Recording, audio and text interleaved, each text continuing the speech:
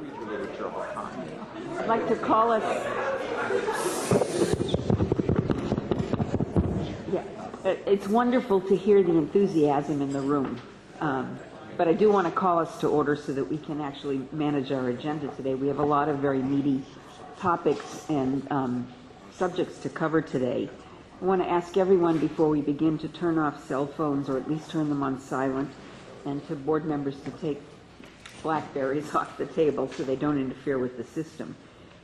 Board members will be using their laptops during the meeting today to follow the materials, so it's not that they're doing email. This is an official business meeting of the Medical Board of California, and we will try and conduct the business in an efficient and effective manner so that everyone who wishes to speak will have time to be heard. And I will ask speakers, both those who have filled out slips and those who would like to speak but have not filled out a slip, to please limit your comments to 3 minutes, and we will be tracking the time. We do have a designated time on the agenda for public comment on each agenda item, as well as public comment initially when we begin on items not on the agenda. If I forget to call for public comment, I know there are at least 10 people sitting around me who will remind me, as well as members of the audience, and please don't hesitate to do that. And I would ask if for anyone who wishes to speak either before or after you speak to please fill out a speaker slip so that we can maintain an accurate record of the meeting and the proceedings. I'm going to ask speaker slips to be given to Mr. Einer, who's standing over on the side of the room, and then ask Tim, Mr. Einer, if you could come forward and call the roll. Yes. The plan today is to end at 3 o'clock or as close to 3 o'clock as we can. We will be taking some agenda items out of order because we were did not fully complete our agenda yesterday. We will be following the Breeze presentation this morning, we will be taking a lunch break to facilitate the efficiency of that. Board members will be given menus to look at and select something, and we will hopefully aim for a 30-minute lunch break after the Breeze presentation. And Mr. Einer, could you please call the roll? Dr. Bishop? Here. Dr. Diego? Here. Dr. Gonadev? Here. Dr. Lowe? Here. Ms. Pines? Here. Dr. Salmonson? Here. Ms. Shipsky? Mr. Serrano-Sewell? Here. Ms. Yarvoslawski? Here. Dr. Levine? Here. Thank you. Thank you. A quorum is present. And we're going to begin with public comment on items not on the agenda. Item number 13 on your agenda. I have one slip. Andrew Barnett. Please come forward. That's great. And the microphone should be on. And I will we're going to, unfortunately, we're going to have to monitor time, so you got 3 minutes. Okay, fine. Thank you. Dr. Barnett, let me know when you want to start, and I will engage the timer. 3, 2.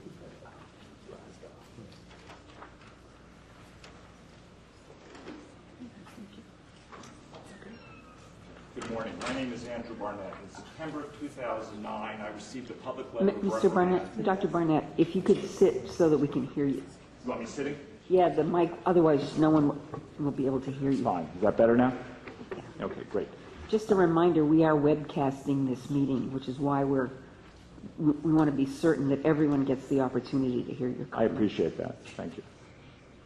Okay, in September of 2009, I received a public letter of reprimand for violation of BNP Code 2220.7. The violation was based on the actions of my attorney. I had no involvement with the violation, no knowledge of the violation, no opportunity to question or correct the violation, and it has had a significant financial and reputational impact on my career. BNP Code 2220.7, which I'll refer to as the statute, became law in 2006. To date, I am the only physician to receive the PLR for violating the statute, in spite of the fact that in 2007 alone, there were over 450 violations of the statute by other California physicians. The board was fully aware of this at the time they issued my PLR. They have not issued any additional PLRs for violation of the statute, and the board was fully aware of my lack of knowledge and involvement in the violation of the statute. In May of 2010, at the recommendation of the medical board investigator assigned to my case, I filed a legal malpractice suit against my former attorney, Stephen Hilliard, and in June of 2012, the jury returned a unanimous verdict finding Stephen Hilliard guilty of legal malpractice and breach of fiduciary duty. The comments from the jury following the verdict were consistent. Your former attorney made multiple errors and was clearly at fault, but you had nothing to do with this, and the medical board should never have issued the public reprimand. What did the medical board hope to accomplish with the public reprimand? They have seriously damaged your professional reputation for something you didn't know about, didn't do, and could not have prevented. Through our deliberation, we quickly agreed on two things. First, your attorney was at fault. Second, the real villain here is the medical board. Jeffrey Rosenberg, who was defense witness for my former attorney, Stephen Hilliard, put it together very succinctly after reviewing all of the documents in the case and said, the medical board screwed you. Okay. Everything I say today was presented in court under sworn testimony and was in the hands of medical board chief of enforcement Renee Threadgill prior to her decision to issue or recommend the issue of a public letter of reprimand. Who am I? I'm a board-certified plastic surgeon. I've been in practice since 1985. I've had no other malpractice or medical board issues during that time. I've been chief of surgery, chief of staff, and a hospital trustee at multiple institutions. I've lectured and taught. I've done research. For example, I developed a product called Tegaderm, and I've been a medical legal expert in the past. All of these things have been significantly impacted by the scarlet letter of having a public letter of reprimand from the board. What happened? In January of 2007, during a difficult surgery, an instrument was dropped. I immediately accepted full responsibility and guided my patient through corrective surgery with an excellent outcome. I stipulated to liability, and my malpractice carrier's recommendation allowed them to negotiate a final settlement with my patient. I did not participate in the drafting, had no input into its contents, was not informed of the ongoing status of the negotiations, was not given a copy of the settlement to review prior to its signing, and I did not sign the agreement. Following the medical board investigation, they found that there were no issues with my medical or surgical care, there were no ethical issues, but I was in violation of the statute and would be offered a public letter of reprimand in lieu of a formal accusation referral to the district attorney for prosecution. Dr. Barnett, we're at 3 minutes, so could you wrap it up? Yes, I will. 2220.7 states that a position shall not include or permit to be included a provision that prohibits another party from contacting or cooperating with the board.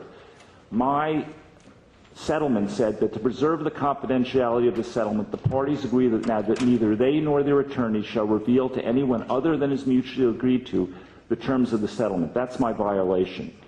Devin O'Brien, who's senior counsel for the doctor's company, traveled to Sacramento to meet with Renee Threadgill and said this exact confidentiality clause was present in over 450 settlements made by the doctor's company in 2007. We are not aware that this clause was a violation. We have notified all of the attorneys that represent our insureds to make sure that future confidentiality agreements exempt the medical board.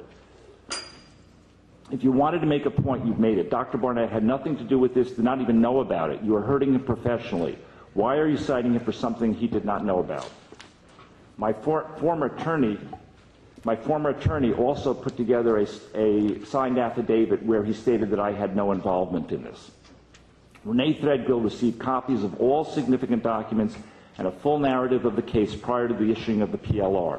Despite multiple personal requests, she refused to meet with me, and in September of 2009 recommended the issue of the public letter of reprimand. So why did I receive the public letter? It's the last slide. Okay? In 2009, I received a PLL arbitrarily and with malice for something I had no involvement or control of. And as a result of the reprimand, I've sustained and continue to sustain significant professional, financial, and personal damages. I am requesting a full review of this case by the medical board, which statute permits, a written report of the findings, which statute permits, and remediation to the full extent possible. Thank you very much. Thank you for your comments. Are there any other, is there any other comment on items not on, public comment on items not on the agenda? If not, we're going to move to item 14. Madam President? Yes. Yeah, what now? There's a process. We cannot, Explain it, right? yes, we cannot engage in discussion of an issue brought to the board for an item not on the agenda, but there is a process to address Dr. Barnett's concerns. Just let me Abstractly, can someone explain that Sure. process? So my name is Kurt Epler. I'm staff counsel to the board. A pure matter of law, and I have Doretha Johnson, Deputy Director of Legal Affairs in the office. Once the medical board has essentially, the decision has become effective, we essentially lose jurisdiction over it. And so unlike the criminal realm, there is no expungement proceeding that I'm aware of in the administrative arena. If the issue is the installation of or the statutory creation of an expungement or a limitation on posting on the web or something like that, that would have to be something that would be legislatively constructed, because in the pure APA world, the Administrative Procedure Act, I'm not aware of any way to expunge the record, nor am I in any way aware of a reason to go back once a decision has become effective and reopen or rehear that. I don't think that's permitted by statute. Okay. So if the medical board wants to put on an item on the agenda at a subsequent meeting, looking forward to see if they wish to discuss that issue of doing that, that's something they could put on the agenda. But at this time, as your attorney, just so we understand, there really is no process that I'm aware of to revisit a decision that has become effective and we have lost jurisdiction over. Thank you. And we can request that item be put on the agenda for a subsequent meeting. Okay, let's move on to approval of the minutes from the October 25th, 26th meeting. So moved. Any discussion of the minutes? Any public comment on the minutes? If not, can I have a vote to approve the minutes of the October meeting? Sorry, all in favor? Aye. All opposed? Any abstentions? Thank you very much. And is Ms. Harold here? Good morning. Good morning. We'll move to agenda item 15, update on activities of the Board of Pharmacy. Thank you for the opportunity to address the board. And the Board of Pharmacy is very grateful for this opportunity, and we'll try to keep you excited about all the things we're doing over at the Board of Pharmacy. A lot of them overlap, and we're doing a lot of things, but the things that most impact the interface between pharmacy and medical practice is what I'll highlight here. We have a board meeting next week. Executive Director Whitney is going to come and do a similar report to my board from medical board activities where we've got overlap. And this is part of the intent for us to work more closely together to the benefit of the public health. One of the things that we're working on right now, because we're facing a deadline of January 1, 2015 through July 1, 2017, is implementation in California of a system to secure the supply chain so that counterfeit, adulterated drugs don't end up reaching patients. What it does is it tracks product from the manufacturer through every change of ownership down to the pharmacy or to the practitioner level. It's a very cumbersome process, and we are doing what really the FDA should be doing but has been unable to get on the books. So everyone's looking to California. We've had it on the books since 2004. It's been amended a couple of times, and we are to the point where a drug will not be able to be sold in California after July 2017 unless it's been tracked all the way through the process. And it's a secure chain of custody, basically, for ownership that will allow if a pharmacy, a lot of bad behavior in the area of prescription drugs is simply driven by price. You get a lower priced drug here, people buy it, no one worries about whether or not there may be a reason why that drug is so inexpensive.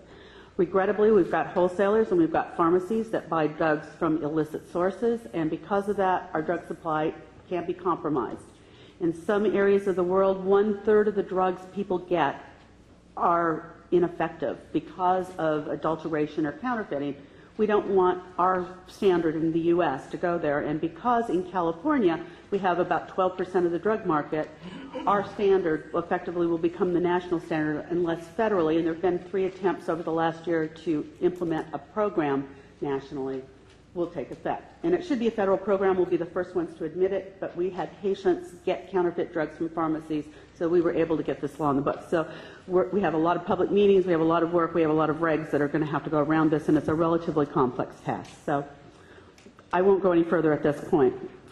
At our board meeting next week, one of the things we are going to talk about is one of the things that impacts the prescription drug abuse problem. Right now, there's no good way for the public to get rid of controlled substances that they no longer want. The DEA has been sponsoring twice-a-year drug take-back events where they will basically ask no questions, just give us the drugs and get rid of them. But the Controlled Substances Act, which was written a number of years ago, requires very specific requirements on who can possess that controlled drug after it's been dispensed to the patient. And it did not envision a patient having leftover drugs and how to get rid of it. There are also environmental issues. So the DEA has finally released its proposed guidelines for drug take-back programs, and there are really 3 of them. One, you can mail it back to a reverse distributor, which is a specialized firm set up to dispose of it. There'll be community take-back events, much like we have now, where they expect law enforcement to come, and then through pharmacies. None of these are required forms. They're all voluntary, and there is a cost because the cost of disposing of these drugs are very expensive. So we're providing comments on 137 pages of explanation and reg, and the comments are due in mid-February. But it's a very big deal to us because, again, these drugs, if bought back from a patient, if put into a pharmacy, or if left in areas where others can access them, becomes a public health risk to the individuals that encounter it, or it gets put back into our drug supply, which is not a good thing. So we're working on that. We have a bill that will impact ambulatory surgery clinics that took effect in January, which will allow groups of physicians to apply to the Board of Pharmacy to get what we call a drug permit. It's basically a commingled drug permit so that the clinic can have a single stock of medication from which they can work. Without this bill being in place, physicians, due to the Capon decision a few years ago, were left unable to have a large stock of drugs that any physician working in an ambulatory surgery clinic could access. So this will allow a commingled drug stock through a permit with the board. We've had a couple of the bill took effect in January. We've had a couple of people provide applications already, so we're in the process of doing that. As opposed to the prior route, which you had to be licensed with the Department of Public Health, it now accepts the medical board's accreditation through the 4 agencies that accredit ambulatory surgery centers, I believe, and Medicare, I think, as well, that they can qualify on the basis of that certification for our permit. So that solves the problem, and again, will probably lead to better public health, we hope. Otherwise, you ended up, if you had a large clinic and you had 40 physicians, we're talking 40 different drug stocks, which made no sense. And then one last thing that we're working on, and then we'll talk about the subject du jour, I suppose. We have had in the U.S. a real unfortunate series of events relating to sterile injectable compounded drugs that were contaminated. And we have, I believe, the count, unfortunately, is 40 deaths, about 600 people affected but did not die, but are going through a very painful, extensive treatment. In California, we have a law that requires that allows pharmacies to compound for future furnishing in advance of a prescription or for prescriber office use. And I don't know how widely any of you use it, but it's a widely used provision where pharmacies compound a bunch of medication, non-patient specific. They also compound, obviously, patient-specific medication. And with drug shortages, there has become a specialty market in the area of drug compounding for pharmacies. So in 2001, in California, we had a similar event to what happened nationally in Massachusetts, where we had 3 patients unfortunately die due to bad contaminated medication. And so we created a different regulatory program where, in addition to being licensed as a pharmacy, if you're doing sterile injectable compounding, you need a separate license from us, you need annual inspections, and you have to conform to relatively close to good manufacturing practice type requirements to make sure that the product that's done is going to be safe for the public. We are way out in front of other states in this regard. Many other states don't do that, but unfortunately, because of the market demand, we've got a lot of pharmacies within and outside California that are shipping product that may or may not adequately fit the standards. And as opposed to that license, there is one alternative that instead of being accredited, or instead of being licensed with us, subject to our annual inspections, you can be accredited and you won't necessarily have to undergo the annual inspection by the board. So we are removing that annual exemption or the accreditation process and require everyone to be licensed by us, so we'll know exactly who's doing it. We will inspect, and this will include in-state and out-of-state. And the out-of-staters will pay the regular registration fee and the cost for the inspection for us to go out-of-state. It's a big workload, but we cannot differentiate, and I don't think any of you in the room can differentiate where those products are coming from. And in the case of NECC, California was extremely fortunate. We did not have patients here receive the tainted medication, although the company shipped to 4 places in California. We did not have a patient affected. We have a Californian that was affected, but the patient received it out of state. But why we were left out, there were 3 states out of the 26, I believe, that received product. There were 3 states that had no incidences. We were one of the lucky ones this time. But there's no explanation of why we avoided the bullet. So we're working with, we have a senator. We're going to go ahead and take the bill. We're working with the FDA to help tighten up some of the manufacturing processes, because these large pharmacies, as they get really big and they start producing tens of thousands of non-patient specific medication, that looks like manufacturing. So the FDA is a little hesitant sometimes to come in and declare someone a manufacturer, so we're working on joint training with our staff and their staff in California so that we have better public protection there. So that's a little bit of what we're up to. And then we have our pain summit, which we'll talk about in just a minute. Are there any questions about what we're up to? Ms. Yaroslavsky. I have a question. I want to thank you for your presentation. It was really very informative.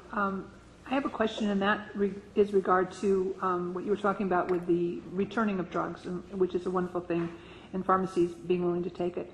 But there's a huge population of Medi-Cal elderly people, and the people that are providing them with medications may not be aware of what the rules are as far as returning medications to a safe source versus recycling them into the drug economy. Is there any expectation, or should there be an expectation, that some kind of information should be provided with the prescriptions, that if there's a reason to return, this is what you do when your patient has expired with the leftover medications, just from a public information perspective? We have some fact sheets pharmacies can hand out, but I don't know, and they can photocopy themselves and hand out, but I'm not aware. Sometimes pharmacies have programs, and there are some pharmacies I'm aware of, particularly in the Bay Area, that have real aggressive outreach for drug take-back programs. But in terms of Medi-Cal patient-specific, that may be an educational opportunity for all of us in terms of putting something out there that's available at the time it's dispensed. Right. If this doesn't work out, this is how you get rid of it. And there's some other elements in that DEA thing, that in the DEA proposed regs. One of the problems is the minute you take the time to separate the drugs, there's only one reason you're separating those drugs, and it's not a good reason. Right.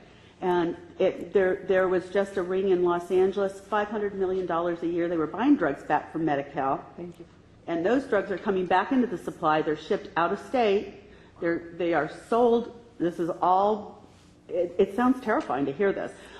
They are sold to, let's call them business people. They're not healthcare providers that then take the drugs and then they sell them, and they hold wholesaler licenses, and they mix them with real drug stock, and it's virtually impossible to tell this, and then it comes in.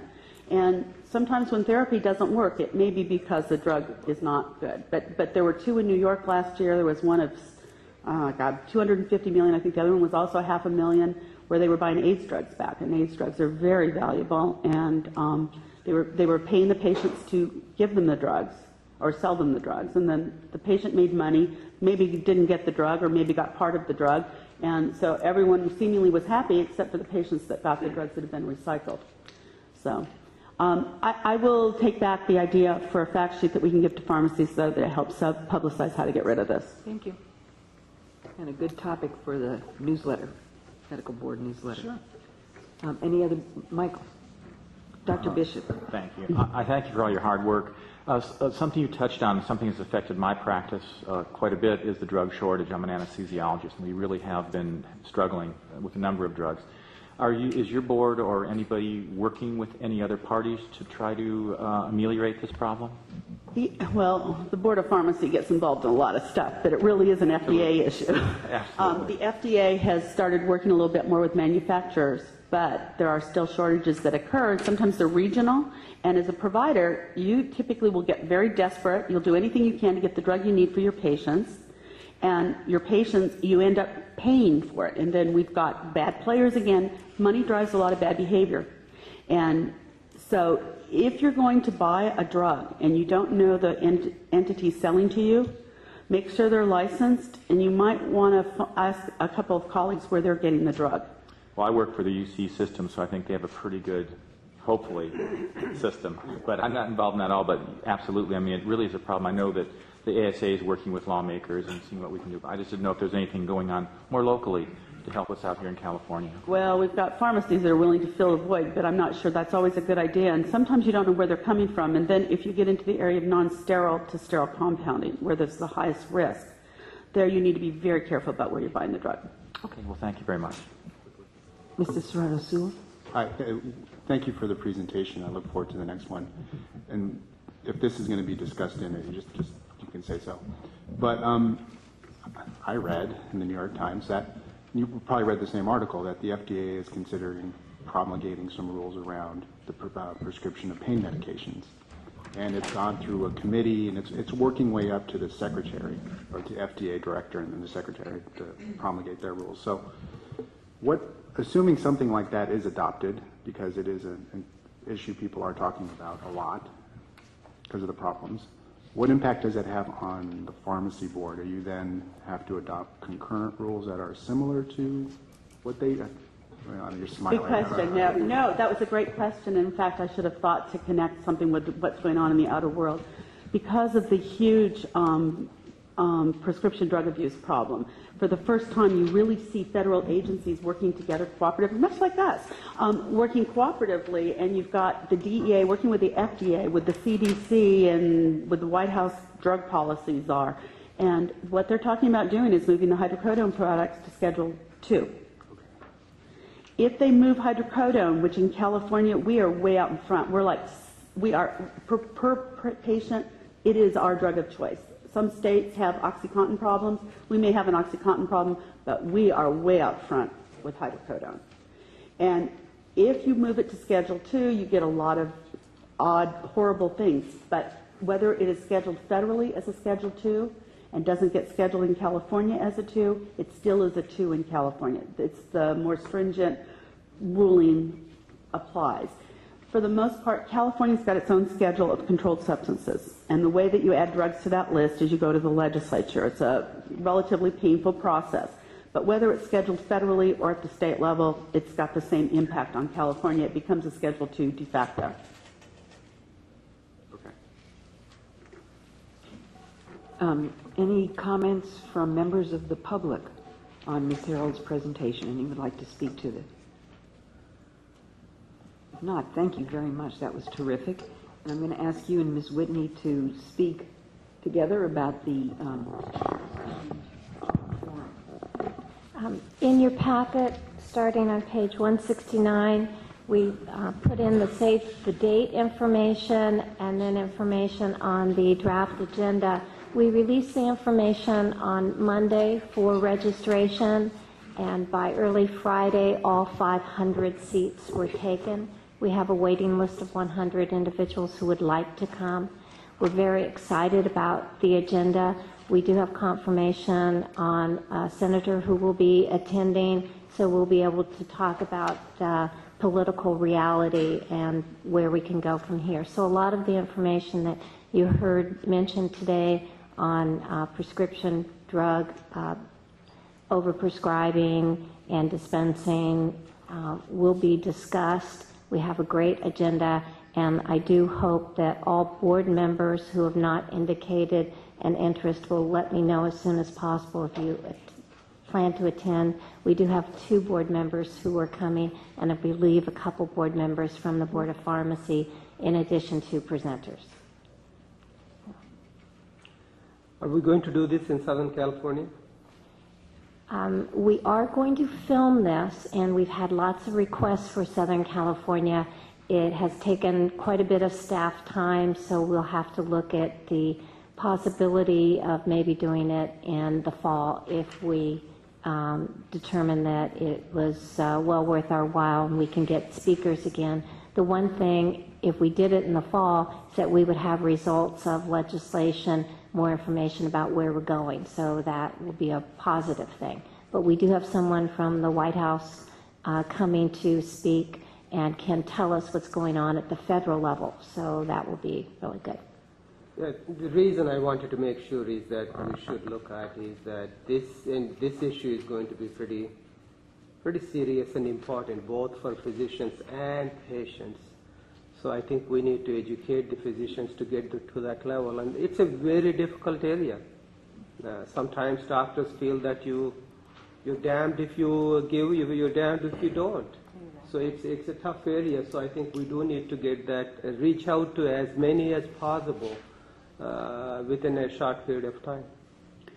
One of the things when the Cures program first really was developed, it was really set up to provide practitioners with the tools so that they could differentiate the truly needy patient from one that's scamming the system. And that was really what it was set up for. The problem is that particular promise has never really been fulfilled.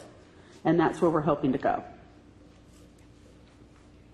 Any other board members have comments or questions for Ms. Harold or Ms. Whitney? Would any members of the public like to speak on this agenda item? Thank you both very much, and I look forward to the summit. Okay, we're going to move on to agenda item 17. Ms. Charlene Zettel is with us, who's going to speak on the organ donor license plate sponsorship opportunity. Good morning, and thank you so very much to Ms. Whitney and Dr. Levine for allowing us to come this morning. Thank you to all of you for allowing us to make this presentation. As most of you know, I am Charlene Zettel, CEO of Donate Life California. Joining me this morning is a charter board member of Donate Life California, Sharon Ross. And Dr. Bishop, you will be pleased, she also is a UC San Diego Med Center employee, so maybe you two can bond a little bit this morning. Anyway, you all know that Donate Life California is the state-authorized nonprofit that manages the organ and tissue donor registry for the state, the pink dot, if you would, on your driver's license. My board members come from California's 4 organ recovery organizations, or OPOs. These are the official links of the transplantation process, linking the donor and his family ultimately through the process of the transplant recipient, transporting that gift of life that will ultimately save a life. And oftentimes one donor can save up to 8 people through organ and tissue donation. But despite the fact that we are celebrating this year 10 million people on our donor registry, we're just about there, we're at 9.8 million people, only 1 in 1,000 people actually become donors. Across the United States, we have nearly 117,000 people on the transplant waiting list. Over 21,000 of them are your California friends and neighbors and co-workers. Who are these people? Well, 342 of them are children under the age of 18. Approximately 15,000 of them are people of color, people whose family histories predispose them to diabetes and hypertension, and consequently suffer damage mainly to the kidney. 80% of the people on the waiting list are waiting for a kidney. So we do our best at Donate Life to inspire people to sign up on the registry. That's our mission. We save lives through organ and tissue donation. But unfortunately, every year, approximately 1,000 Californians die waiting. So Sharon and her volunteers took this issue to heart and wanted to jumpstart us, to push us to getting more people on the registry. We really want to have 20 million registered here in California, not just 10 million. So I'll let Sharon share with you the idea that she is proposing. Thank you very much. My volunteers are people that are donor family members. They are recipients. They are people waiting. And the request we have for you today is very interesting, a little different license request than you have. And it comes with good reason. Currently, 25 states in the United States have their own Donate Life, in essence, Donate Life America license plates. And they have found it to be an incredible way to help raise awareness. What we do is a lot of education. People rule themselves out. And so it's to raise awareness, it's to inspire people to donate, because in our state, if you're a registered donor, we are federally, legally obligated to honor your wish and make every effort to do so. And it is saving lives. I work for Life Sharing, a division of UCSD Medical Center in San Diego, and last year almost 40% of our donors were registered. And it allows their families to honor their wishes, not guess at what they might be. So I'm here today, as I said, to ask your support, and it is very important support. I will share with you why, to help us as our honorary sponsor for the Donate Life license plate. We believe very strongly that this will help us save lives. It will help us extend our reach. It also generates funds that will help us with programs that Charlene helps us administer through the high schools to first responders. See the parallel with the audiences we serve and the mission we have? We are blessed that the CHP has stepped forward to be our official state sponsor. They did so immediately after one of their officers was killed and became a life-saving donor. And the governor has approved that.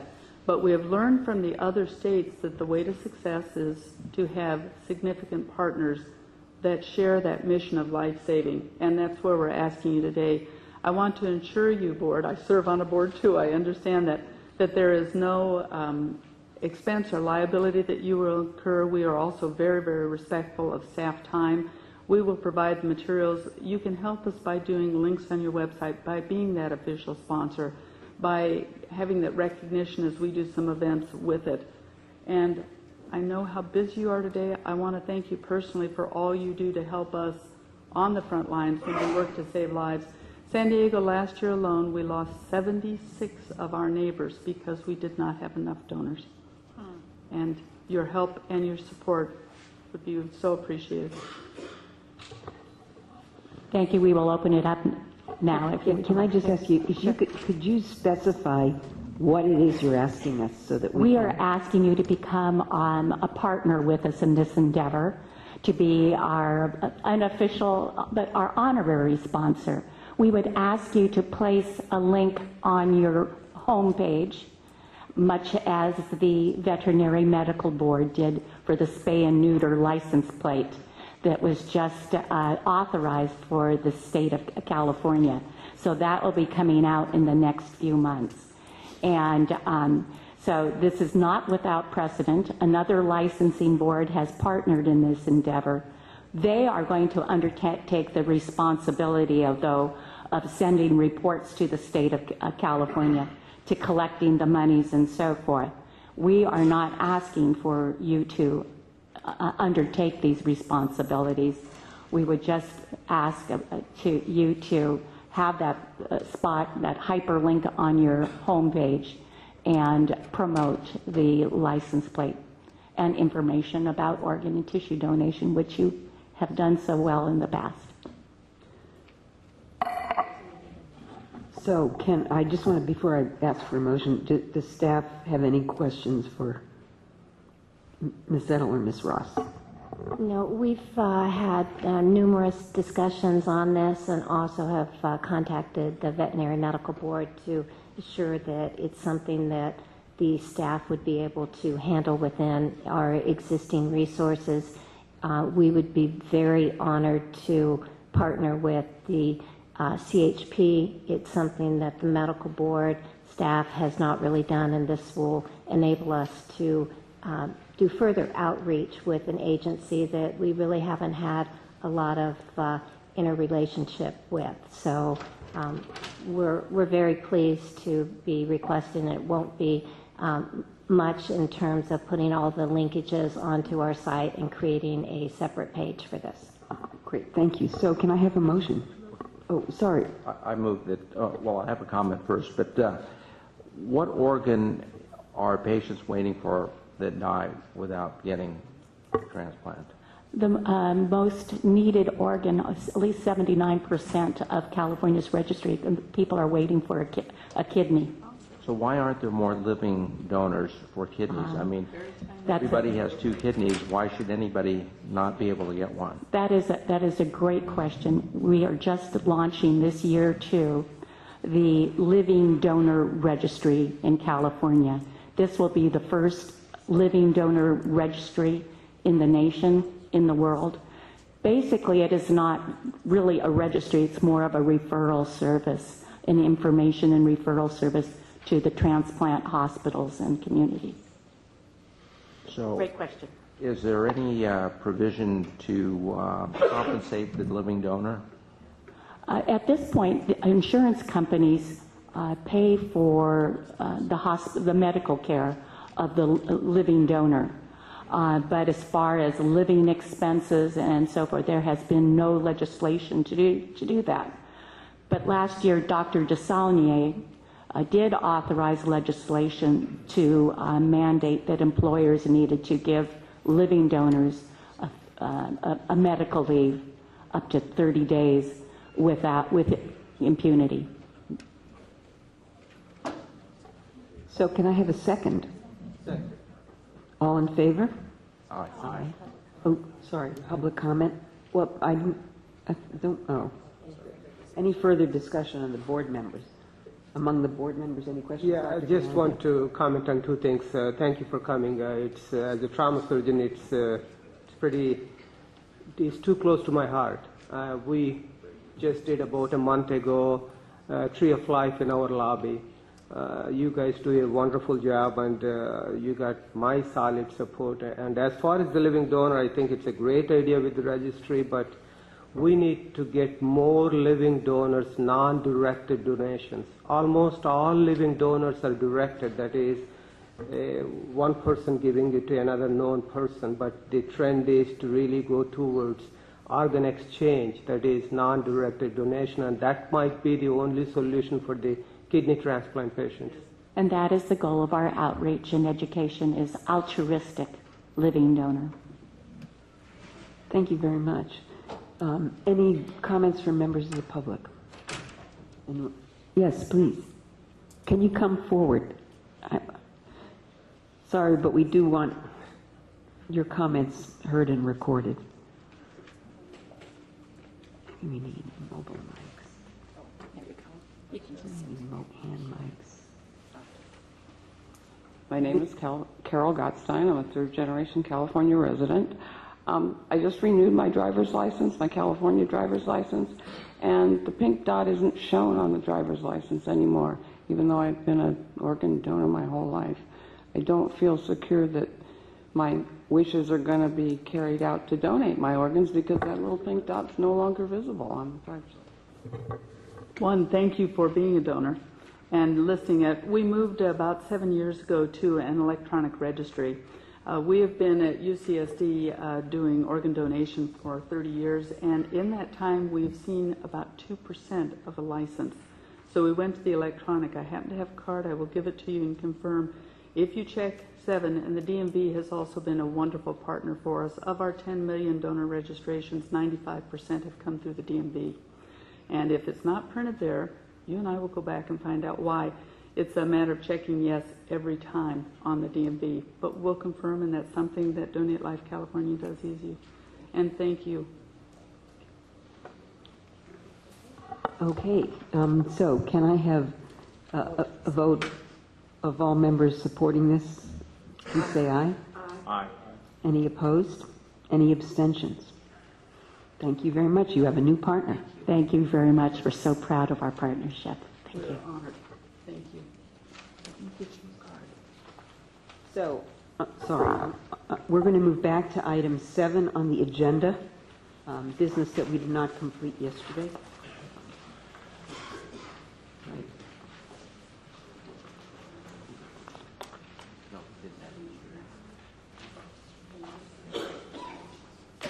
So item 7 is the report on the executive committee.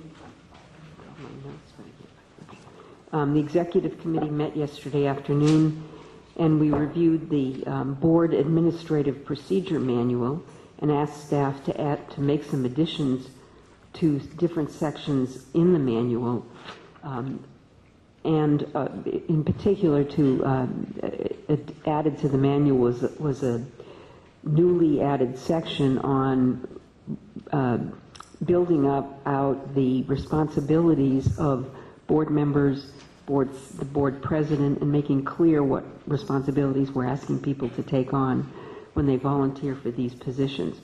We also had a discussion on several items that we have asked staff to work on and bring back recommendations to the board for discussion at our next meeting. And in specific in 3 areas. The roles of members in responding to the media. Many of our board members get requests from the media, and to make them more comfortable, make all of us more comfortable with responding, to flesh out and bring back for discussion permitted and non-permitted, statutorily permitted and non-permitted topics of conversation with the media, to be clear what our responsibilities are in terms of who represents the board on what topics, and what topics none of us ought to be discussing with anyone if there are issues that either relate to an investigation or a policy issue that's likely to come before the board.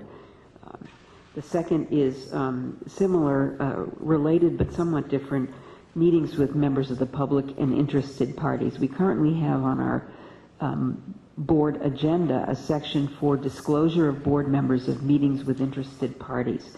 And as our attorney reminded us during the executive committee meeting, there is no intent to prevent board members from meeting with and hearing the concerns of members of the public, but we have asked staff to come back with guidelines on how best to conduct those meetings to ensure that in those communications we neither preempt policy discussions or end up in a situation where we have to recuse ourselves from discussions of a matter with the board.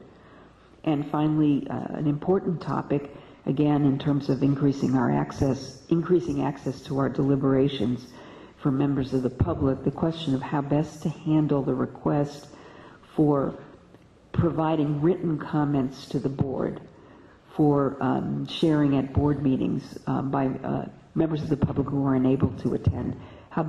What are our options for doing that, whether they be through email or faxes or snail mail communications, and how best to ensure that we have the ability to share those comments while still managing the process of the meeting. So staff is going to be coming back at the next board meeting with, next executive committee meeting, thank you, with recommendations in those 3 areas.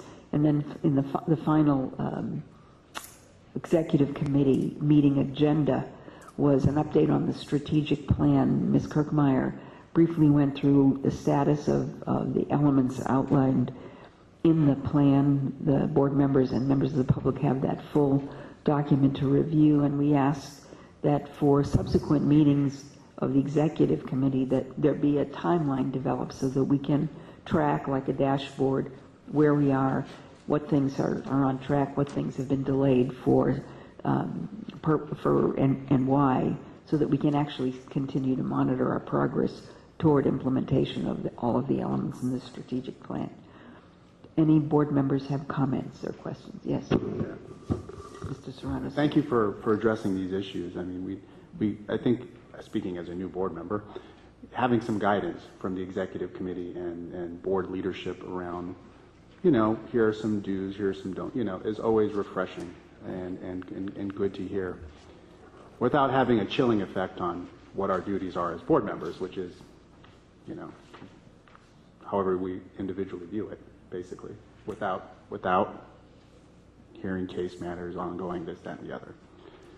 So my question, and Sharon, maybe if you would consider including this in what you just discussed vis-a-vis the manual, and maybe it's the right place for it, maybe it's not. And this has to do with correspondence to the board, snail mail, or maybe even email, on a non-case matter, perhaps a prospective policy issue, or something from the public that we could hear about that's addressed to you as president, or addressed to the executive director, CC board members. Somehow there's an intention from the writer that the board members view this letter. And I just want to have some assurance that in fact, when those letters come in, when that correspondence comes in, that it is indeed shared with the board and forwarded to the board. I appreciate when I get from staff, correspondence from the associations and that sort of thing. But if there are instances where, outside of that, I just want some assurance that those letters are forwarded to us as well. Not for response. Oftentimes it's appropriate for staff to respond, but we do in fact see those letters. Great, and I'll ask staff to add to the guidelines. I'll take that responsibility, Madam President. Yeah, Sharon, I would concur with that. Otherwise, you get a censorship issue where something might be censored, not intentionally perhaps, but that someone might want to see. And I will remind board members, because we all get letters about specific cases, that we should not read those letters, because we are the trier of facts in our panel roles, and need to forward these on to choking myself up. Need to forward these on to staff. And I have any other board member comments on the executive committee report? Dr. Gananadev. Thank you, Madam Chair. It's easier to actually not to get involved with any disciplinary actions, but policy issues are very difficult issues. All of us have other lives. I just got on an AMPAC board. I'm pretty actively involved with physician associations. So we balance it, but we will never, my understanding is, we'll never represent the medical board. When we're talking, we can listen to, but it's the board which makes the decision. So that's why I just want to make sure that everybody is aware of that. Just because we're meeting doesn't mean that we're doing anything on behalf of the board. Great, thank you very much. And I have if there are no other board member comments, Jack French would like to speak on this, representing the Consumer Union Safe Patient Project. Hi, good morning. I'm Jack French. I'm here on behalf of Consumers Union Safe Patient Project, a nationwide campaign that is organizing patient safety advocates from across the state of California as California's Safe Patient Network. I spoke yesterday to the executive committee meeting regarding communication between members of public and NBC. We are happy that you will consider our requests. We'd also like to call to your attention issues related to timing of medical board communications. Generally, the medical board does not post minutes on its website until just prior to the following quarterly board meeting. Earlier posting will allow the public to review in a timely manner this record of meetings. We urge the medical board to post draft minutes within a week of quarterly board meetings and board committee meetings. Similarly, we recommend that the medical board post on its website of its meeting as soon as possible following the meeting. Finally, we ask that the medical board identify a process by which members of the public may request agenda items for future meetings. The board member administrative procedure manual is explicit on page 76 about how board members may submit agenda items. We recommend that the public be allowed to submit agenda items to the executive director and board chair up to 30 days prior to medical board meetings. We also recommend that if the board chooses not to include a requested agenda, the member of the public who requested the item be notified. We also recommend that the board decision to not include the agenda item be read into the meeting minutes at the following meeting. Thank you. Thank you very much, Mr. French. Appreciate your comments. So I'm, again, out of sequence, but I need a motion for acceptance of the executive committee minutes. So moved. Second? I don't? Oh, cancel that.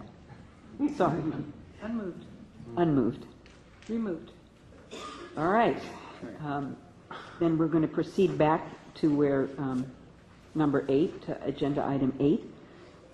Ms. Yaroslavsky and Dr. Diego, an update on the Health Professions Education Foundation. I've asked for a summary sheet to be supplied to all of the board members of a report of our latest report from the Health Professions Education Foundation, which we are doing really extremely very well, especially with the Stephen Thompson Loan Repayment Program. The foundation awarded $4,121,688 for loan repayments, and we've gotten matching funds as well. So what we're doing is we're not quite meeting the need, but we are doing better. In the year 2000, there were 87 applicants, and we haven't finished that award yet, but in 2011 there were 185 applicants, of which we were able to award 75 approximately loan repayments. So we could do more with more money, but thanks to the Medical Board of California with the $25 fee attachment to the licensing, we're doing well, as well as the federal government, who has made an extra award of $2 million that we had to quickly get out, and we got out and disseminated to doctors for up to $105,000 of their medical school tuition to serve 3 years in underserved communities. So thank the Medical Board for its support. And Dr. Diego, I don't know if you want to add any comments, but... Other than to say that a lot of these go to underserved areas, just like Mr. Yaroslavsky said, a lot of them are in areas where otherwise the healthcare needs wouldn't be met, that we don't think about. But there's some also in other areas in Southern California as well. So, thank you. Great. Thank you very much. Any comments from board members? Questions from board members? Would any members of the public like to speak on this agenda item? Seeing none, thank you very much, both of you, for doing this very important work on behalf of California.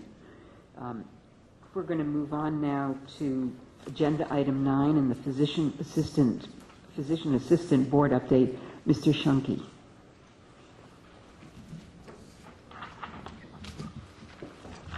Good morning, members.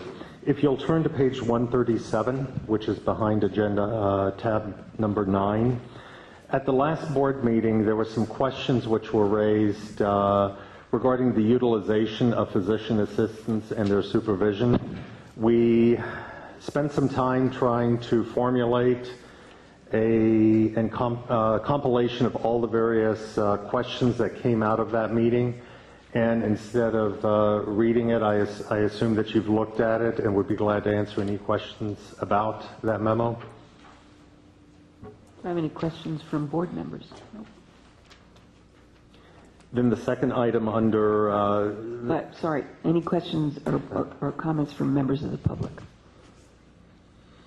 Proceed. Okay.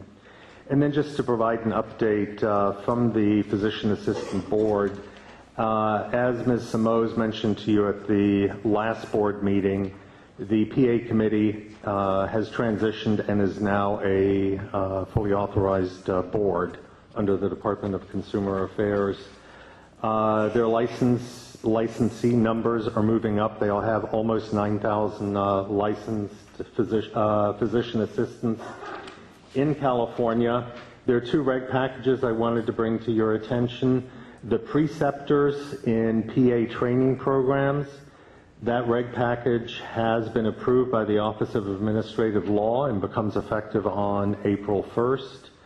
And a second rulemaking, which is the sponsored free healthcare events, similar to what the medical board has passed regulations. The hearing was held in the last week of October, and that reg package is being finalized and will be forwarded to the Department of Consumer Affairs for approval, and then on to the Office of Administrative Law for final action. The next meeting of the PA board will be is scheduled for February 11th, so a week from Monday, and the executive officer of the PA board Retired in December, we were very sad to see Alberta move on. However, one of their current staff members, Glenn Mitchell, was promoted and is now serving as the new executive officer for the PA board. Do you have any questions? Any questions from members of the public about Mr. Shunke's presentation? If not, can I ask you to move on to the licensing outreach update? Yes, I will. As I reported at the last board meeting, the travel for the outreach program has been approved for 2013. I have started reaching out to teaching hospitals throughout California and have already scheduled some outreach all the way from starting in February through November of this year. And as always, board members are welcome to attend, and especially for the 2 new board members, when I'm in your geographic area, I will let you know when I'm there again if your schedule allows to welcome you to that area. We've also, again for 2013, started what we call the Matrix, which is a process by which we ask the teaching hospitals to let us know what their expectations are by providing us the names of all of their residents who need a license or a PTAL issued by July 1 of this year. So far we have almost 600 names on the list and 21 hospitals participating. I think the list is going to be smaller this year than it has been in the past because the hospitals finally are getting it and the residents are too. They're applying so early that several of the hospitals, when we sent our invitation out, indicated that they would not be participating this year because all of their residents already are licensed. So that is a compliment going back to Kurt Warden and his licensing staff. Any questions on that? Any questions? Well, I wouldn't want to miss an opportunity, but I think that the board members, especially the new ones, need to realize that the tremendous job and effect that Mr. Shunke and Mr. Warden have had on the ability to get physicians in the state of California licensed in the workforce a whole lot quicker than they were, let's say, 3 or 4 years ago, and that really our kudos to you and our thanks for making the effort and getting out there in the community. I don't know how many nights you spend at home versus on the road, but you're making us look good, and I really want to make sure you as well as Mr. Warden and his team and our executive director really deserve our thanks for this. You've really fixed a problem that was of major proportions. They shrunk the space in the LA Times, I think, on that issue for sure. So thank you. Thank you.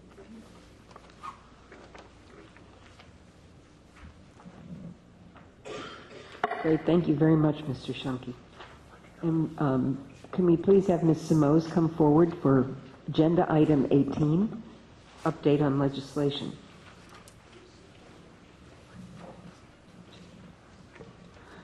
Good morning. First, I would like to report on legislative outreach pursuant to the strategic plan. I contacted 12 legislative district offices to let them know about our quarterly board meeting in the Bay Area and to extend an invitation and provide information about this board meeting. In addition, there are 40 newly elected members of the legislature, and I will be setting up meet and greets with all of the new members in February. In addition, 12 out of 13 members have been newly appointed to the Assembly Business and Professions Committee. I will also be working on setting up meetings with these new members. Please refer to your board packets, agenda item 18A, page 193. After the cover, the first page is the 2013 legislative calendar. This calendar shows the legislative deadlines throughout the year. And it's very important because it shows deadlines for the legislative process. Some important deadlines to mention are February 22nd is the last day for bills to be introduced. May 3rd is the last day for policy committees to hear and report to fiscal committees bills introduced in their House. May 24th is the last day for fiscal committees to hear and report bills to the floor. May 31st is the last day for each House to pass bills that were introduced in their House. And there are similar deadlines on the other side of the House. September 13th is the last day for any bill to be passed, and October 13th is the last day for the governor to sign or veto bills. Of note, this is the first year of a 2-year legislative session. The governor also released a proclamation last week that calls for the legislature to convene an extraordinary session for purposes of implementation of the Affordable Care Act in California. This session commenced on Monday, the 28th. And as a reminder, per the board's request, Peter Lee from Covered California is scheduled to make a presentation at the July 2013 board meeting. The next page of the packet is your tracker list. There's only 2 bills because we're kind of at the beginning of the session here, but we'll discuss both of them so we can take a position.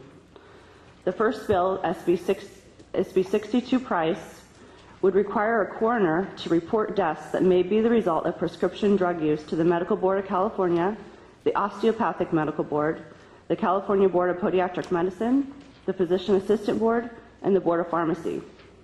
The report must include the name of the decedent, date and place of death, attending physicians, and all of the relevant information. The initial report shall be followed within 90 days by copies of the coroner's report, autopsy protocol, and all of the relevant information.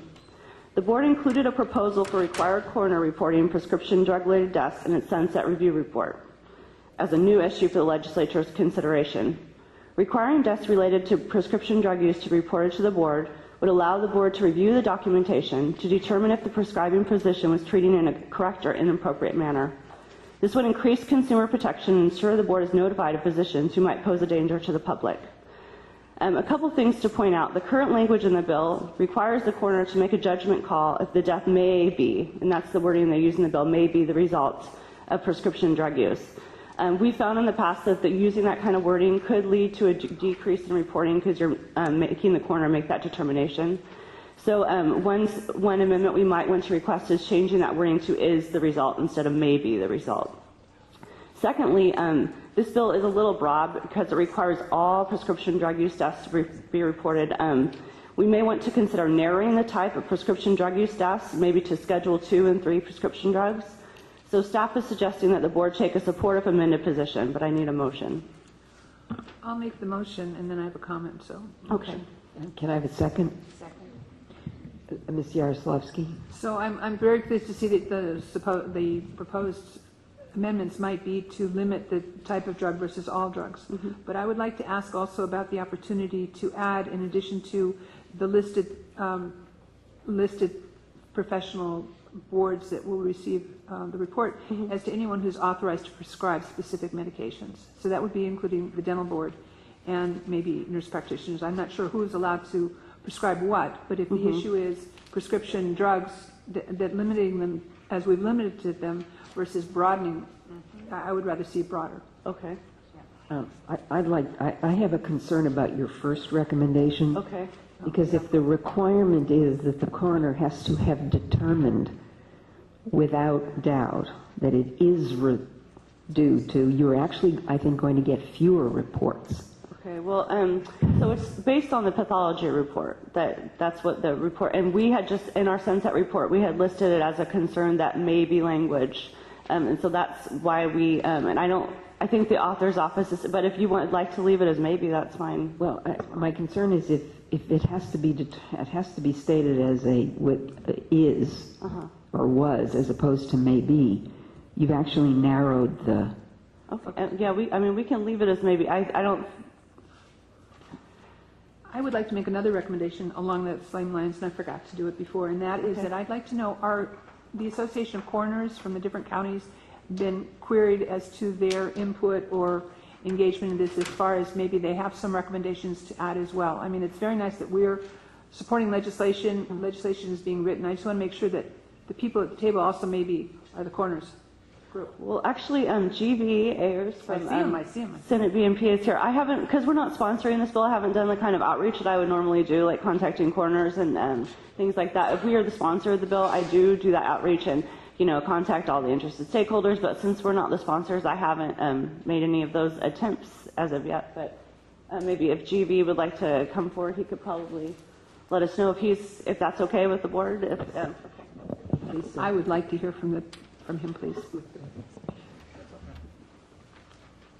My name is G.V. Ayers. I'm a consultant with the Senate Business and Professions and Economic Development Committee. And yes, with SB 62, I know that the coroners have, we're in the process of setting up some meetings with the coroners, I know just in the last few days. I've seen some of that. The bill is no longer on my plate specifically. It's one of our other consultants who's doing it. Yes, we're pursuing those. Thank you. And we have your recommendations, at least the staff recommendations at this point, and we'll be engaging back and forth. Dr. Ganadev and then Dr. Bishop. Thank you. I think I have an issue too of changing maybe. That may be the right word. Let me put it that way. Not just coroners. I think my point is we need to get the opinion or their suggestions from the medical examiners. Remember that coroners are non-physicians, a lot of counties, and the medical examiners are the ones who do the autopsies and all that. The coroner of LA County is a doctor. Oh, not all the counties. I'm just saying that some counties they are, but the majority of the counties, if they have a separation between coroner and the medical examiner, coroner often is non-physician and the medical examiners are the ones who do the autopsy. So as a medical board, we should get the opinions of the medical examiners and see what they do this day in and day out.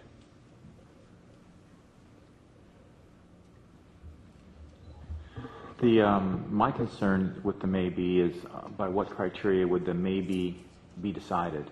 I think maybe it can't be a definite, but I might suggest that in some way doing testing for the presence of substances in the blood in the deceased would be helpful, although then you get into the problem of the fiscal analysis of how much money would it cost to do drug testing on every individual. But I think there should be some consideration to actually doing levels of drug in the blood as we go forward as one of the criteria, perhaps. Dr. Diego? I just want to say that it's going to be very difficult because at least in my county, our coroner doesn't want to commit to anything. So definitely the maybe is the way to go because they're not committing to anything. They're always asking the primary, can you please give the diagnosis? And they're the very last ones to commit. So, Dr. Levine, given the luxury that we have the two people at the table, I would just like to ask if there was ever any consideration on the Senator's plate to consider all first responders and not just the coroner's office with the ability to report. Currently, I think the program is that when drugs are quote-unquote legally prescribed, quite often there's an incident of overdose or there's an incident of living afterward or dying afterward. And I'm not sure that the first responders, we might get better or more information by including them with the opportunity of also being in a position. They have to report to the hospital if they're sending them to a trauma center what drugs are present and accountable for. But if they're all legal drugs, I'm just, at the end of the day, this is maybe the best we can get. But down the road, there might be an opportunity to look for a broader consensus of engagement of reporting possible maybes, since we're at possible maybes versus definite. Without using the word "maybe" too much, but that may be possible. that may be something to talk about on down the road. Down the road, Right now, we're just looking at the coroner. I understand that. So I just want to put that on your plate. That in the back of your mind, you might think about that in the file cabinet. That maybe that might be an additional enhancement as you see on a go-forward basis in 3 to 5 years how this is working out. Because I'll forget in 3 to 5 years. And then speaking of, I believe it's Dr. Bishop's, one of Dr. Bishop's concerns, or I believe it was, that the coroner receives information that is based on findings that were reached by or documented or approved by a board-certified or board-eligible pathologist indicating the death may be. So the coroner receives the information from the board-certified, board-eligible pathologist. So that would be at the level. That's helpful. I just think that we're looking for specific prescription overdoses, and testing for the levels of those in the blood may help to determine if there's any question up front. If there's a question of this, perhaps testing for the common ones might be helpful in excluding certain cases so we don't have to go further, but demonstrating the ones that do seem to be very severe overdose. It's just we need some sort of objective criteria besides just, well, I kind of think so, or I saw some drugs laying next to them. Just something to help us all to narrow down our focus appropriately. Yeah, I don't think this is going to be that saw drugs laying next to, or Sure. It's sure. much more just objective. going forward, just brainstorming going forward to help out the process. Thank you. Dr. Ganandev, if you have another question. I just heard the answer that the coroner does get report from medical examiners, but that's why as a medical board we should ask their opinions. It's important for us to get that, see what their suggestions are as we put forward the amendments. So we have a motion, have we got a motion to adopt and some direction around the desired amendments? Before we vote, I'm going to ask for members of the public who are interested in commenting, and I have Ms. Chung from CMA, Robert Rowan from California Citizens for Health Freedom. Okay, great. Good morning, members of the board. Yvonne Chung with the California Medical Association. We appreciate this discussion. You raised many of the concerns that we had ourselves. We had a few concerns. One relates to the proposed amendment stating that the death is the result of prescription drug use. A couple issues that we wanted to bring forward as well, that in speaking with some of our physicians as well, in most instances of drug overdose, the currently available medical technology actually can't definitively determine whether or not drugs did cause the death. I think, it can seem very black and white in legislation, but patients may have multiple drugs in their bloodstream, including illegal drugs. Patients may have chronic life-threatening diseases, such as heart disease, that could cause their death. So, a lot of these comments, basically, there were a lot of concerns about how would you even begin to determine whether or not the drug overdose was indeed the cause of death. From a practical perspective, there were some concerns that in conversations with pathologists that many coroners and medical examiners actually don't do blood toxicity tests on a regular basis. So the bill sort of assumes that this is being done in every case, and it's actually quite rare. So just so you know, when that data would come back to the medical board, a lot of times that toxicity data would not be included in the report. On the issue of workload, we wanted to get a sense for how many cases we were talking about. Just looking at the readily available data, the San Diego County Coroner's Office reported 267 deaths in which prescription drugs were present. In 2011, San Joaquin reported 154. To put that in how many reviewers you actually have, there are 21 expert reviewers in pain medicine right now for the board. So, you're talking about a significant workload. Those are just two counties. I don't know how many are in other. It's actually kind of hard to find that data as to how many deaths had some kind of drug involvement. And it's also unclear what records the medical board would be reviewing and whether that information is accurate. There's actually a current shortage of forensic pathologists. And so a lot of coroners and medical examiners are actually overburdened. There's insufficient staff at the local level to be able to perform necessary tests and autopsies. A lot of this work is outsourced to private medical groups to do, and they do, they can be overburdened in doing 15 autopsies a day. So the quality issue comes into play. This may also, we have some concerns that this may set a precedent for the medical board to review deaths from other conditions. Once you start at, sending all data, it's a pretty slippery slope where, you can start thinking of other issues where you might want to have everything come up to the medical board. Some options that we would like to see before we sort of go down this road of sending all the cases to the medical board is perhaps increasing resources and training and autopsies at the local level to more accurately determine the cause of death, and putting more effort into educating coroners and county medical examiners on how to evaluate if there's forensic evidence that justifies filing a complaint with the medical board before we just send everything up here. So I'm happy to take any questions. Thank you. Thank you very much, Ms. Chung. You mentioned my name, Robert. Yes. I'm here to speak about a different issue. I don't know how it ended up with this. Thank you very much. Okay, so yes, Dr. Ganandev. Just one last comment I do want to make on this is we got to be very aware that we do not want physicians to cut down prescribing pain medications at the same time. It's a very difficult issue. Many of these people are depressed, and it is those pain medications they take overdose. So it's balancing. So that's another one we need to. That's why take if we could also get the suggestions for the amendments from the pain management profession, that will be good too, because these are the two areas which are affected, medical examiners and pain management.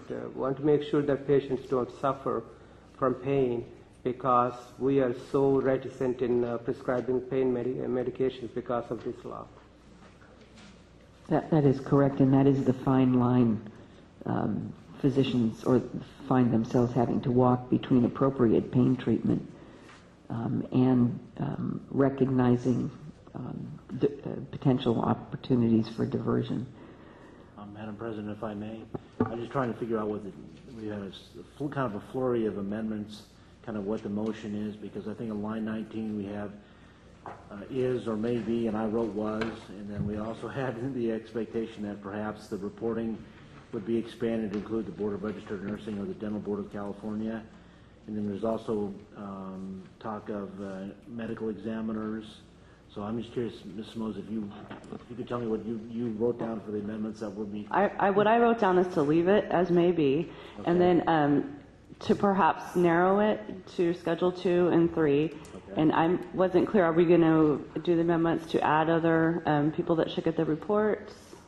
I'm wondering why you limit it to the ones that are listed instead of putting a broad statement that anyone that's prescribing Schedule 2 or 3 drugs should have a mandatory. So reporting to the regulatory boards of all prescribers. All prescribers, yeah, that's exactly. Okay. Of Schedule 2 and 3 drugs. Mm-hmm. And so it would be a support if amended. And then I'll be working closely with GV. So if we take a support if amended position, that will give us an opportunity to kind of become involved in the process. Dr. Gnanadev? Madam Chair, I know it's not in the amendment, but I do want to get suggestions from the medical examiners and the pain management profession on what further amendments we can look at. I'll work with GV, because we're not sponsoring this bill. It's not really our role to get those, but I will work with GV and get the information from him when he reaches out, or him. Sarah Mason in his office is actually assigned to this bill now. So, and I'm sure CMA will have input from the pain management physicians and the medical examiners also. Great. So can I have a motion to? I have a motion. And with the amendments, it's accepted. To support if amended? Yes. All in favor? Aye. Aye. All opposed? Any abstention? Thank you very much. Could you? Sure. Before we move on, I would just like to mention that there is a new chief consultant in the Assembly Business and Professions Committee, and he's actually been attending our meetings the last couple of days. His name is Hank Dempsey, and just wanted to introduce you to him. Okay, so the next tab is SCR 8, DeSaulnier, and this is a concurrent resolution that would proclaim the month of March each year to be the Prescription Drug Abuse Awareness Month. It would encourage all citizens to participate in prevention programs and activities and to pledge to spread the word one pill can kill. This bill would help to increase awareness of the prescription drug abuse problem in California and encourage participation in prescription medication abuse prevention programs. Staff is suggesting that the board support this concurrent resolution. I need a motion. So moved. We're going to have to briefly suspend our activities. We don't have a quorum. We have 2 members of the so we can discuss out of the room. Can we discuss with the motion? Okay, so no, I would respectfully suggest that perhaps we just take a temporary recess until we can reconvene a quorum here. Don't anybody leave. The board members don't leave the room, because as soon as one of our colleagues comes back, you have to wait for somebody to come back to go to the restroom. Sorry. That's actually probably a reason for impeachment. So I think it's good to note that this is going on, that this is the problem with having a smaller board, one that we should be working toward increasing the size of.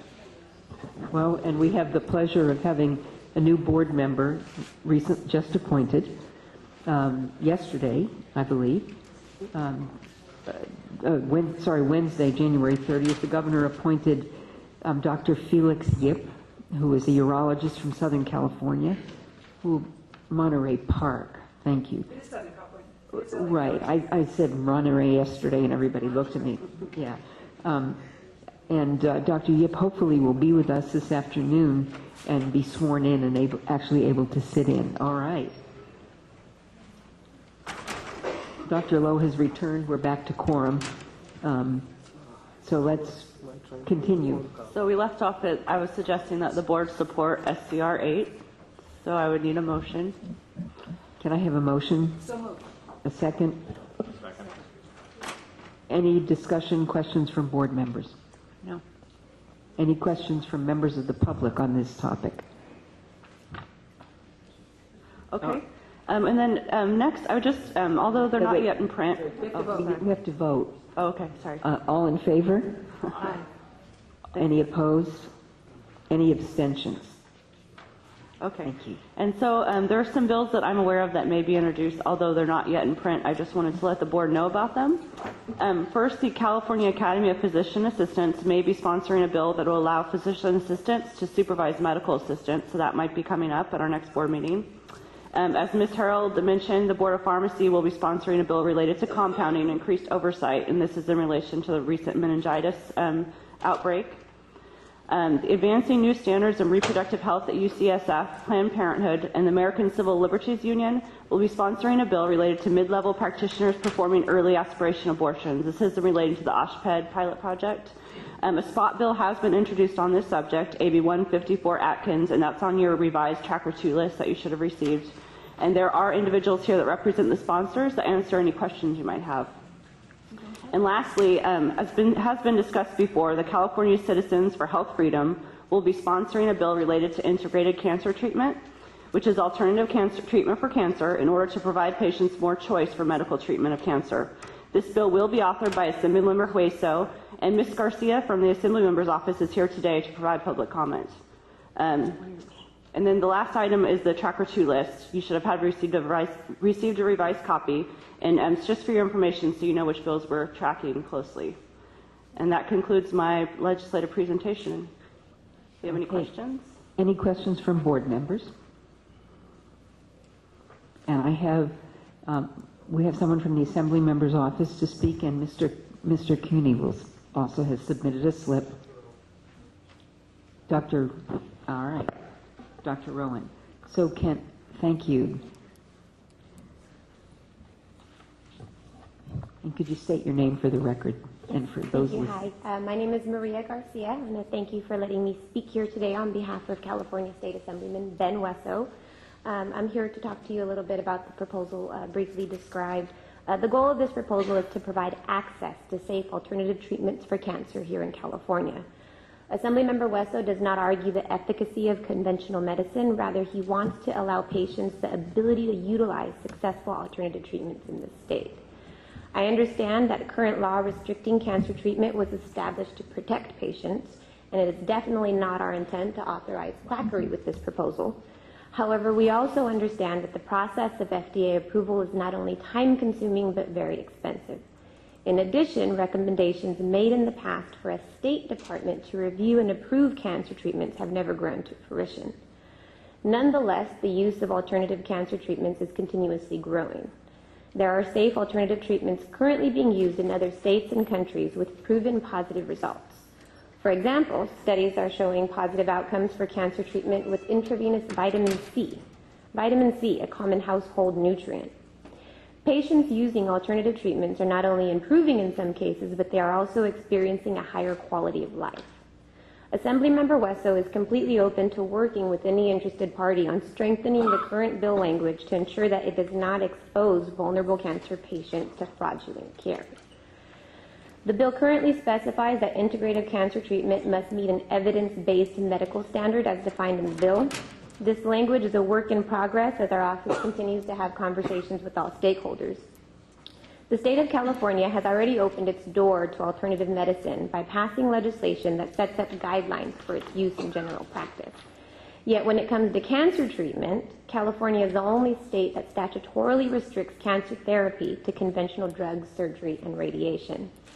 We do not believe there should be a separate logic applied for cancer treatment so long as safety standards are met and patients are fully informed. In the internet era that we now live in, the reality is some patients are currently doing their own research and self-medicating with alternative treatments. This bill would provide a safer pathway and allow a patient to seek consult from a licensed health expert. In addition, this proposal includes language that encourages communication with the patient's oncologist as well as treatment with conventional cancer care. There are also requirements in the bill for patient reevaluation and standards of care. Assemblymember Wesso hopes to provide consumers with more options for cancer treatment that are safe and effective.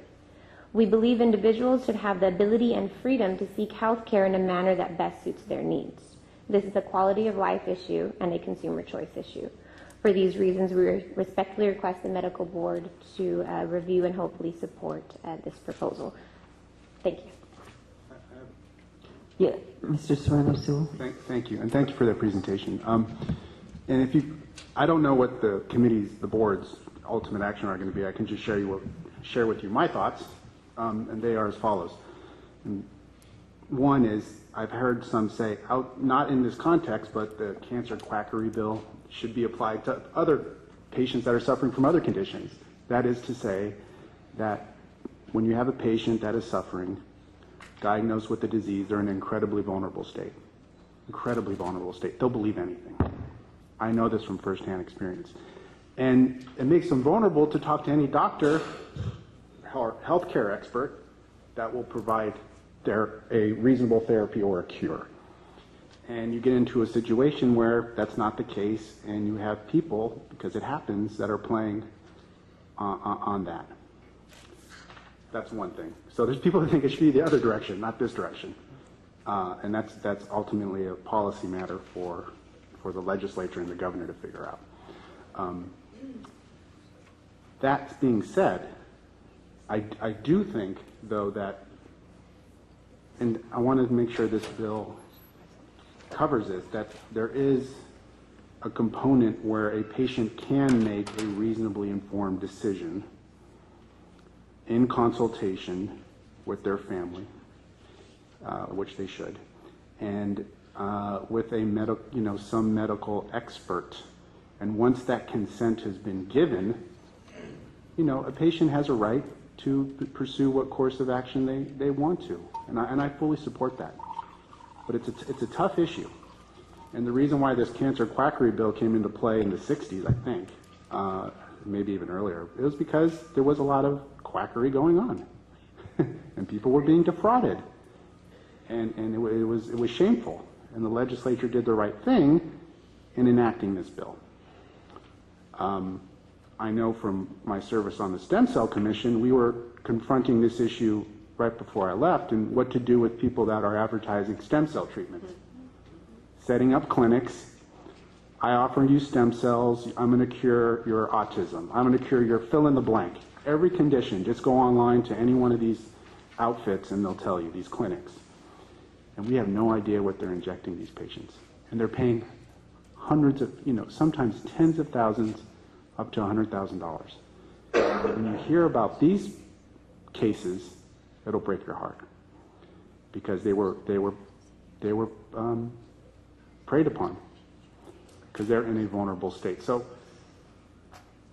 that is a concern that I have as a member of this board, getting behind such a bill. That is to say, I don't support it, but I do have, those are my issues. And I'm sure the members heard them in crafting this legislation. Any other questions for our guest from board members? I just think that maybe Ms. Moes would like to offer, or you would like to offer an explanation. We have some new board members. The conversation around why this is even coming to our attention should be, maybe you want to, Jennifer, give a little bit of background, please. Well, I'm bringing it to your attention, just kind of bills that I know that might be coming. This bill isn't actually in print yet, so that's why you don't have any language in your packets. But this has come to your attention before, when Frank Cooney and his members have come and spoken, said that they were going to introduce a bill for the last couple of years. So I just wanted to let you know it's coming, and Ms. Garcia just kind of wanted to come here to provide comments and answer any questions you might have. Thank you. Dr. Gnanadev? I'm sure we're going to have lively discussion when this comes up for taking a position. Consumer protection versus consumer choice. So. Right, that sums it up. Thank you very much. And I have two other speakers, Mr. Cooney.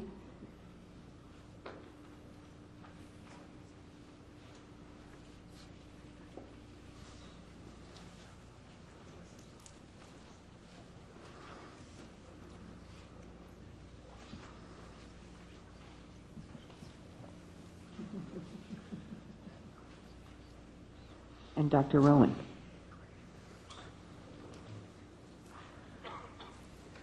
Would you like to go first? Flip a coin. You each have 3 minutes. How's that?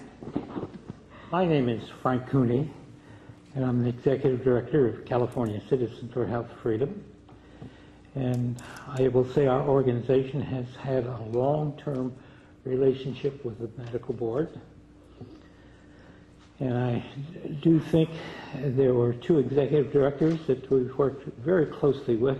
Your current one and his name slipped my mind. When you're in your 80s, that happens once in a while. It'll come to me. The bill that was referred to as the previous one on allowing physicians to practice alternate non-conventional medicine was actually put forward by our organization. We worked on it for a number of years. And then it was sponsored directly by the medical board.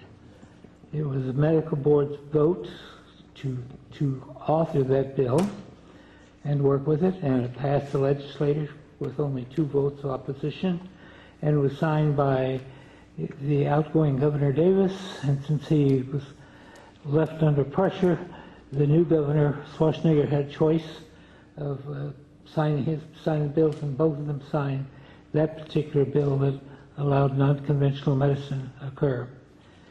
Our organization, representing citizens, has dealt with the anti-quackery for quite some time, and actually the Quackbusters organization, which the medical board has heard from in the past quite some time back, they're in the federal court at the present time, have been very clearly labeled as liars. They're questioned about where their funds come from, which we believe comes from the pharmaceutical industry, but that's the existing case at the current time. And we've also battled on the issue of chelation therapy, which the medical board finally, after quite some time and prosecuting doctors, held a meeting, and there were over 500 people at that meeting, and they asked the prosecutor, who also represented medical boards, how many patients did they know on that particular issue that were injured, and he had to say, we have no complaints. Although they held national meetings on it, and it was his job to go around training different medical board members about this, and he was very involved with the national organization, the Federation of State Medical Boards, and our organization protested at one of their meetings down in San Diego years back because of their issues of listing dangers when there were really no dangers in that process. And we're putting forward a request to consider this bill. I know when the first law was passed on the cancer issue, labeling that it had to be conventional treatment and the wording put into it, there was also another part of the bill. And that part of the bill was there would be a committee established and appointed by the governor to evaluate new programs to see whether they could become acceptable and they be considered. But unfortunately, the funding for that committee never got funded. So what they wanted in the original law to allow other treatments of cancer to come into existence, it never occurred because of a financial situation. I do want to say I'm pleased to be here. As usual, I brought some fruit that's in the back, oranges, as I usually bring some, and you're welcome to help yourself to that.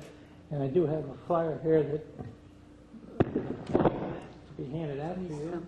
Thank you so much, Mr. Cooney. Dr. Rowan? That gives our position. Thank you. Thank you very much. I'm going to open my comments for, is it Mr. or Dr. Sewell? Mr. Thank you. You're a board member? I am. Okay. My name is my name is Robert Rowan. I am the author of North America's first bill protecting integrative medicine in Alaska in 1990. I got it through the Alaska State Legislature because of my patients and the Alaska people. 2 years later, I was appointed to the State Medical Board. The Quackbuster came up to Alaska, brought up by the Medical Association to destroy me, call me fraud, quack, unethical, and in part thanks to him, all these things happened because the public rose up. I was called a quack for doing chelation therapy. In the last 4 months, a study has come out proving the effectiveness of chelation therapy for cardiovascular disease. I see the toughest, most difficult patients you can imagine as an integrative physician. Many of them have been hustled off to surgery immediately by their conventional doctors in fear of their lives. I've had women who have had their breasts taken off for cancer when the doctor didn't do a PET scan to see that there were metastases all over their body. The issues that you raise go both ways. I believe there's quackery on both sides of the fence, but paramount is the patient's right to choose with fully informed consent. The New Jersey State Supreme Court has held, in a case that I have, that informed consent includes telling the patient of all therapies, even if you don't believe in them. It's a common law right, so that the patient knows. You know, just this week, an article came out about thalidomide and cancer.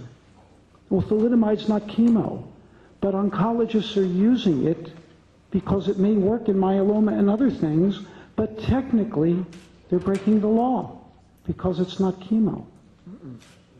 I have articles that are coming out that bioflavonoids that are in our foods specifically interfere with cancer metabolism. We know that vitamin C, I have an article here, has been studied by the National Institutes of Health and is curing cancer in some cases, or at least helping it. Things that are considered quackery yesterday are commonly accepted today. And I have an article for you here called The Contribution of Cytotoxic Chemotherapy to 5-Year Survival in Adult Malignancies from Australia and the United States, that cytotoxic therapy in stage 4 cancer does virtually nothing. Yet California law has given a monopoly to this. Now, I'm not here to speak against chemotherapy. I send patients for it when I think it's indicated. But I strongly believe in the right of the patient to have alternatives. And I'm going to give you a hard example of something.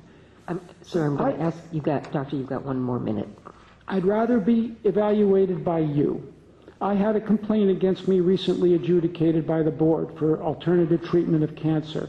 And I presented to the investigator a case of a stage 4 cancer, colon cancer, with mets to the liver this big, 2 in his liver this big, who first saw me in January of 2010. The man's totally cancer-free today. And when I presented that to the board investigator, his jaw dropped because I gave him the proof, scans. He said, that's unheard of. I said, yeah, it is unheard of, because he came to me on death's door right out of the ICU. Now, technically, I'm a criminal in this state. I'm going to have to ask you to wrap up. Okay. So I'm here to ask the board for its support and become a partner in consumer choice for integrative management of cancer. That's why I'm here. Thank you very much. Add a quick comment. I'm aware that there are over 2,000 California residents who go to Mexico for treatment on their choices. We have over 1,000 that go to Nevada and Arizona where alternative treatments of cancer are legal, and there's 7 states where it's legal. Talking about, I represent the citizens of California And I've spoken to many of these individuals and have met with them, and I urge that that's why we're putting forward the bill. Thank you. Thank you so much. So could I have a point of clarification from Ms. Simoes as to the law currently? Is it, in fact, the law currently allows the only treatment for cancer to be chemotherapy and radiation? And surgery, for sure, surgery. If I may, I'd like to... I was, sorry, I was just asking. It's directed at It's staff. directed at It's staff. about California law. Thank you for what you had to say, but Oh, I was wondering if I could make one other comment? Not, no. sorry. No. So it would require a law change to do what they're suggesting to do. So it's currently not the law currently is- within the standard of care. So the question was, what is the actual statutory requirement now? Okay. Well, I don't. I can get that to you guys. Yeah. So my understanding is that correct, that the only treatment that is currently allowed in the state of California is chemotherapy, I believe that radiation, is correct, and surgery? but I can get you the law. So, Madam President, members, Ms. Yaroslavsky, we have essentially two sections. One, 2258, talking about the treatment of cancer with Laetrile or amygdalin, I don't even know how to say that, perhaps, constitutes unprofessional conduct. And then we have a section that relates to the treatment of cancer using things that are prohibited in the Health and Safety Code, constitute unprofessional conduct as well. I don't have that particular section of the Health and Safety Code in front of me, but I'm thinking that it's probably the issue that the proponents have wished to amend out. So I'm going to give you a half a loaf answer. The answer is yes. To the best of my knowledge, the answer is yes. Well, I'm even more confused after the answer. Thank you. No, but that if a patient has had conventional chemotherapy and seeks out additional treatment, if a doctor prescribes other things, even though they didn't prohibit or in any way inhibit them getting conventional, that's illegal. That would have to be, that's sort of a fact-specific inquiry. I can't answer that. That comment doesn't even include immunotherapy. There are a lot of scientific cancer treatments which if you only just restrict to that, I doubt it's a California law, but we can get it from the attorney. Yeah, we will find that section of law in the Health and Safety Code and send it to you. Great, thank you very much. And this is not here for action by the board. There's no bill in print, right? To know what the current status is. And it'll probably be more helpful when you actually see the bill language. Right. Right. Thank you. Oh, thank you both. Can you proceed on with the regulatory? Yeah, I think there might be. Did you get one? There's one more from actually the people, the sponsors for the bill related to mid-level practitioners performing aspiration abortions that were here that would like to provide public comment. Sorry, could you fill out a slip when you're done? Yes, of course. I'm Diana Taylor, professor of nursing at the University of California, San Francisco, women's health researcher and co-director with my physician colleague Phil Darney on the study. And I've just 2 points of clarification, or 2 points of 1 point of clarification and an update on what you've already been briefed on. The first is clarification, and as the study directors at UCSF, Bixby Center for Global Reproductive Health, we are not the sponsor of the legislation. My colleague here from the ACLU is one of the sponsors of the legislation. Also that I know that you have been briefed on the Health Workforce Pilot Project in the last year when legislation was introduced to remove restrictions on nurse practitioners and PAs and nurse midwives to perform first trimester abortion by uterine aspiration based on sufficient evidence from our OSHPAD-sponsored Health Workforce Pilot Project. And we now have 2 reports of our findings published in national peer-reviewed journals.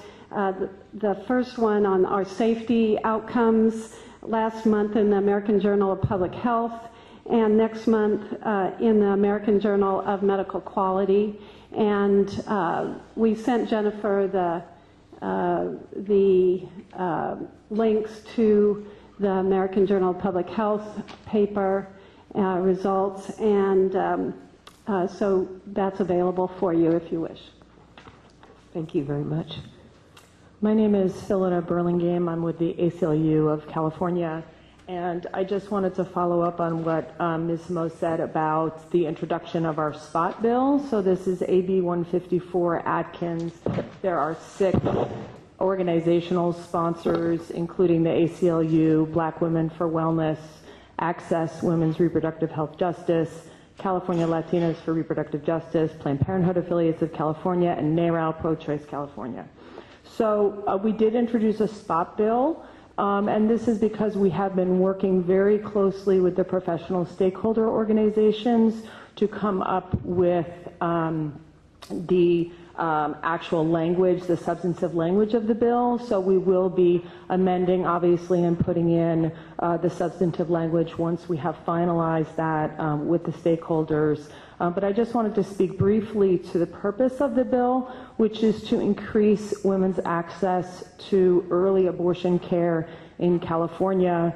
As I'm sure you all know, California has a long history of supporting women's access to comprehensive reproductive health care, including abortion, and yet even in California, more than half of our counties lack an accessible abortion provider.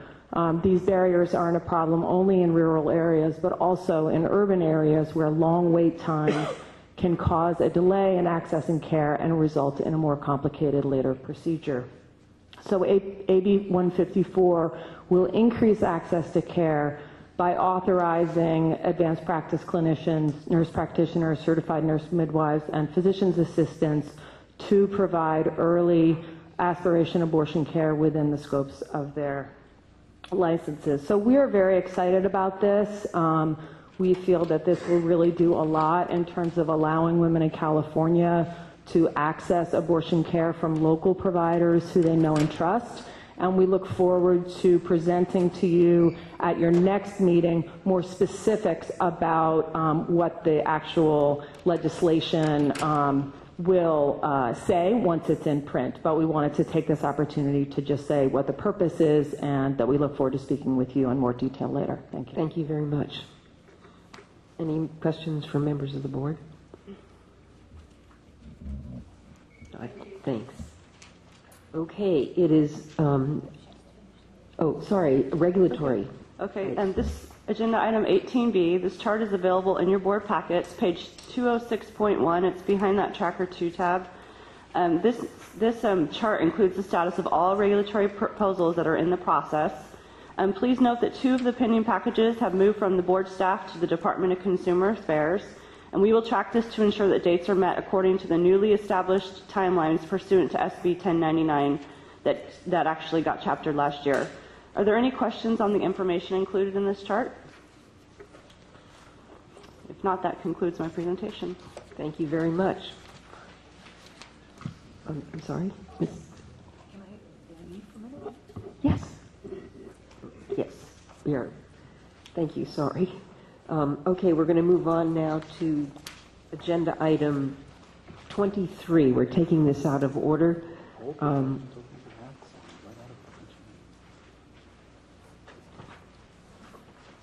Mr. Rutschman and Ms. Kirkmeyer. And this is an update on Breeze.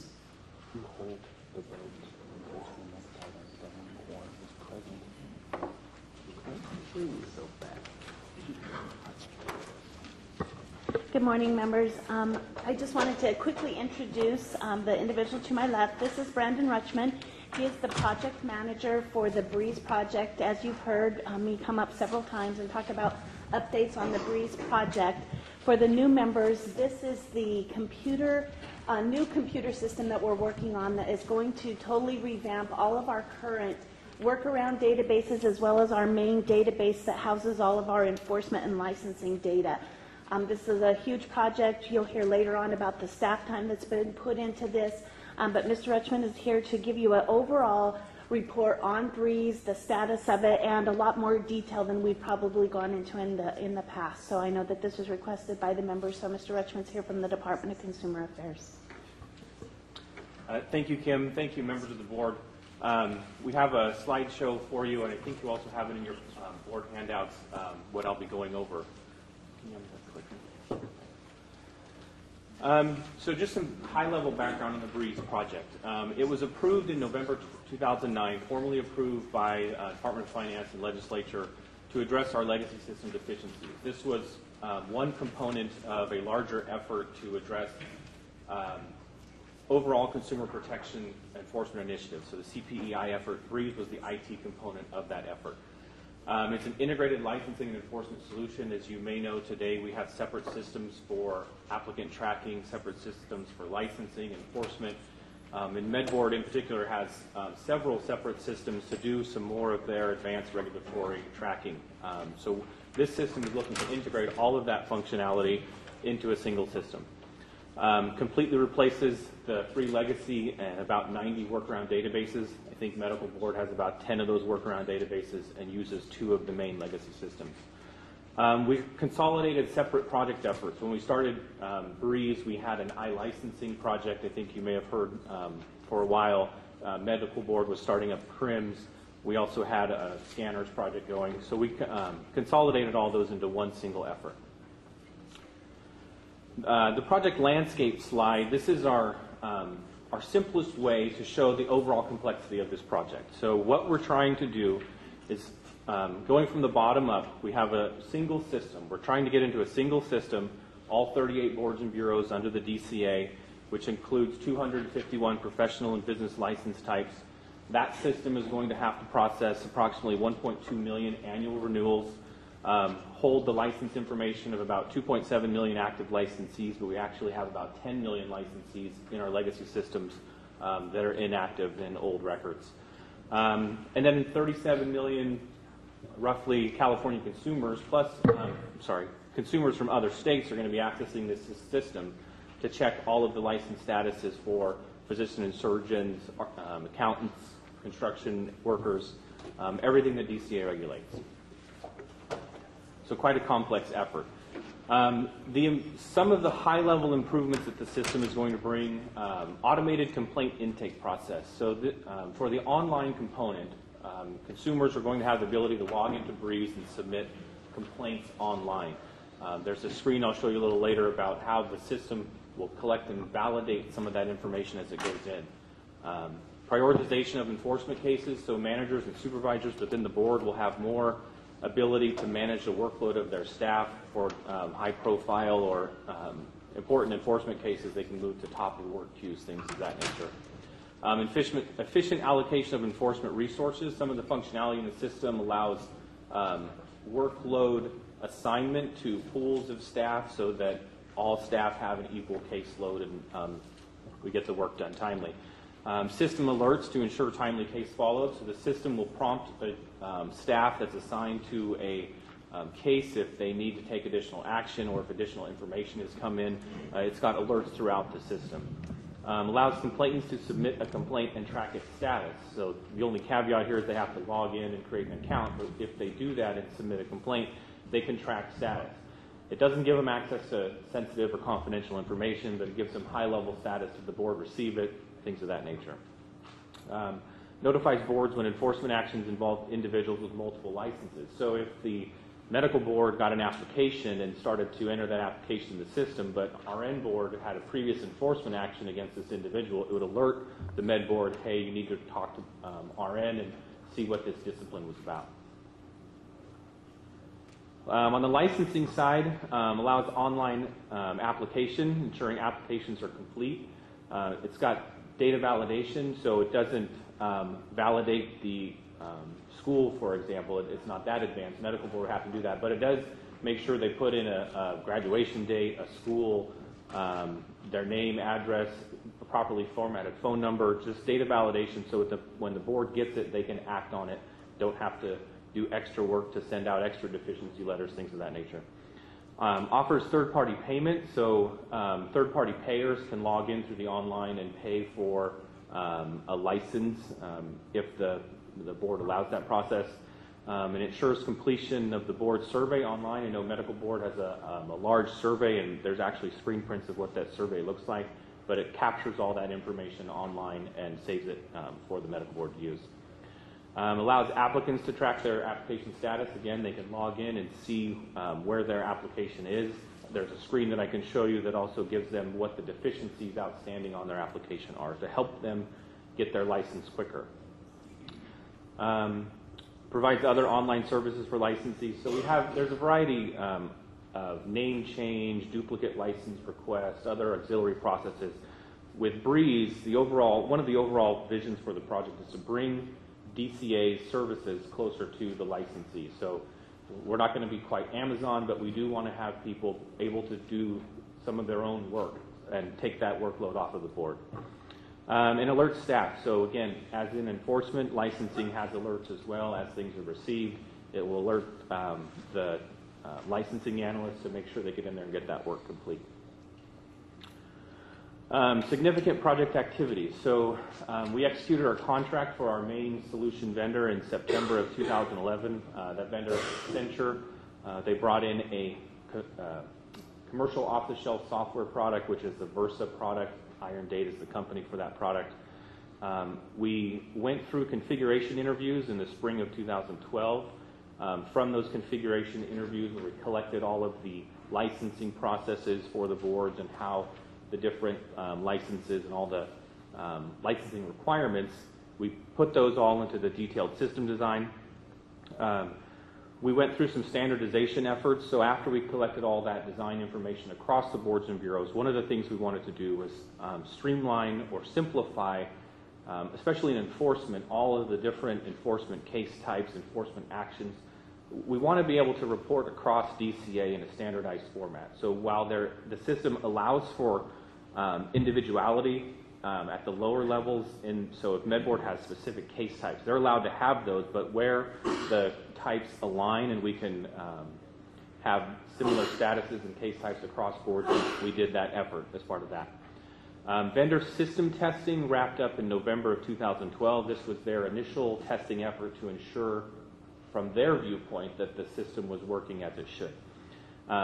Then we began user acceptance tests in November of 2012, and we're currently in user acceptance test right now.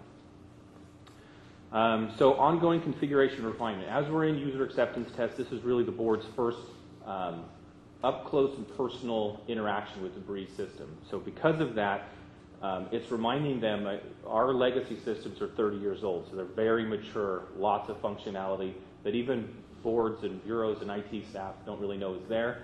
So we continue to elicit requirements as we go, and that's what we're doing in user acceptance testing. As the system doesn't meet our needs, we raise defects, and the vendors have to fix it for us. Data conversion, validation, and ongoing cleanup. Again, we're taking 30 years of legacy data, moving it into Breeze, and making sure it shows up in the right places. We have suspended licenses from legacy systems, remain suspended when we go over Breeze, things of that nature. Internal user training. So we are, I would say, 75% of the way through internal user training. Training boards and bureaus of the features and functionalities, how to use the system. A follow-on effort to that is the boards and bureaus are then going to train their staff how to use that features and functionality of the system to actually do their daily work, how to process a PTAL application, those kind of details that the project doesn't have, that only the boards do. And then preparation for cutover. So as part of the cutover effort, we've got to take down our legacy systems for a short time, get all the data over into Breeze, and then bring Breeze up so MedBoard can get in there and start using it. This is a high-level milestone chart. I won't go through all of the details with you, but the key part of this chart, I don't know if this laser is working, but the Release 1 go-live date. As you'll see in the current column, it was scheduled for February of 2013. At this time, I can tell you that that date is no longer achievable. One of the main priorities for the project is to ensure we have a quality product that meets our board and bureau's needs. We cannot go live with a system that is going to jeopardize our licensee status, our consumer protection. All of that stuff has to work. And our Chief Deputy Director's position is it will not go live unless the quality is there. So that's why that date can't happen. We don't have a new date for you at this time. We're collecting some details about how many defects there are and how long it's going to take them to fix them before we can determine a new date. So this is, the next part of this is a couple of screenshots from the system. I won't go into too many details, but this is just a quick view of the external user homepage. So for a logged in user, you'll see on the left side there, they can choose what kind of applications that they will start with. So they'll choose the board they want to apply with and the particular license type within that board. Or on the right-hand side, you'll see additional activities. They can add an authorized representative, so our security guards allow the security corporation to apply for them, so that can happen there, or they can file a complaint. So this is an introduction page, a very busy screen, and it's complex by its nature. You can see on the left-hand side there, it's a tab format to guide the user through the application process. So this is part of the data quality aspect of the BREEZE system, making sure that the information we collect is actionable. We don't want to get, BREEZE is designed to prevent incomplete applications where it can. So it steps the users, gives them instructions that you see that they can read through, links out to additional, more detailed information as they proceed through the application. This screen here, the purpose of this screen was to show you the error message there at the top. I don't know if you could see it. Oh, excellent. Thank you. So the error function at the top, I know I saw it for a second too. You just have to hold it. Oh, there we go.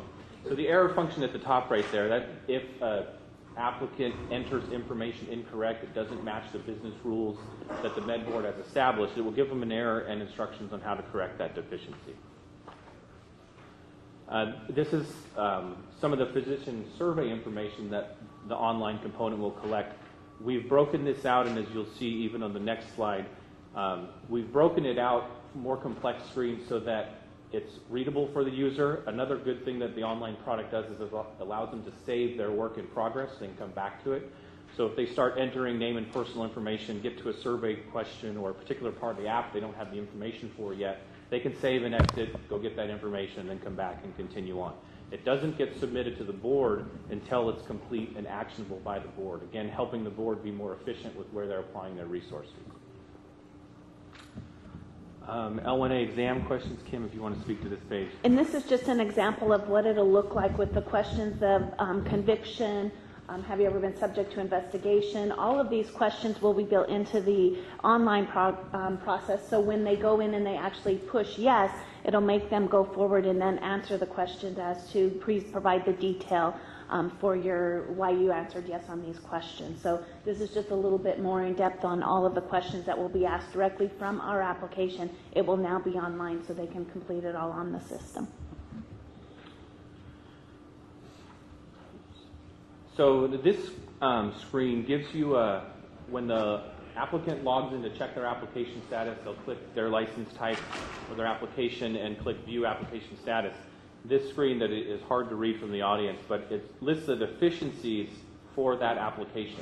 It doesn't give specifics of what that deficiency is, but just a general.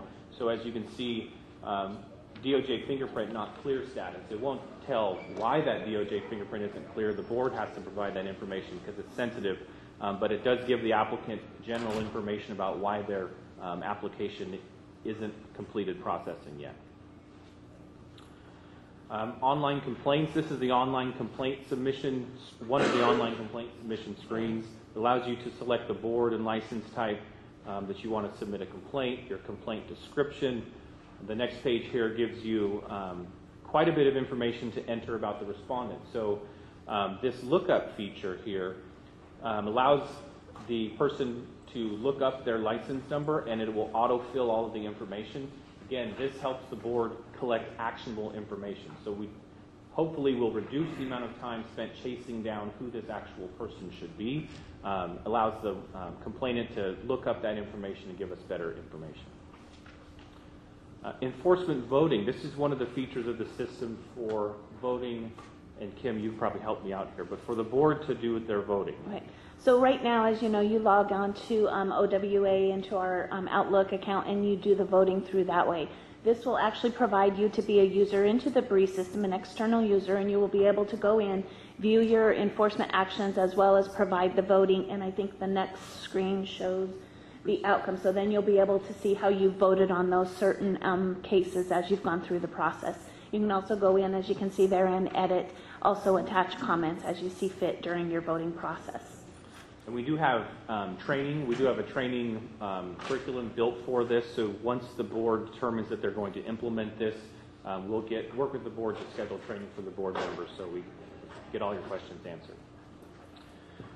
Project costs. From the top there, total one-time project cost is $51.6 million for Breeze. Cost plan to date, so our current, what we plan to spend from the outset of this project is $13.6 million, and we've actually spent $10.7 million to date.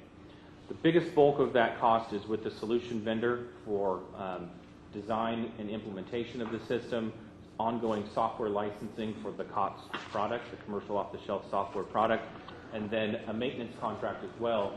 When we go live, there will be some time that it will take DCA and their IT staff to learn how to maintain the system before we take full control. So that is there.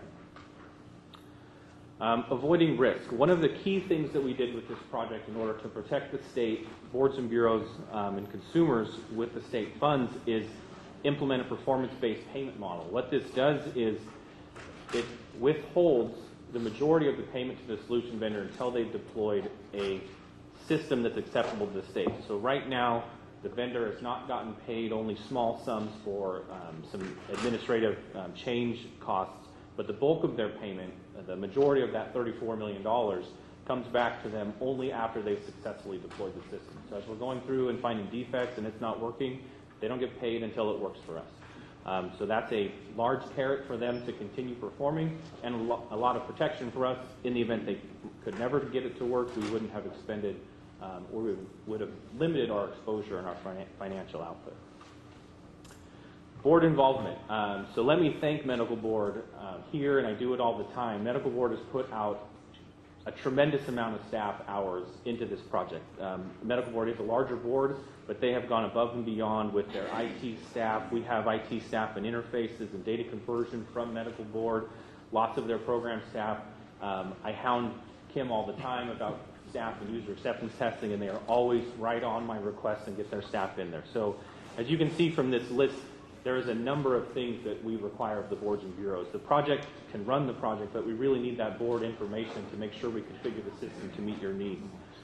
So all the way from configuration interviews into where we're at now with user acceptance testing, and even when we get to the other side, Medical Board's involvement is going to make them experts on the system, so they're going to be the go-to people for other boards that Medical Board works with that may not have had the staff to be involved. So they've been really great.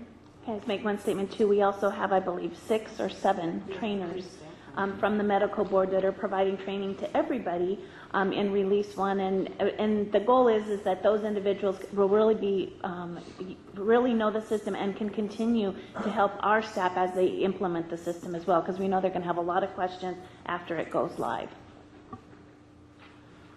The next page here is on organizational change management. So any IT system such as this is very stressful for the organization. So from staff, all throughout the organization, it's as I said, we're removing 30 years of comfort with those legacy systems, and we're putting something in brand new and asking them to trust us that it's going to work, and the people that were involved in the project. So part of that is making sure we do organizational change management, working with the boards and bureaus, their management, to get out, talk about the project, what it actually is and what it isn't. Lots of rumors, as you can imagine, with what an IT system is going to do. Is it going to make DCA a robot that doesn't need people? It's just a tool that helps us do our work better. It's not to replace anything. It's to help us perform our mission better. That's really the key drive. And that's what organizational change management helps to do. Get that message out there, constant communication, reassurance of what the project is and where it's going. Last slide I have here is just the overall board and bureau makeup for what is Release 1. So with Medical Board, all of these other boards and bureaus will be going live once we get Release 1 live and functioning. Any questions for me? Dr. Solmonson? Yeah, well, just about medical licensee applications that are already in the pipeline. They've started on one, I guess that's part of the transition? Yes. Or they finish on the one system and only new ones go on the new, or? So we aren't able to accomplish that due to the complexity of the license process. So data conversion takes that into account and makes sure through the data verification effort that in-process applications show up in Breeze in that exact status with those exact attachments and continue on in that process. Sense Medical Board, if I can recall correctly, doesn't have a presence on our current online professional licensing where they submit initial applications. Right. So if a current in-process applicant wants to use the new Breeze system to view their application status, there's a process for them to go in and create an account and use the information that they know to link to their current in-process application, and then they can start using the online process for that application and checking the status. And currently, we do have our own license or application lookup, the WAS system, as we've Right, I reported wonder here. if they would have Right. a choice. They could still use the method they knew, or now No. they're going to have to know the link to get into. What we will do is we will put a note on there that they do have to make up a new ID, and then they will go into that new ID and view the new data. Same data, just in a different spot.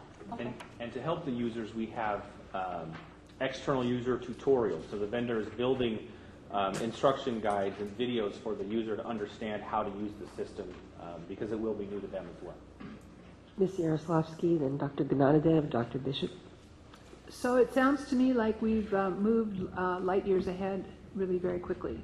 And at the same time, it seems to me that from what I've heard from the presentation, that there are some major barriers to implementation. So a couple of questions. One is the bifurcation of the ability to use the system. Is that at all being thought of so that all new, let's say, would be participatory or all old would be participatory? Is there any kind of solutions such as incentive pay for the vendor to get this moving faster? It seems that we're spending a whole lot of staff time with our staff working and becoming experts in this. Are we going to have a reduced cost effective to the cost of this whole program that the medical board's portion is? These are the kinds of questions I'm concerned about because though February is, I know you've told us it's not going to happen in February, you've also not told us when. So my concern is that this vendor is not getting paid is not the issue. The issue is when are we going to be able to see this effectively running? So give me some help here because you've made a great presentation, but we're not there yet. Correct, and the reason we're not there yet is because we're demanding quality from the vendor. So we are working within the contract with Tech Agency, Department of Finance, DGS, all of the oversight folks to help us get this moving along. We are holding Accenture to the task, to the contract, to build it. And we believe we're doing everything to get them there. However, there is still defects with the system. They have to apply their staff and get those defects corrected and make sure the product works. So as far as additional pressure on them to get them moving. But incentive versus pressure. Their incentive is they do want to get it done because they don't get paid until they get it done. So that's why we're playing a really good balancing act though right now because we don't want them to push us into a product that is not satisfying to us.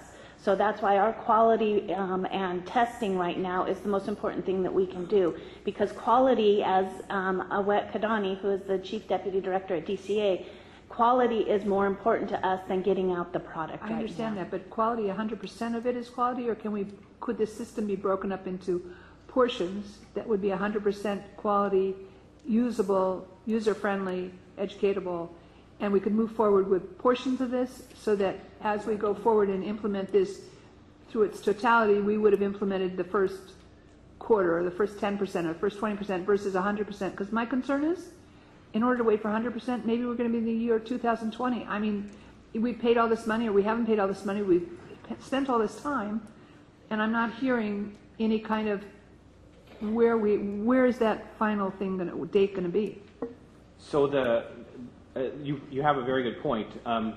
We actually considered that, but one of our main cautions in that approach is that we are very resistant to going live with part of the product because there could be some functionality, as you said, if we break it out, that's very important to us.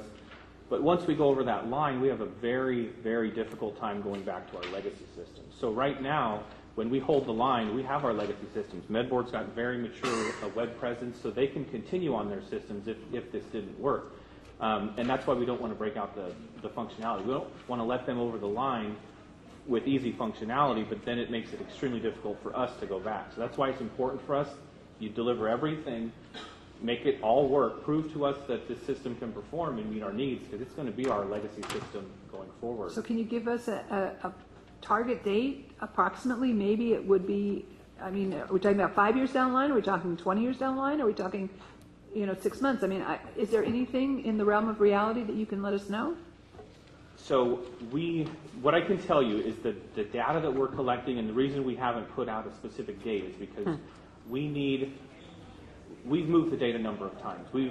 As the milestones chart showed, we originally set out for a July implementation date, and it has moved progressively since then. This is frustrating to the boards and bureaus. It's frustrating to the department and everybody involved in the project. We don't want to arbitrarily say, well, now it's March, only to come back to you in early March and say, well, now it's April. We want to get some data that gives us a better inclination. Again, it's not going to be concrete because it is an IT project, but it's not a year out there. It's close. We understand the frustration, and we are holding Accenture to give us a quality product.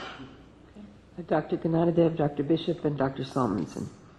Thank you for the presentation. I'm sure this will take life a lot easier if the end user's life is easy. So that's why I want to make sure that our staff especially is doing the end user testing, both for physicians and the consumers. Don't forget that, because this is where rubber meets the road. If you have a product which doesn't work like many EHRs do, then you got to dump an expensive project to go back there if the users can't use it. So, and the second one I have is security. Remember that anyone can log on, and a lot of information there is secure information.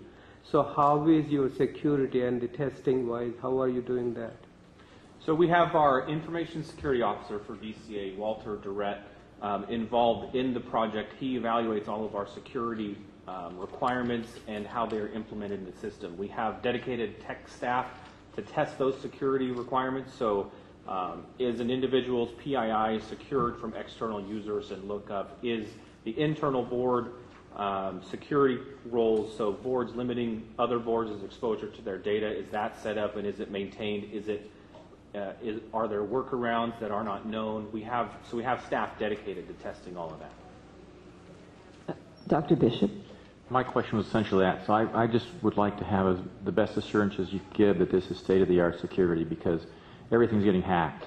And we need to make sure we have top-notch, because there's some really sensitive information here. The way we all vote on things, individuals could be targeted. I think the state-of-the-art security has to be of paramount importance here. Dr. Salmonson. Well, it was really a corollary of that, but also in the application process that we're still hopefully going to be getting what original source documentation, that because I fear that people can claim they went to X school, whatever, and fake out a verification. People are so good, and I hope that we still have original source verification. Yes, we will have. We have two things actually. For the medical board, we actually require that the last page of the application be notarized with their photo, and that they sign that the documents that they have submitted online are actually true and correct. We're not going to a completely paperless application. We're still going to require that last page of notarization. The other thing is all of the documents will still have to come in from the school, the primary source verified, wherever they're required from. We have pie in the sky plans just between Linda and I that it would be really nice that one day to be in line with the schools to where we can electronically submit documentation. And this is actually the first step in that. It's like release 10 probably for us to be able to then start communicating electronically back and forth with all of those entities, because that really would be the best time savings, but we're not there yet. Oh, I'm glad, because I still think there's someone who could set up some kind of, you're inquiring about the school and it really is coming back to them and they're just saying, yes, I attended. I mean, we've seen interesting things of people who've managed to fabricate an undergraduate transcript that subsequently got uncovered as being a fraudulent one. So there's still an element of check, and their signature of truthfulness needs to be, well, as they say, verified. Just a question. Having been through large IT implementations, there is always a loss of efficiency during the process of implementation and training, and I'm wondering whether the budget you represented reflects some cost of redundant staffing so that the licensing and enforcement functions during implementation are not, do not slow down and we don't lose very hard-won efficiency, which has been accomplished by the staff over the last several years. Unfortunately, the costs don't provide for redundant staffing or additional staffing. In order to kind of control the project costs, we use redirected staff resources. So only those staffing resources that existed in the boards would be redirected to the project with the understanding that that will impact board and bureau operations for a time while the system is built and once it comes up. However, we are taking advantage of some of the features of the system to help the boards when we go live, which is with online functionality. So the online functionality is configurable to allow certain transactions to be online. We know we have to maintain what medical board currently has in place with the online lookup, license status, basic functions there. But the additional functionality, so the brand new functionality, we have the ability to limit when we turn that on. The goal in that is to limit the amount of calls that the medical board would receive to help a user through a brand new application, because we know the board's got to adapt to this new system for a time. Then we can introduce new functionality for external customers. And Dr. Levine, I want to add one thing too. I'm taking off my Breeze hat, Brandon. That's all right. Putting on my board hat. One thing that we have had frustration with is the lack of resources to do both. We have staff that are over there. One thing that we've offered and DCA has offered as well is overtime on Saturdays and Sundays for the staff to go in and test the system, because we know we need them to be in the office Monday through Friday. It's not ideal. Staff gets burnt out when you do those kind of things, but that is one thing we have offered. But I will tell the members, and just being quite frank in looking at the system and knowing how difficult it is to learn new things for anybody. I think even the most IT savvy person still, has a hard time with some new systems. There will be a decline when this gets implemented and probably the productivity of staff. It's just, as you know, it's a given when people are learning a new system, and especially something that's so out of there. Even as easy as it is, we've had staff that have gone to training and have come back and said this system is really easy to learn. No matter how easy it is, there may be a different step for them to go through, an added step. Cashiering, we already know that there's a few added steps, but because of that, we're going to get added security. So I'm just going to tell you up front that when we do go into Breeze for the first couple months, we will have times where I could see that impacting us, and we will have to look and discuss with our managers how we're going to handle that at that time. I think that's just realistic. Right.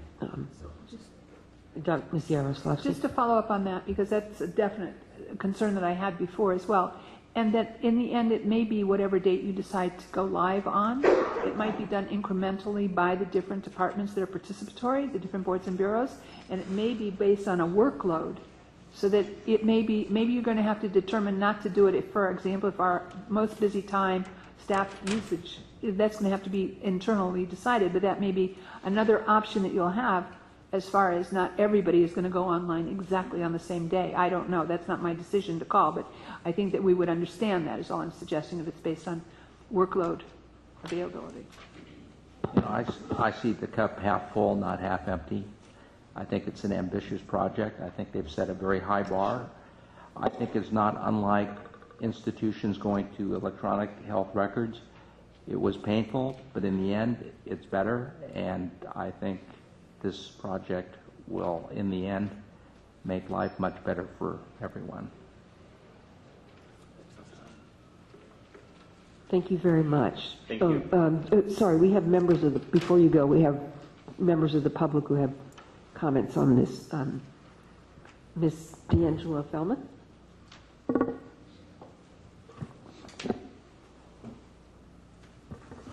Good morning, Julie D'Angelo Felmuth from the Center for Public Interest Law.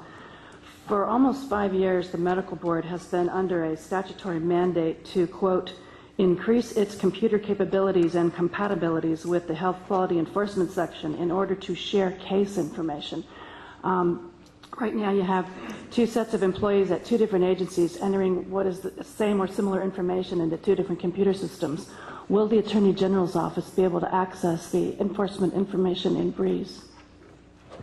We have actually discussed this with the Attorney General's office when this first was initiated. Our hope was that at release 1, we would be able to share data back and forth. As you may or may not know, the Attorney General's office has a rigorous review and analyzation process to go through any changes or any communication back and forth with their system.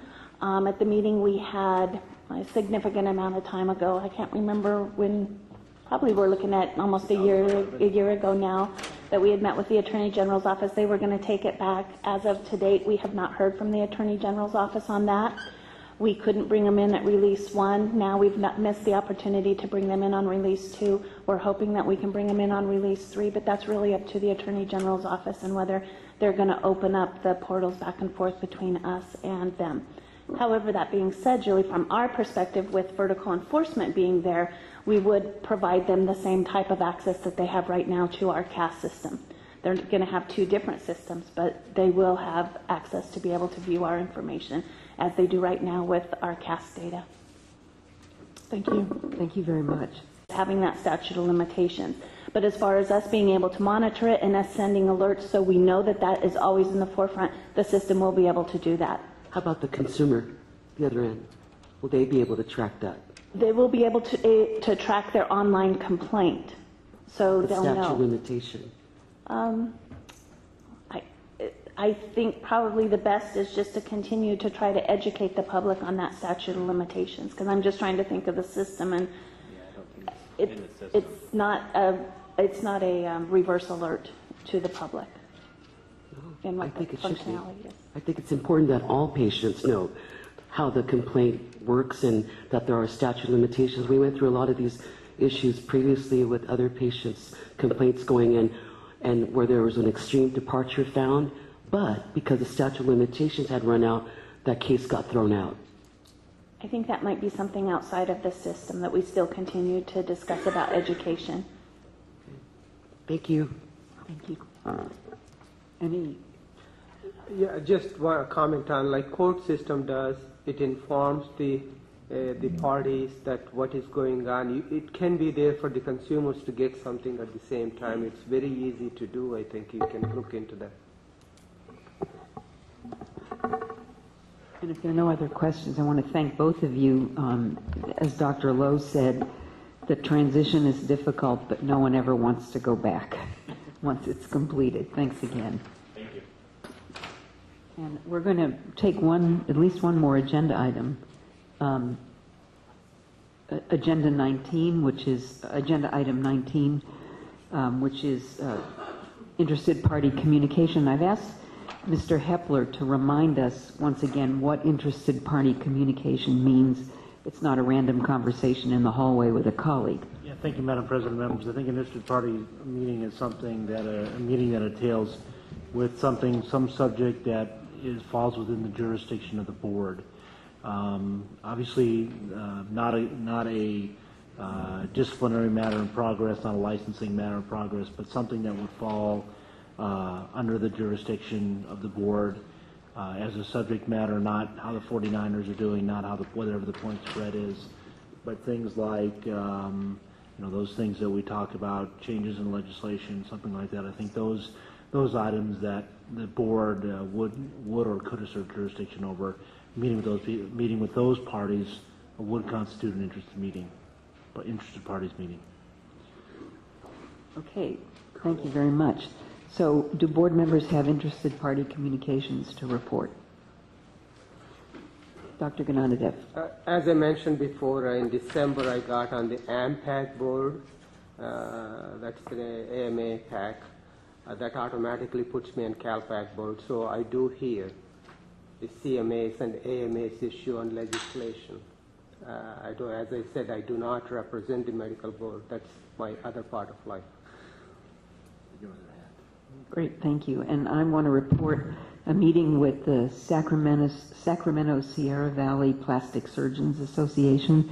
I with Ms. Whitney, went to their meeting sometime this year, January, and made a presentation at their request on really the function of the board in terms of licensing and enforcement. They had some concerns related to their understanding of the complaint process. I think it was a very productive meeting, and they've had subsequent communications with staff as a result of that.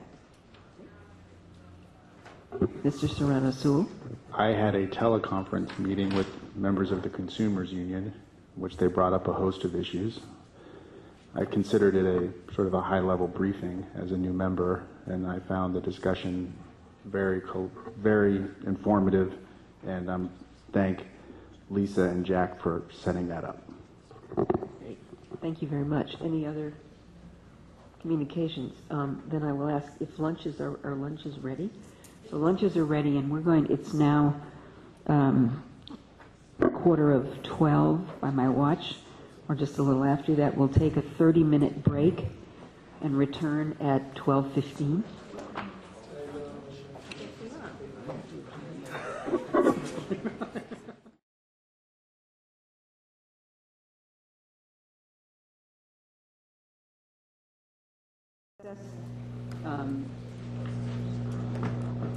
We're starting off with agenda item number 20, the President's Report, and I want to report on several activities.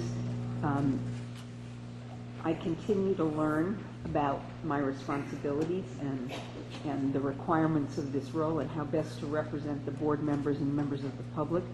And I've been holding conference calls on a regular basis with the executive director of the medical board on at least every 2 weeks and on an as-needed basis as issues arrived. I had the privilege of representing all of the board members at the medical board staff holiday party in Sacramento in mid-December, and expressed on all of your behalf our great appreciation for the incredible effort they put in to supporting our work in protecting the public. I spoke about our meeting with the Greater Sacramento Society of Plastic Surgeons on January 7th, and my sense that was actually a very valuable investment. Yes, it was a very valuable investment of my time, and look forward to doing more outreach activities on behalf of the board to constituent groups, both public, consumer, and professional groups. I had the opportunity with Ms. Whitney. Oh, sorry. I'm creating noise. We're rebooting the system.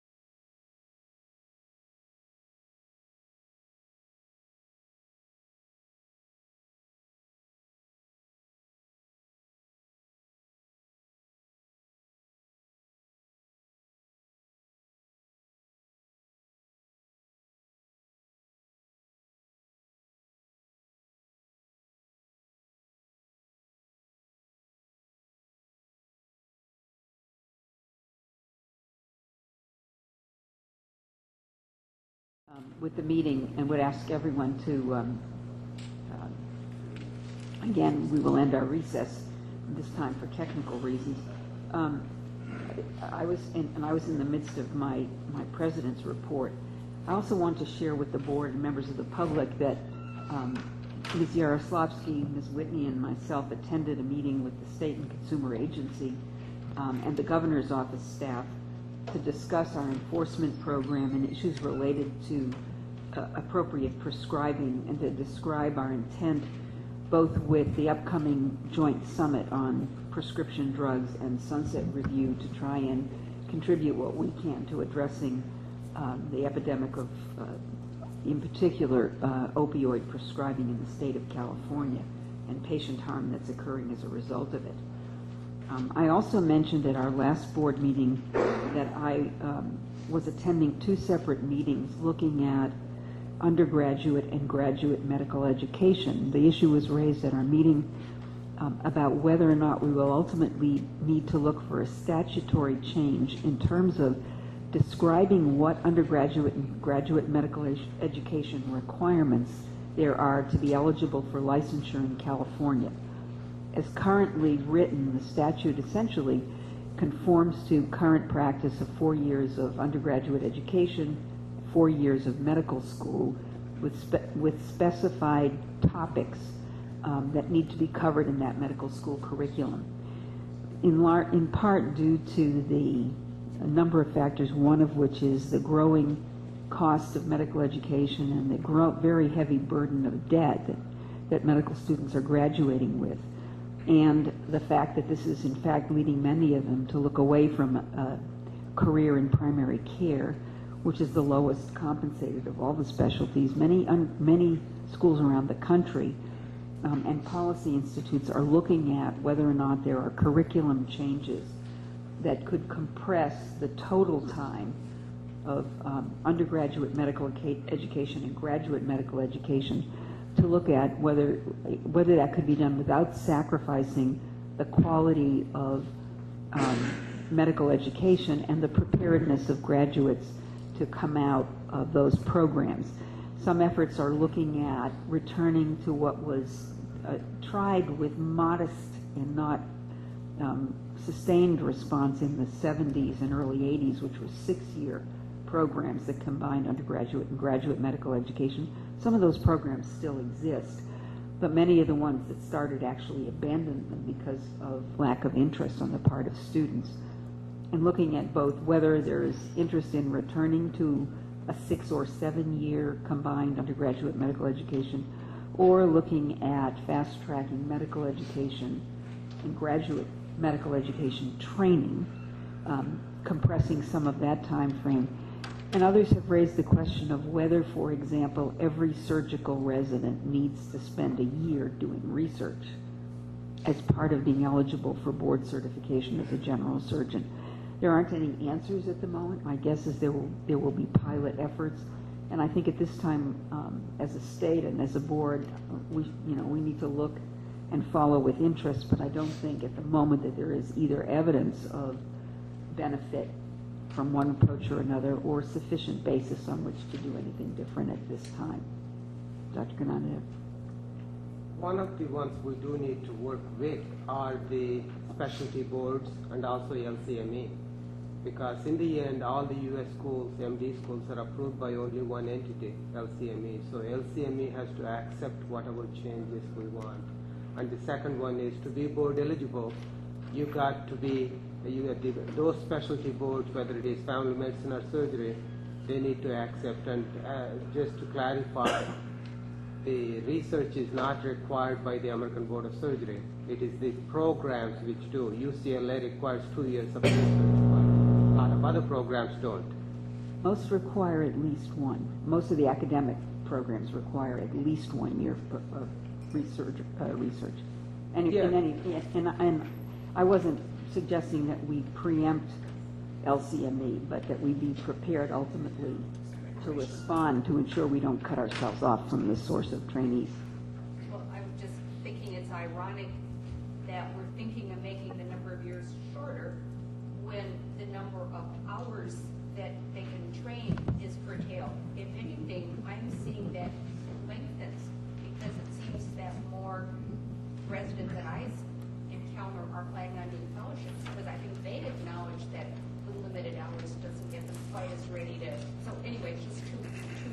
same timelines.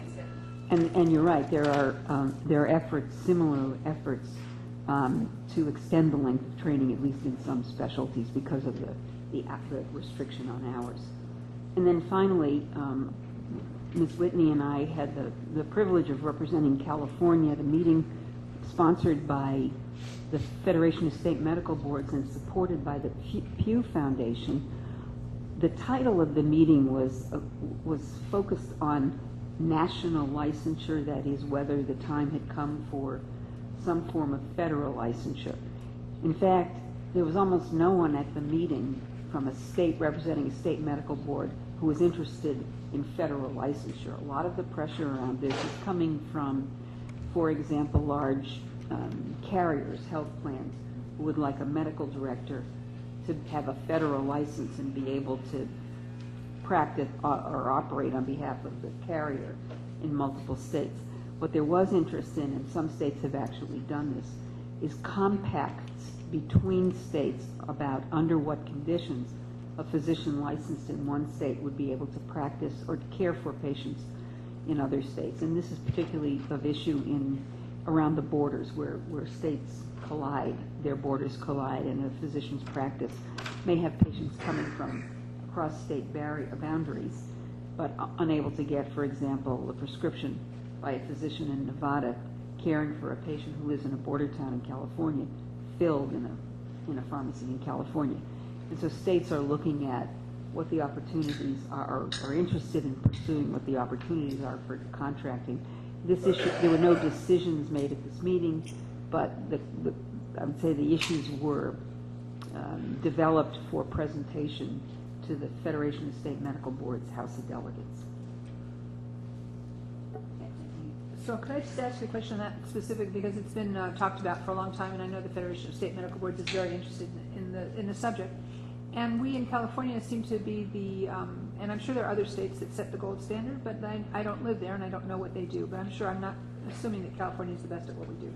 But given that California is looked to by many other states as to standards and expectations, when it comes time for you to sit down and figure this out and further go along with where they're going, would it be possible then to align standards to similar to what we have in our state? Because we need to worry about California versus what Maryland and Rhode Island and Delaware are going to do between their states.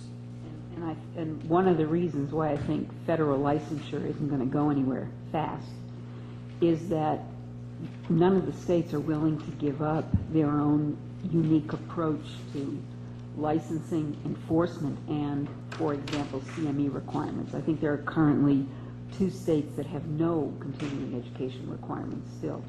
So, as a board, I shouldn't be concerned. Board of the, representing consumer protection in California, their concern among many states is having to go to the lowest common denominator. I want to go to the highest, that's right.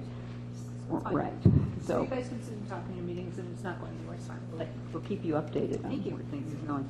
Any other comments from Dr. Ganani? The bigger issue actually is not with the medical director, with the telemedicine.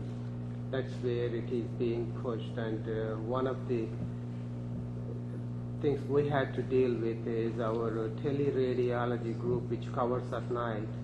They have 100 radiologists. Just imagine trying to privilege them. And they need California license, but they do need to, hospital has to find out everything about them from every state. So those are the issues which are really creating real problems, especially in the teleradiology side. But I'm totally with you. California should not give up licensing rather than go with federal. And as you point out, enforcement becomes an issue if the state, if someone is living, practicing, and functioning somewhere else, and there's a liability issue. Any comments or questions from members of the public? Oh, Dr. Comment on federation things. The other issue it reminded me was the telemedicine, and that I do think our licensees need to be aware of the risks of even communicating with our own patients through text and email. We were just advised by our own hospital attorney of how our own home computer or office computer isn't encrypted. I mean, and I think a lot of people don't know, and patients send you an email or a text, and you're tempted to respond. And I think, anyway, I would like our licensees to be informed, just maybe a topic for the newsletter. They could make some innocent mistakes in this regard. And the other thing that I actually got a little thing from the FSMB, the other side of that coin is physicians, and this is probably more likely the younger physician, not the aging physician, use of social media, and that this is also a professionalism issue, and that while they're in residency or medical school, it just fall into the trap of having a presence, which could be embarrassing to them later. And This anyway, is I think a good issue for a future agenda item, is the issue of the use of social media in the practice of medicine. The AMA has just issued guidelines, and I think a number of the specialty associations have also done so. And I will forward to you, if I didn't already, an article that the FSMB did in terms of, kind of a study on the physician use of social media, its flaws, pitfalls. Great, and I'll ask again if there are any members of the public who have any comments on this agenda item, and if not, we're going to move out of sequence again. I'd like to move to agenda item 25. Dr. Silva and Mr. Warden are going to speak to us on the review and consideration for recognition of the Medical University of Warsaw, their English language track program. Thank you and welcome, Dr. Silva. Thank you.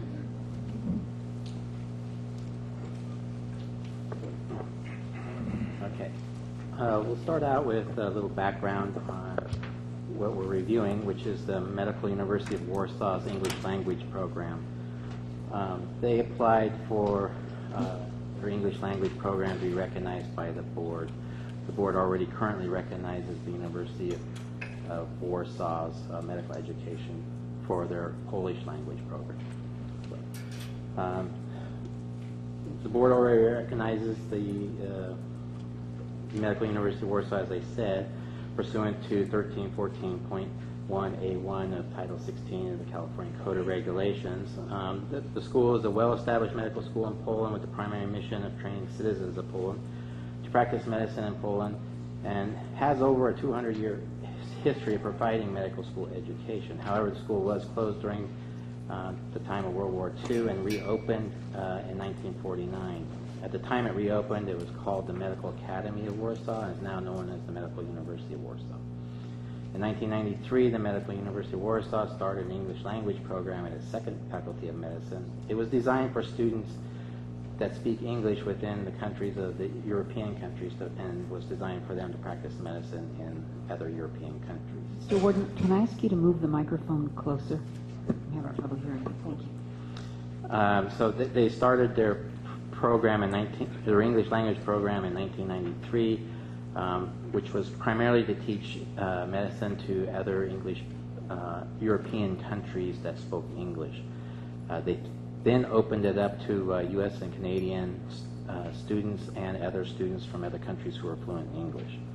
In 2010, they submitted a self-assessment report for recognition. The board staff did the initial review of that self-assessment report, and the self-assessment was provided to our licensing medical consultant, Dr. Joseph Silva, who's here today to answer your questions, and I will let Dr. Silva give you a background of his education and his qualifications for the review of the school.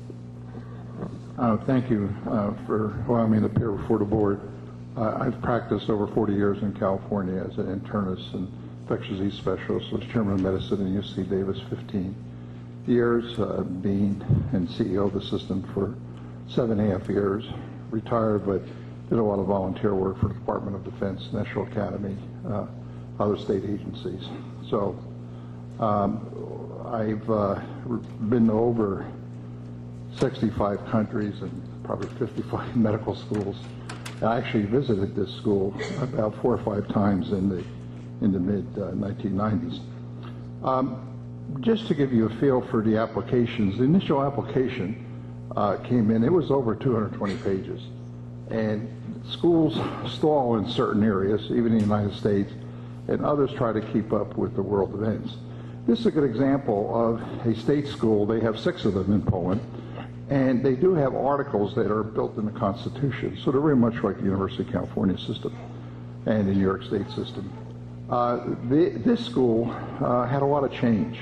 Has an enormous faculty, really good budget. It's regarded as the Harvard of the Polish medical schools.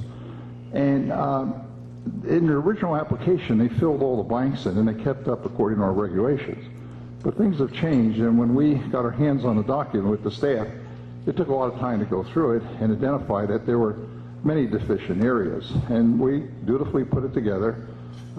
Staff were tremendous help, and sent it on over. And it was a lot of questions that we raised because we wanted them to get up to speed. And much to my amazement, they finally responded. What about a year later it took?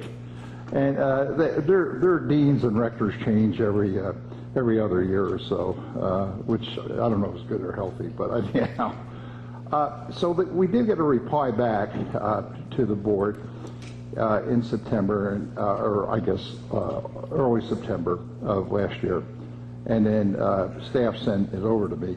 And again, this was quite a sizable document. It similarly was about 300 pages now, because in the interim time, the Polish government has established a review committee of its medical education, very much like the LCME.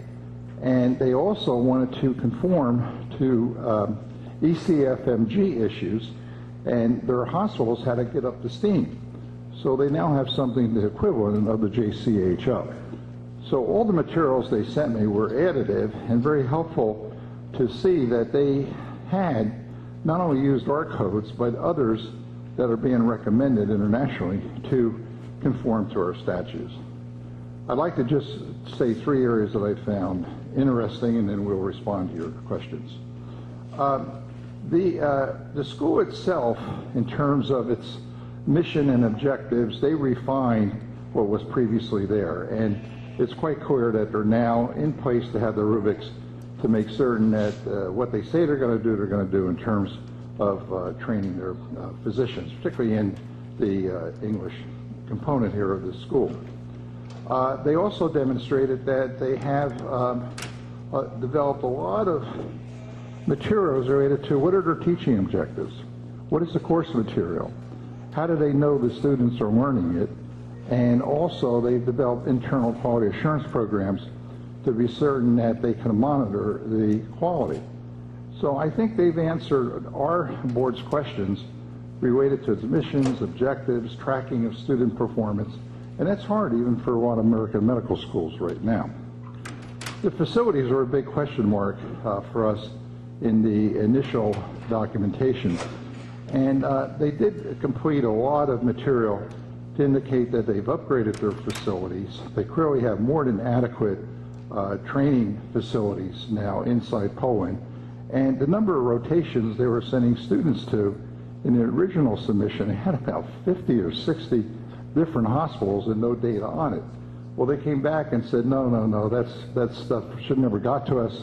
They're only sent them to Iowa Medical System, and that's clearly a very good system. So that cleared up a lot of questions that we had. And then another major area that we had concerns was clinical oversight. Were these students just being tossed on a ward, no one reviewing their histories and physicals, process, their character, their personality, performance outcomes, whatever. And they came in and they have a very complete system now. In some ways, it's quite laudatory. Each student completes a book, or they have a computer program now, and they have a mentor who reviews it every week to 2 weeks, and it then advises them. And they live or die according to the material in that book. And then they have a student committee that reviews the performance of the students quarterly. So I think from the quality point of view, this is very commensurate with ensuring compliance with our regulations. How good are they, the admissions and promotion standards? I think they're pretty good by trying to translate what our standards are versus theirs. The one area that we raised for them was that they weren't doing background checks. And I think that's an important component now for assessing students. And they wrote and said, well, we don't have that requirement. And we pointed out to them that the University of Silesia in southern Poland does require that. So we got a communication just in the last few weeks from their intermediary here in the United States that they now have a full policy developed for presentation to their Senate, their faculty Senate, in the next few weeks. And I suspect we'll have background checks there too. And then the last thing about their program effectiveness, these are awfully difficult tools to develop. But much to my amazement now, it appears that the Polish medical schools have formed a committee on accreditation, internal, representatives from each of the 6 medical schools. And it's sort of like the LCME. And they have very intensively reviewed this school in 2011, in March, and also in March 2012. And all the assessments, the tables, et cetera, indicated that they have high criteria. They flunk a fair number of students if they don't meet their criteria. They do remediation. And so from a viewpoint of their quality, I think it's quite good. And I recommend it to staff that we recommend to you that I now believe MNU is in compliance with our regs, and they should receive approval since we had approved them in 1993. Thank you. So I will move to approve. I would move to approve this school. Second. Second. Any questions from board members? Dr. Ganandet. Thank you. Dr. Silva, so good to see you. How many U.S. students are in this school? Where are they getting clinical rotations? And are they getting in Polish or English? I'm more worried about U.S. students going there rather than just Polish students coming here. I have no data on what the Polish students are doing, but these students also come from, as Mr. Warden said, from other English-speaking countries. I was amazed to find out they had 70 students from Norway, and inquiring why. This is very cheap education for their Norwegians, and they have high interest in their population, and they feel it's a high-caliber program. Now, where they're getting their rotations are primarily inside Poland, and where they do get them here in the United States is primarily at Loyola. A number of students are really quite large. I have the metrics here. Let me just give you that number in 1 second. But they have a couple hundred students per class. And so it is a large program. When I visited this school in the mid-1990s a couple times, I didn't see the English component. I only saw the Polish component. Did I answer your question? Just another, the first... I'm sorry, Dr. The students are taught basic Polish, and by the time they've spent 4 years, most of them come for 4 years, their Polish is quite good. They have ample clinical facilities there, ample. Any data on how many U.S. students are there? The U.S. citizens going there into the school? Yeah, there's easily over 400. Spread across the 4 years. Spread across 4 years. 50% of their student body is U.S. students. Yes. Any other board members have questions? Dr. Solmonson? Senate, what the U.S. MLE pass rate? Is pretty equivalent to ours. It's good. But, you know, they do what a lot of schools are doing now, particularly Caribbean schools, is that they pre-test them. They know who's going to pass and who isn't. And if they don't make that grade, they don't recommend to take the test. So they don't want to have a tarnished record. It's too important to them. I'd like to remind members that the number of foreign graduates that are working in the United States increases every year, and it's not like we don't have qualified foreign medical doctors practicing in the United States. So I mean, when I heard the question, I just wanted to, everyone is aware that we have foreign doctors, foreign trained, I'm sorry. So I apologize. I just want to make sure that was clear with our members. A third of the physicians in this country are trained outside this country. want to follow up that comment and say that there are plenty of qualified students in the United States that don't get into medical school. They don't get into American medical schools. Right, and some of them don't try because they don't think of the option of going foreign. Any other comments or questions from the board? Any comments from members of the public on Dr. Silva's and Mr. Warden's report? If not, President and members, I do not have a comment on that fine reporting by both gentlemen. Mine goes to the motion.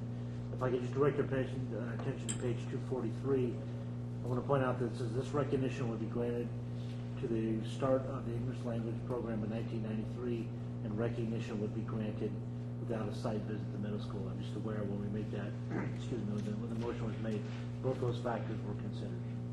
I had read the motion. I had read the materials, and yes. Same goes for second. thank you for the reminder. And does that, just a question, does that mean this is retroactive? Yes. Okay, till next, back to 1993. Terminating in 1993. Dr. Salmonson. The only concern I had is, when did you say those key changes happened? I don't know, because I didn't go through date by date, but it's clearly something that was in the last. But do you feel? No, I think if I could finish, ma'am. I think a lot of them occurred in, say, the time period of the last 5 years. It's just when they went for renewal, they all cited the fact of their paperwork. In other words, they really didn't bring it up to speed. They had clinic facilities, for instance, with addresses, same name with two different addresses I picked up on. And I realized that one clinic, they had built a new clinic and used the old address. I mean, things like this, sloppy paperwork. But this time around, we really picked that document over, and it was clear they spent a lot of time on it. So we don't feel that approving graduates back from 1993 is problematic, that there weren't key changes that were substantive in terms of the quality of the education, that it should only be graduates after a certain date. You're comfortable that it should be all the way from 1993? I personally do. Right now, to be honest, none of us are really doing the kind of measurements of educational effectiveness back in the mid-90s, so we're all part of it. But this is a grand old university and with high principals and an incredible crew of applicants that apply. They get the best of the best in the school. Thank you very much. All in favor? Aye. Any opposed? Any abstentions? Thank you so much for coming, Dr. Silva. Thank you, Mr. Warden. And we will go back to agenda item. Member of the audience, I'm really eager to hear what everyone has to say. I'd say easily 3/4 of you are not speaking into the mics enough, and it's difficult to hear you. Thank you very much. Put those mics closer to our faces. Okay. I appreciate that. And I worry about the people on the webcast also who are trying to follow this. Okay, we're going to move to agenda item 21, and I'm going to combine 21 and 22, which is Ms. Whitney's report on the Federation and her executive director's report.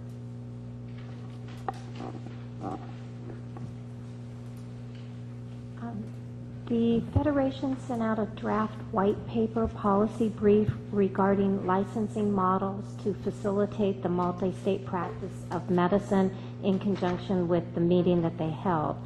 Comments were provided to the Federation, and as it develops its final position paper, we will be sharing that with you. They will be sharing it with the state boards for the April meeting.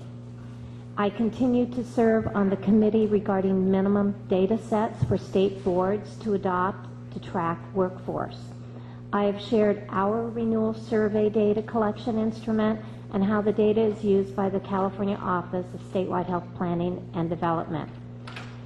We will survey all state boards in the near future to determine who collects what data. That's the minimum data set group. And we're looking at estimating the cost to implement such a system for those states that do not collect that data. This information will be presented at the April Federation meeting. Executive staff participated in a roundtable conference regarding the Federal Trade Commission activity around the scope of practice issue. As more information is available, I will provide updates to the board. It seems to be an ongoing issue, and at a high federal level, many of the states are very concerned with that issue. So I will be continuing to update you as I get more information. There's currently a lawsuit going on, and I don't have that information with me, but I will provide that. My update regarding administrative work. First, I would like to take this opportunity to recognize and thank Tim Einer. Tim, could you stand, please? For his excellent work with the medical board. Today is Tim's last day. He leaves us to make the move to Seattle, Washington. Please join me in thanking Tim.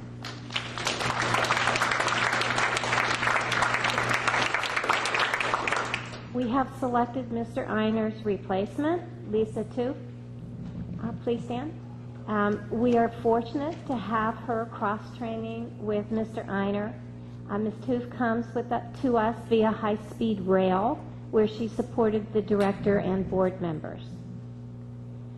The last couple of months, we've been very busy with the departure of our public information officer. Ms. Samos has pulled double duty, and we hope to have that position filled by the end of February. Mr. Hepler has moved to a position at DCA similar to one held by Ms. Dobbs. Thus, we are in the process of backfilling his position. Approval must still be obtained from Cal HR, which is the former Department of Personnel Administration. We hope to obtain that approval, get the interviews completed, and fill the position sometime in March. After that, we will work to establish a second attorney position at the board. I've set up monthly update meetings with the Department of Consumer Affairs Director's Office to keep her informed of emerging issues related to the board and medicine. This includes those issues of national interest, so some of those issues coming out of the Federation. Executive staff are participating in weekly calls with the Department of Consumer Affairs related to the launch of Breeze. You heard that this morning. And we are really working hard and keeping our staff involved in not only the training, but making sure that all of the testing is completed, as well as keeping our day-to-day workload up to par. Ms. Kirkmeyer and I attended the quarterly executive officer meeting in November. Issues included pension reform and the impact to current and future employees, the Franchise Tax Board top 100 delinquent taxpayers, and how the Department of Consumer Affairs is implementing that legislation for the boards because some individuals might be suspended. And we also discussed the Breeze project and its upcoming launch. The next meeting is scheduled for March. Ms. Threadgill and I met twice with the State and Consumer Services agencies on enforcement issues related to ISOs, excessive prescribing, vehicles, and staffing. This was in addition to the meeting that Dr. Levine mentioned. Mr. Terry Jones was named Acting Senior Assistant Attorney General upon the retirement of Carlos Ramirez in December of 2012. I have continued my every other week calls with Mr. Jones where we discuss issues related to cases or process and things that have arisen over the last 2 weeks that we need to make sure that we're in sync with, including our data. And that concludes my report. Ms. Kirkmeyer? Thank you, Ms. Kirkmeyer. Before you conclude your report, I just wanted to mention that the International Association of Medical Regulatory Authorities, which is a sister agency of the Federation of State Medical Boards, of which we are a member organization, has asked Ms. Whitney for assistance in identifying physicians for a newly formed International Academy for CME and CPD, continuing professional development, accreditation. That is, trying to raise the bar and raise the standards for accrediting CME programs in the U.S. and abroad, and we are happy to participate in this. We have some award-winning CME entities in California, and I'm working with Ms. Whitney in coming up with some suggestions for that effort. Just to add on to what Ms. Whitney said regarding staffing, the board remains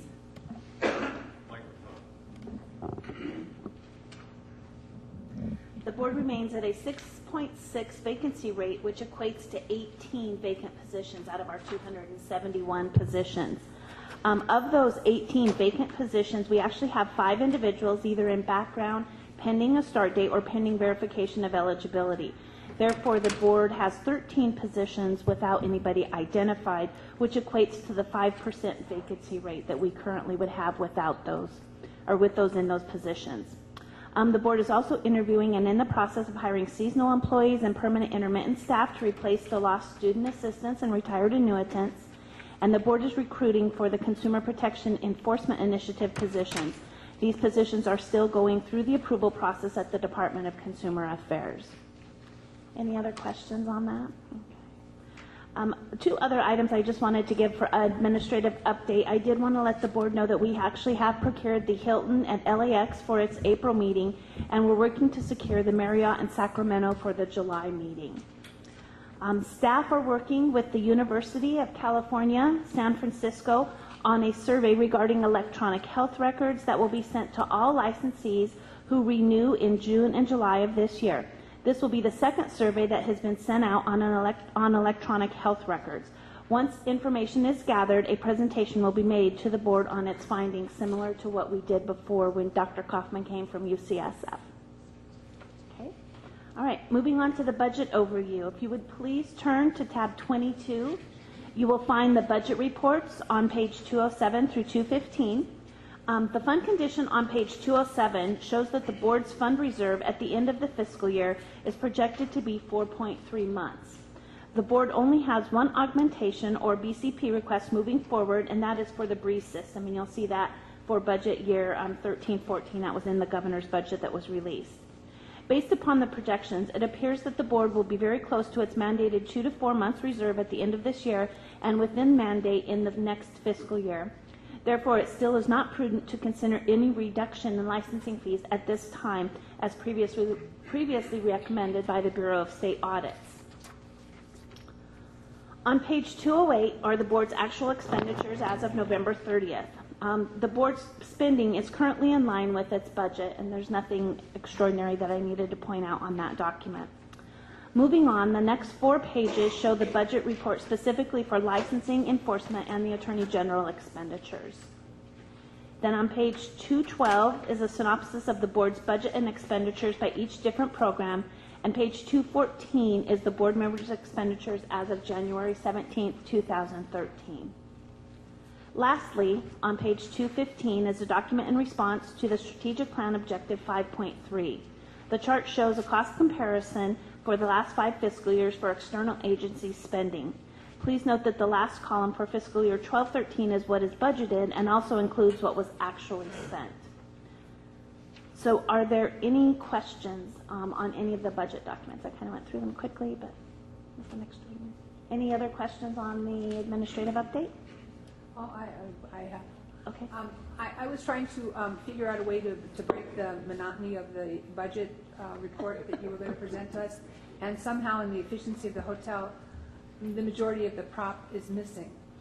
But in lieu of what isn't missing are these 2 items here. And as we were all admonished to bring back our flash drives, I collected probably a dozen flash drives for you to dump in front of you, but here are 2 more. Thank you very much. We appreciate this. This is for the audience. It's kind of an inside joke. Budget is no joke. But I want you to know that the efficiency of the hotel is not appreciated, because there's about a dozen in a coffee container that are no longer there. Oh, no. All right. We'll have to follow up. Board members, any questions or comments for Ms. Kirkmeyer? Dr. Ganandet. Ms. Kirkmeyer, for October meeting, in Ontario area. Yes. Would like to work with you to see if we can get Mission in. Okay. I know that our staff has actually been looking at that as an option. We'll have to take it into consideration with the distance from the airport and everything, but we will 10 minutes from the Ontario airport to Michigan. I've clocked it Okay, personally. good. You guys are taking care of us. Whew. And then one last item I just wanted to point out, I've tried to bring these just as little items that just so the board can see the good work that the board itself is doing. We did receive a letter from the Reserve Officer Training Corps, so the ROTC program in Ramona, California. The letter was thanking the board for its donation of computers to its cyber warfare team. Due to the board receiving new computers, the old computers were donated to this high school ROTC program, and I think that's just something to point out that's really good that the board does for the community. Thank you very much. That concludes my report. And thank you, Ms. Yaroslavsky and members, for these wonderful thumb drives. Great. Ms. Kirkmeyer, before you go, I just wanted to be sure there were no questions from the members of the public. Thank you very much. We're going to move on to agenda item 24, Mr. Warden. It's our licensing chief's report.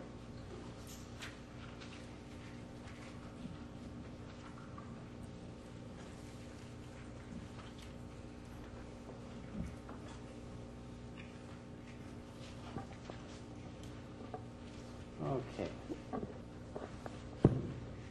I'd like to start off by thanking our staff for licensing for doing an outstanding job this quarter. And they've been doing an outstanding job for quite a while right now.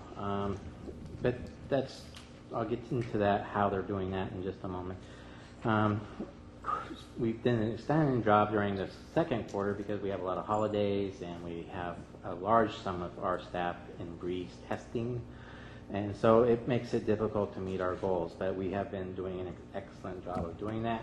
And that's with the assistance of our managers who are doing an excellent job of managing all of that for me. So I have to give the managers extra hands up for that. And we only have, at the present time, 3 vacancies.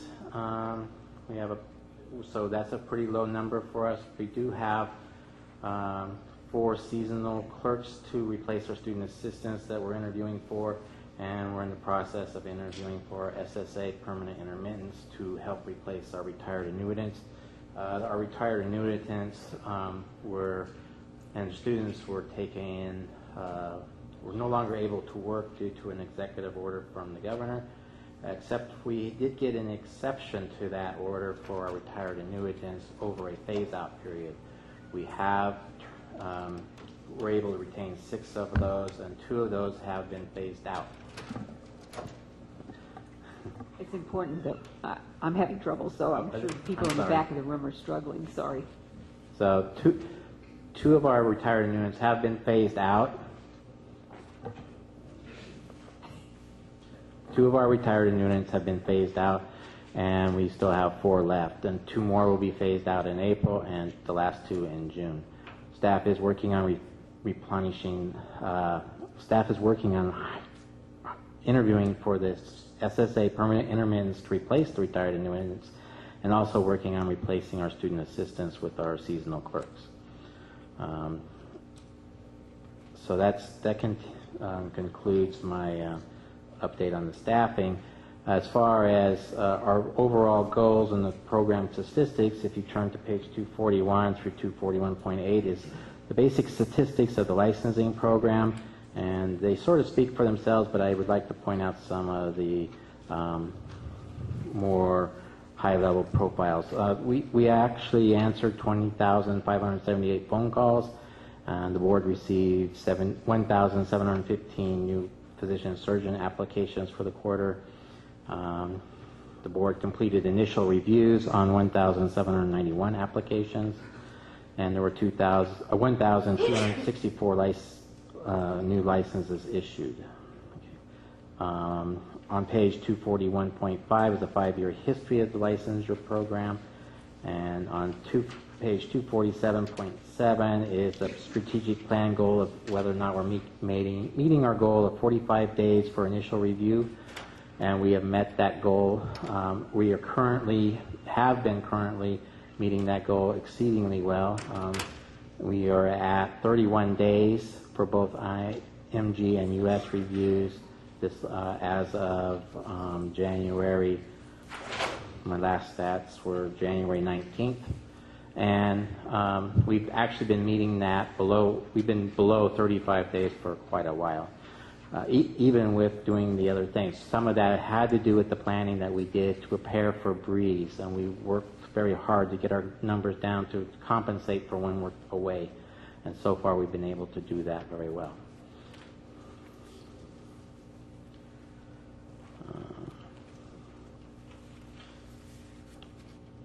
Status of our International Medical School review program is on page 241.1 and also 242 through 242.9. The 242 through 242.9 list is a list of schools that we're currently looking at, and those schools are being looked at because we have applicants that have attended those schools, or we have self-assessment reports from those schools. These are schools that we consider unrecognized, or we are trying to determine whether or not we can recognize them pursuant to California Code of Regulations 1314.1A or 1314.1A2.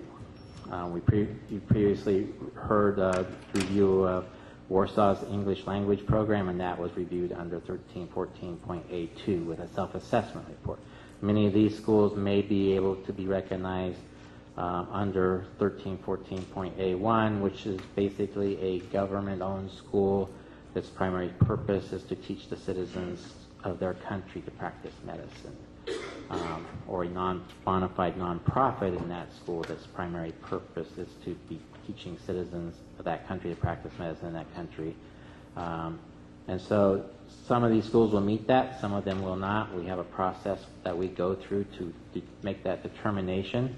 And we have been very busy with that. We have 2 staff who work on it, and one of those staff members is, actually both of those staff members are heavily involved in Breeze. So we have 98 international schools in a pending status. The board has 9 self-assessment reports. Those are very lengthy and take a lot of time to go through. And those also generally require a medical consultant to review after staff has done the initial review. And we were able to recognize 33 international medical schools in the quarter that met the definitions of 1314.A1. So can I ask you a question before you move on away from this? Sure. It seems that with the globalization in the world and with the EU situation in general, that I understand that we do approve schools based on those schools that are government schools for the specific education of their own students to perform medical responsibilities in their own countries. But with the situation now with the EU and the cross borders availability,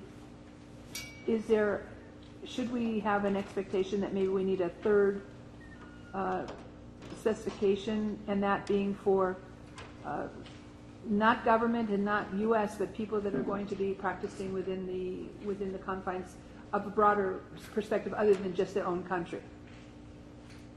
Yeah, we can look at that, but as you saw with the University of Warsaw. I saw with this one, but which was a good example, because I think that's how that school started off example. So there are, it is becoming much more common for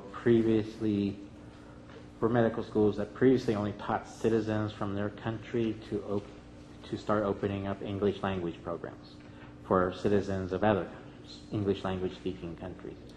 And so that's where we get into the review as a self-assessment, because really we would recognize their students if they met the 13.1A for here, but the English language program needs to be looked at differently. And one of the reasons that is not all English language programs follow the same education path as for their own students, for their own other citizens of their country. Right, and the idea of being English language does not necessitate U.S. and Canada, or England and Australia. It could be Western Europe. Correct. Okay, so it's maybe something to look at in the future for Right. broader. There's a lot of category. schools that are venturing out into that. So, Madam President, members, if I may, we have had applications where applications for recognition where they talk about the applicant or the graduate will practice medicine in like a region, the Pacific Rim, Oceania, whatever. So we're aware of that issue. We're studying it, and we may have some recommendations for the board as it goes Good, forward. thank you. I just wanted to make sure it was on someone's radar. and so that sort of concludes my report on the International Medical Schools update. And so, Before Mr. Warden proceeds, are there any questions about this part of his presentation? so I'm also going to provide an update on the status of the free healthcare event programs, and we're the first board to pass our regulations so that we could meet that requirement of law. We are ready to accept the applications. We've been notified by the Department of Consumer Affairs that there are 2 free healthcare events coming up in California. One in Riverside County at the Riverside County Fairgrounds on April 4th through 7th, sponsored by RAM of California.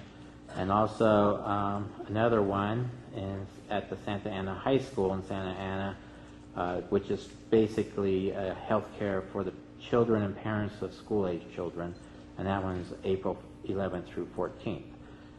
We have not been notified of any out-of-state physicians participating in either of these 2 events that require the 10-day permit to participate. The one of them does have a out-of-state physician coming to participate, but he's already a licensed California physician. So. Great, thank you very much. And that concludes my report. Any questions for any remaining questions from board members for Mr. Warden? Any questions from members of the audience for Mr. Warden or comments?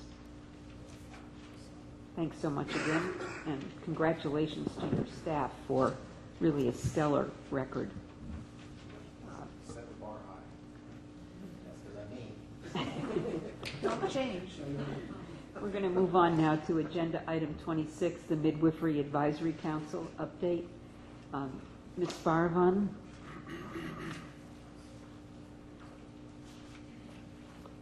Welcome.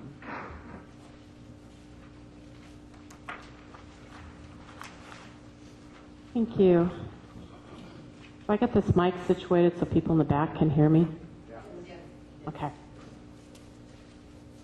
So, in your packets, page 244.1 is the report on the MANA Stats project. The Midwives Alliance of North America, or MANA, is a national organization, actually covers Canada and Mexico as well. And they've created a data collection program over the last 10, 15 years that is collecting data on a national basis. As most of the physicians here would attest, scientific studies that use data that's collected in a prospective manner rather than a retrospective manner is the kind of study you want to have. You want to be collecting data, inputting it before events actually or outcomes are done. MANA has an intact, well-formed data collection system that uses data collected in essentially a prospective manner, as opposed to the way that we're currently collecting data regarding out-of-hospital births attended by licensed midwives in California.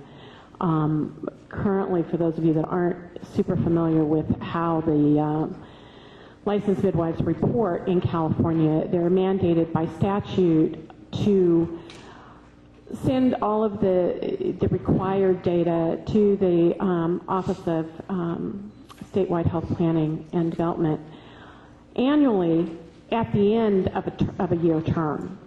So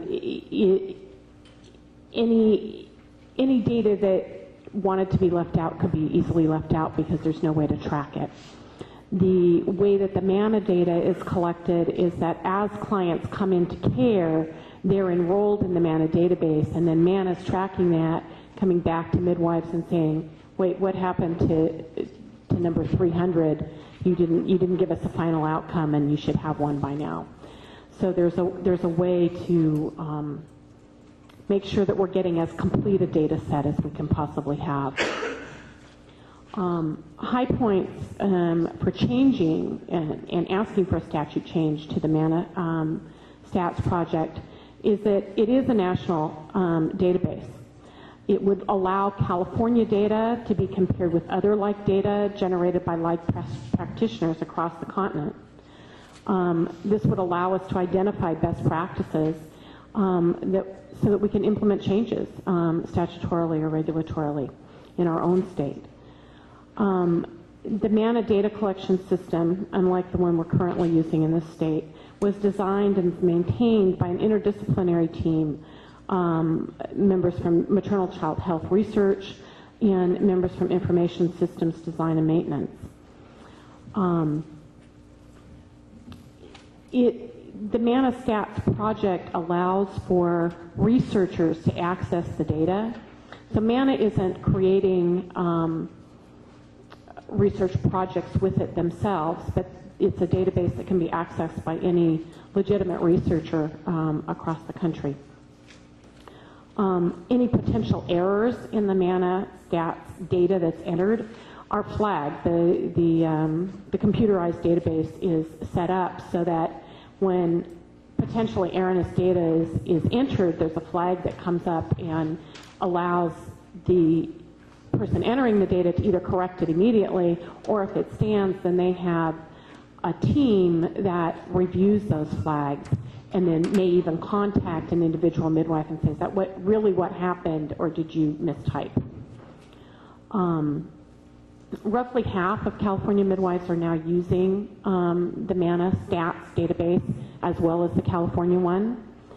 And several other states, including, I learned today, Vermont has now adopted it, are mandating MANA Stats for data collection for out-of-hospital birth. What would be required for California to move to that data collection system would be a legislative change in section, BMP section 2516. And the legislature would need to describe the data to be collected in broad enough terms that MANA could be used. The way that it's currently described is quite a laundry list of what exactly is to be collected. And so it has made it impossible for midwives to just use the report they could generate from MANA and submit that to OSHPD. The reporting deadline, the way that it's set up now, we have midwives are reporting on a calendar year. And because of the review process at MANA, that wouldn't continue to work for us, so we could change to possibly having midwives report on the fiscal year or some other time frame that would make sense in terms of making it all work. There are financing issues. If MANA has a huge influx of data entry because California begins to mandate it, they would need to have some financial assistance in the first year and ongoing so that the data collected remains accurate and good data. So it's my recommendation to the board that it would be beneficial to include this change in statute as part of the Sunset review process that's currently underway. At a time when higher quality information on the safety of out-of-hospital birth is actively sought, it makes good sense for California to utilize the MANA Stats project for reporting practice data by licensed midwives through OSHPD to the medical board. Doing so would leverage an existing and mature process that would result in the most aggregate and accurate data being reported to the board. Bruce Ackerman is also here from MANA if you have questions I can't answer Is there anything I can clarify? Any questions from the board? Dr. Solomon? Well, I guess, how do we know, I mean, granted, prospective data is always better than retrospective, but how do we know that everybody, if it's mandated, is going to start entering data? The way that it's currently done in our current legislation is that midwives cannot renew their license unless they've submitted their data. But how do we know how many patients they took care of? We do not. We don't now. Oh, no, I know, and that's, I think, Yeah. what makes a lot of us feel like we don't know what's going on in the community. And I mean, quite honestly, as a doctor, I can forget to do an operative report, and I'll get an immediate reminder, and I won't do another operation until that thing is done. You know, innocent mistakes happen. You don't always do your homework. But what is the checks and balance so we know how many? I think the only way to absolutely accurately know how many births a particular midwife is doing and whether she's reporting the data on all of those births is to streamline the process of registering birth certificates, which is a whole other nightmare that I'm not going to go into today because it isn't easy. I think you're a genius. I think that is absolutely the way to get the link, because the parent is going to want their child to have a birth certificate, and that would be the only way to know where that child was born. The problem is at the county level, it's incredibly difficult for many midwives to register the births in a timely way as prescribed by law. And we've discussed that ad nauseum over the years, and we can't seem to get any help from the Department of Health Services to get the counties to make the ability, licensed midwives have to register birth within 10 days of the actual event by law. In no county can that happen because of the blockades at the county level to midwives actually being able to do that. So that's an entirely different discussion. The way that it's actually kind of linked. It is. The way that I think that the Madam President, manostats. just quick, thank you so much, but a quick point of order, and that be because of the time constraints, and there's some very important reports that I know I want to hear, and I'm sure my colleagues do as well. If we can keep it discreet to the issue, the request that's being made is some sort of to. So let me jump on your sentence, okay? So I would like to make a recommendation based on this, the Midwifery Advisory Council's request that the board should consider amending the Business and Professions Code, BNP Section 2516, to use the Midwives Alliance of North America prospective data collection and amending BNP Section 2514 to allow the certified nurse midwife to supervise a midwife student. And I need a second to that motion. That's two issues. Well, just tell me to read the first paragraph. Oh, the first part. Take out the second part. We'll stop the sentence at the midwives, the MANA data collection, period. Forget the second. I would second that motion. Okay. Now we'll have public discussion. Discussion on the subject of switching data systems. Dr. Bishop. I would ask how we're going to fund this. I mean, it's fine to have the board incur this, but I think that's not reasonable. Would this be funded by increased licensing costs for the nurse midwives or for the licensed midwives? I would assume that is a function of the legislature to designate how that's going to get funded, and that as we would move forward with an actual bill, that would be dictated at the legislative level. I would just like to. I just want to make sure that gets put into whatever we vote on. If you take a look at page 244.1, the last sentence in there says, modest outlay of fund contributor support during initial uptake to new contributors to the database. I think that's something they're going to have to figure out. The legislature will implement that within the legislation. Right, but I think we have a stakeholder, and we're a stakeholder. I think we need to direct that discussion. It's just fine and well to keep adding on additional fees to physicians' licensure, but I think this is not an important way to do that. I don't think anybody is advocating that we charge physicians for this. There's no charge to physicians on this. Okay. Well, it's a charge to the board, which is primarily physician supported. No. The legislature could allocate funding. We're talking a very small amount of money, about $25,000 to implement it. It's not a huge amount. Any other questions on this topic? Madam President and members, whenever you get around, I'd like to be heard Your on it. microphone, please, I can't hear you. Sure. I'd like to be heard on this, not so much on the merits, but on sort of the legal premise that I'd like to identify. There's a legal question for the board here. Please proceed. Okay. So as I understand it, the mechanism by which we would pay MANA or whatever would be a contract. We would essentially have to contract with them for the provision of this service. So if in fact there's a contract, that would, in my opinion, fall into the competitive bidding requirements of the state of California. And so essentially what the board would have to do is essentially change, in my mind, change this statute to allow the services to be provided by contract. And that way you wouldn't necessarily have to use OSHPD, you could use MANA, and then what would happen is we would release a sort of request for a proposal, a contract proposal, for them to follow, and the mechanism by which you would pay them would be the contract. That's kind of the way I see it. I can easily be persuaded if that's not how everybody else saw it. I just want to point out it's not really proper with competitive bidding statutes to say, thou shalt contract with That's X. absolutely true. You're absolutely right. So But I was under the impression that OSHPD, which is the collector of the data currently in the current fashion, was going to transfer this system over to the MANA if it was approved by this board. It's already been discussed at the MAC board.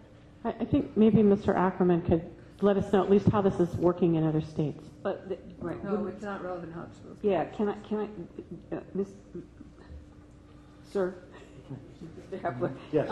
Would the contract not be let by OSHPD since that's where the reports are going to now? I'm not sure who it would be led by. I got the impression that candidly, I wasn't sure what OSHPD's role was going to be, because OSHPD now runs a database that collects the system and reports to us. My initial reaction was that MANA would sort of supplant, not supplement, the OSHPD function, because they would essentially have the database in which data would go into, much like the OSHPD system. So as I read this, I thought it was substitution of one methodology for another. I was under the impression it was together. Certainly, I can, not knowing everything, I can certainly stand corrected, but I think the fundamental issue is if you wish to pay for the services MANA, I do believe that will require a contract. But some of the data still needs to go to OSHPD because they collect all of the workforce data. So you would still need to process that to OSHPD, but you don't need them to be the collector if you have another entity providing that. But you would have to send the data. But you could also update the law regarding the reporting timelines to make it work, and that would have to be a discussion with OSHPD in terms of when they like their data, and I'm not sure when they do. They're just following our current law for the midwifery data, but they do use other data from all of the other licensing boards. So my sense is we don't have a bill. There are some technical issues to be worked out. Okay, put it in sunset. But what I believe we're being asked for today is a sense of the board as to whether we will support moving from the current OSHPD system to MANA, and then work out the technical details. My sense of it is, and maybe we don't even need a motion for this, Madam President, is we want to collect this valuable data. And if we can insert it into the sunset process, we ought to, without violating any of the state's competitive bid requirements. And there should be a way with council to effectuate the board's intent without, I don't want to get into the details. I don't. Okay? We want to collect the data. There's a way to do it. There's a suggestion here. Let's see if we can incorporate it. And I'm perfectly fine with the president discussing with staff and how to do that within the sunset process. I think we can move on. But I don't think you need a motion for that.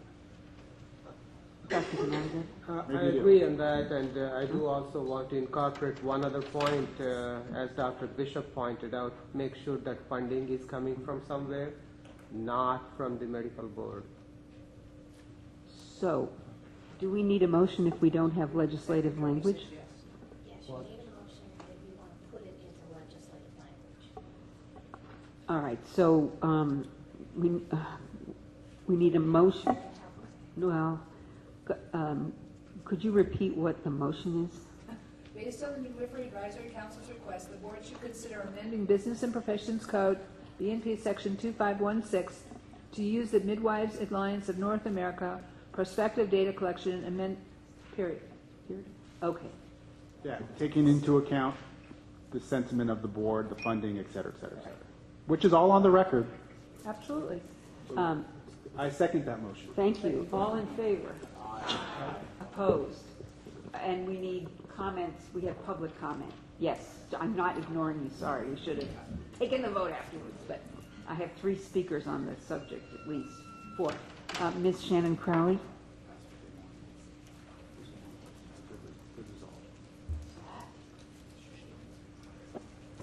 Thank you. Shannon Smith Crowley, representing the American Congress of Obstetricians and Gynecologists for California.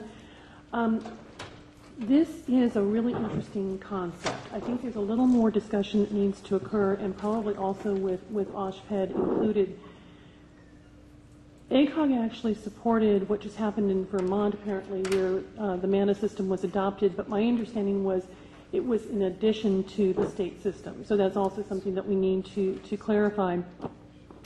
Also, as you have in Appendix B of the document, not all data is going to be collected under MANA, and there's a challenge with if there's specific data that we want, it's a take it or leave it with a MANA system. We can't add fields. And in California in particular, we still have the ongoing issue that we hope to address this year through legislation about the role of the physician and collaboration and supervision and those kind of things that are being reported that are not in the MANA fields. Also, if there's an issue with the state only getting a summary of the data and not raw data, and I don't know if there's going to be, I'd like to have more discussions with the medical board personnel about any interface with the BREEZE system that we were seeing earlier. Another issue that for you to consider is that I'm really struggling with trying to find a way to help with the interface of the working relationship between MDs and midwives and be able to have it be an integrated system and looking at the different problems we're having with liability coverage. And as I'm talking with people, one of the issues is going to be is that we've got a current data collection system, and to change it at this point in time rather than make some fixes could be problematic in terms of the data collection that we can show so far. So it's kind of we're close, but not quite there, I think, in terms of making some sort of recommendation about either changing the system or adopting the MANA system. So what I would recommend is that for there to be further discussion, I think we can talk about before the next MAC meeting and at the next MAC meeting, and then be able to come back to the April board meeting. Okay, thanks. And I clearly was in error by asking the board to vote prior to hearing from members of the public, and I apologize. Mea culpa. Thank you very much. Our second speaker is Karen Ehrlich.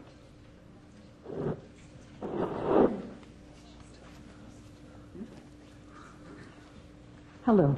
Karen Ehrlich, licensed midwife. I am a member of the Midwifery Advisory Council, and I believe I am the one who began bringing this to the council and to the board, that we change to the MANA stats, because the data that we are getting from the current system is not high quality.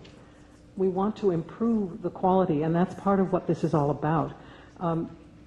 Dr. Salmonson's concern about the fact that we don't know exactly what midwives are doing and how many women they're taking care of, we will get better data on that from the MANA stats than we do from the current OSHPD system.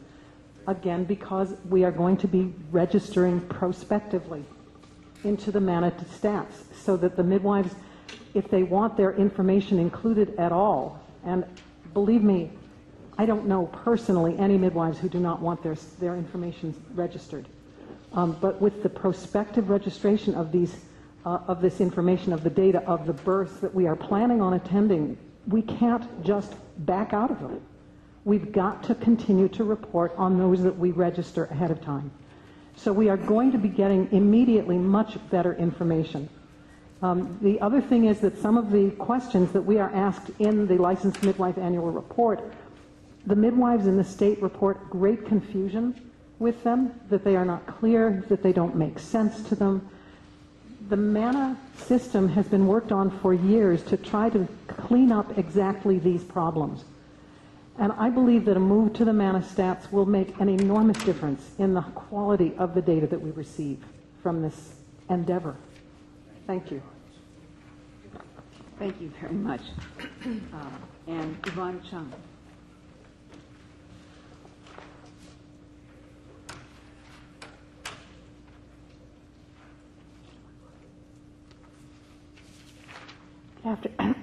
Good afternoon, Yvonne Chung with the California Medical Association. Our comments are largely in support of ACOG's position on this issue as well. We would agree that the current data collection system does have a lot of problems. However, we're not convinced that basically outsourcing it out to an outside non-state entity is the solution. I would actually suggest that the motion be broadened to consider mechanisms for improving the data system, because although we said, we'll work out the details later, in this case, the details are very important in terms of what kind of data the state will actually have access to. My understanding is they'll get a summary report, which will then be aggregated by OSHPD. That's very different than having access to the full raw data, which is what they would do if they were to try and improve the current system. There's nothing that stops the state from developing a system in which the data is collected prospectively, particularly in light of the report from Breeze that at some point in the nearest future we may have the capacity to be able to do it online, when it's similar to how the physicians currently report survey data. So I don't think that we should preclude other options. I think it's a good goal to look at a lot of different solutions, but not to make a commitment to one solution in particular before we have all the details on all the options. Thank you. Thank you, Ms. Chung. Faith Gibson. My name is Faith Gibson, and I'm also a member of the Midwifery Advisory Council, and I wanted to just give you a little bit of historical information about how this all came about, which was some conversations here at the medical board with medical board members quite some while ago now, in which they said that there was a lot of pushback from organized medicine relative to midwives, and particularly planned home birth, and the language that was used in that conversation was that midwives are out there killing babies and the medical board should stop them. And the medical board would say, well, we have no idea what midwives are doing. We don't know how many births they attend. We don't know what their outcomes are. We don't have that authority. And so I personally talked with Vince Marchant, who at that time was administrative aide for Senator Elizabeth Figueroa, who, as you all know, carried a lot of the amendments to the to the Licensed Midwifery Practice Act. I talked with him, and he had me send him an email of what I thought was the best kind of reporting mechanism that we should have to report, so that you, the medical board, would know those exact things. How many midwives were actually attending births, what kind of births they attended, what were their outcomes, all that kind of stuff. So the current list that's in the law right now, I am the guilty party. That is the list I wrote. I didn't know anything about how to collect statistics. It just seemed to me like those were the questions that doctors often had about what midwifery practice. So I now know a whole lot more about statistics than I did then, and was part of the process of trying to craft the questions for midwives to answer. And we've come up with a whole lot of circumstances in which very, very crucial pieces of information are not part of the current way that we're collecting data. And I just want you to hear that that data did not come from God or anywhere down the line. It's not magical, super wonderful data that we all have to depend on for forever. And I really suggest that we move forward by having MANA, which has been doing this. Bruce Ackerman has been doing this since 1993, or before that even, and they have really figured out some really effective ways to collect data that really give you the information that all of you guys want. Thank you. So are there any other members of the public who'd like to comment at this time? So I'm hearing several things, one of which is there's agreement that the current system is not providing sufficient data, both from the perspective of the medical board and from the nurse midwives, who are eager to be able to accurately record and reflect the work that they are doing and to ensure that it's complete. There are questions raised about substitution versus addition of MANA, and whether the substitution might create a level of rigidity where California could not, I guess, add or subtract items that no longer. Yeah, that's already the case. Just let me finish and summarize, and that's one issue that's been raised, and the issue of the legal issue of contracting, and how one would go about evaluating that. And so I don't think we have all the information we need actually to proceed. At least that's my assessment at this time, that we don't have the information we need in terms of, for example, what data elements we're talking about that are not available in OSHPD, unless you have that. The issue is that through the legislative process, this information could be flushed out. The information, in a timely fashion, in order for us to get it done this year, needs to start the discussions. We're not coming to you with the rule already made and the law already in print. So I think that on a go-forward basis, this has been going around and around in circles for months. This isn't something new that they just came up with. It's been going on for a while. So I think that a better way to proceed would be to go on a go-forward basis to take under advisement all of the comments that have been heard here today, be it from the California Medical Association, be it from ACOG, be it from the MAC, and with the executive director, take a look at how we're going to move forward and try and put this into a process of legislation that's going to come back anyway, and then we'll have something more something more in concrete to discuss. Right now, it's too out there somewhere. Great, and as long as what we approve does not constrain the degrees of freedom we have to work with all of the constituents. Right. And I don't believe it does. I'm once again confused. Do we have a motion on the table? Yes, we have a motion, yes. No, we have a motion that... Yes, okay. All right, We have a motion yes. on the table. You have a motion that was made by me and is it seconded. constraining us or not? I do not believe it's constraining. I think the issue is you would like, if I can be so bold, you would like to dump this into the sunset hopper, and then with sort of the understanding that the board would like to move to the MANA process, but the board is cognizant of the supplement versus supplant issue, about data rigidity, about cost, about the payment mechanisms, and hopefully, and without fail, those issues will be addressed in the sunset process. Perfect. What he said.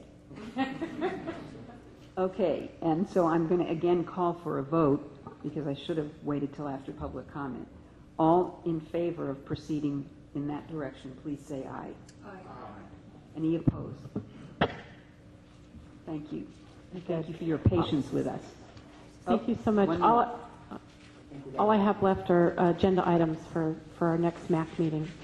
No, I do believe don't you have the C&M issue supervision? Oh, yes. The C&Ms need to be added to, I believe it's section 2514, in terms of being able to supervise midwifery students that are processing towards their getting a licensed midwifery credential in California. Currently, to put that into sunset process as well, because it was the second half of the sentence. Yeah, I thought actually that Ms. I tried, but it report didn't work.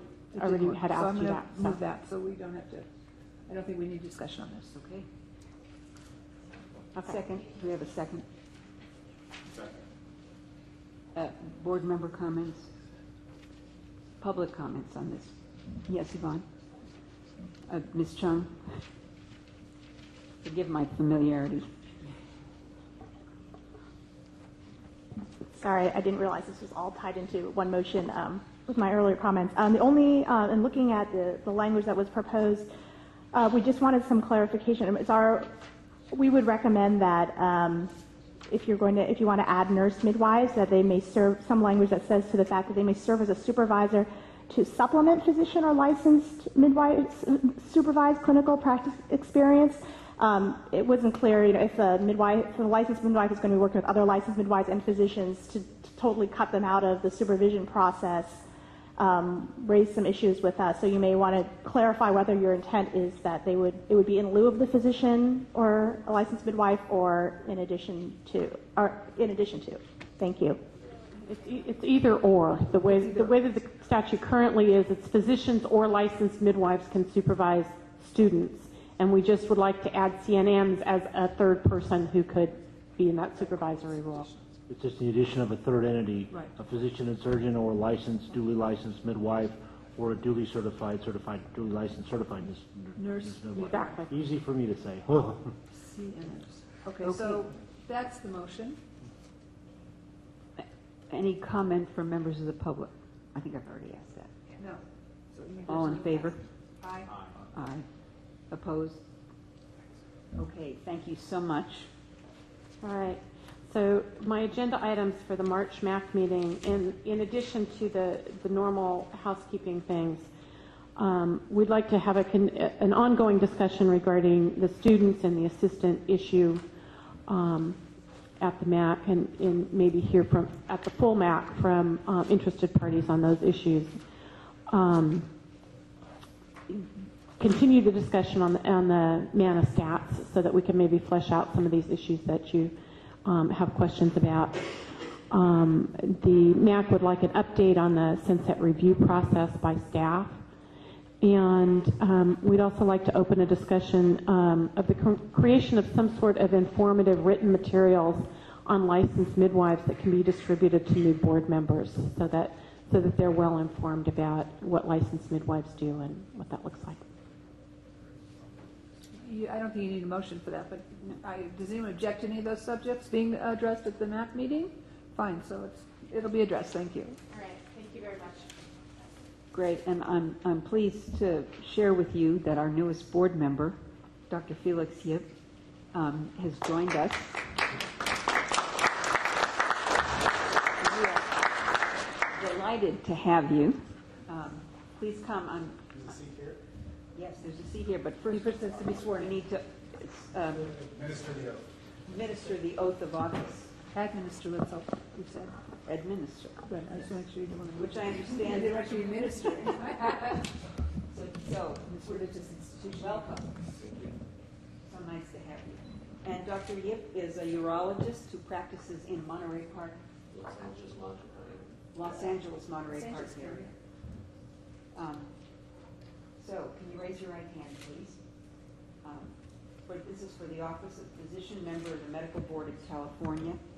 I, Felix Yip, I, Felix Yip, do solemnly swear or affirm do solemnly swear that I will support and defend the Constitution of the United States that I will support and defend the Constitution of the United States and the Constitution of the State of California and the Constitution of the State of California against all enemies, foreign and domestic, against all enemies, foreign and domestic, that I will bear true faith and allegiance to the Constitution of the United States that I will bear true faith and allegiance to the Constitution of the United States and the Constitution of the State of California, and the Constitution of the State of California, that I take this obligation freely that I take this obligation freely without any mental reservation or purpose of evasion, without any mental reservation or purpose of evasion, and that I will well and faithfully discharge and that I will well and faithfully discharge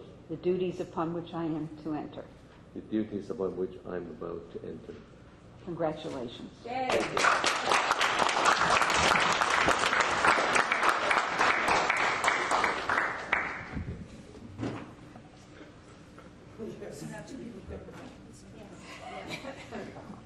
And Ms. Yaroslavsky has reminded us that now two board members can use the facilities at the same time. Thank you, Dr. Yip. As a urologist, you will appreciate this. Yes. We've had some problems today. Okay. We're going to move now to agenda item 27, the Outpatient Surgery Centers Program. Mr. Warden and Ms. Threadgill.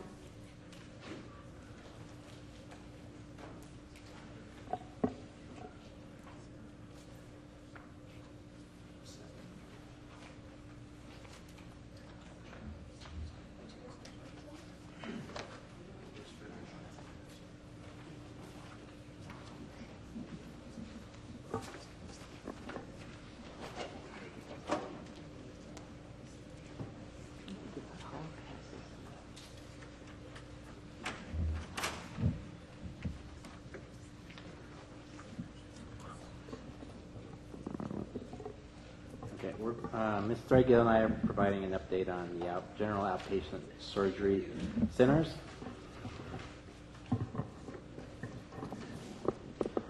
And I'm going to provide some general information. Outpatient surgery center accreditation is a business license. Outpatient surgery centers are not required to be owned by a licensed physician and surgeons. However, an outpatient surgery center that is not owned by a physician and surgeon may not employ physicians and surgeons. Minimum requirements for outpatient surgery centers are set in statute. Accreditation agencies may require additional minimum requirements to meet the requirements for accreditation for that specific agency. Accreditation agencies are required to inspect an accredited outpatient surgery center at least once every 3 years. Accreditation agencies are required to report to the board when the accreditation agency denies, reprimands, suspends, or revokes an outpatient surgery center's accreditation. A complaint against an outpatient surgery center is not necessarily a complaint against a physician. The MBC licensing, enforcement, and legal staff have met with CDPH by telephone in November regarding outpatient surgery centers, adverse action reports, and complaints received by CDPH. The board advised CDPH to send any adverse action reports, complaints that were not within their jurisdiction to Susan Cady, the Central Complaint Unit Manager, or to myself, Chief of Licensing. Embassy licensing, enforcement, and legal staff met again and with CDPH and Consumer Union representatives by telephone also in November. NBC staff advised Consumer Union and CDPH that to date the board has not received any adverse action reports or complaints from CDPH, and that CDPH had determined was not jurisdictional to them. In December, the board's executive director sent correspondence to the executive director to CDPH advising him that we have not received any adverse action reports, complaints from CDPH, and requested CDPH to send all adverse action reports or complaints that were not within the jurisdiction of CDPH to the board for our review to determine if it would be within our jurisdiction.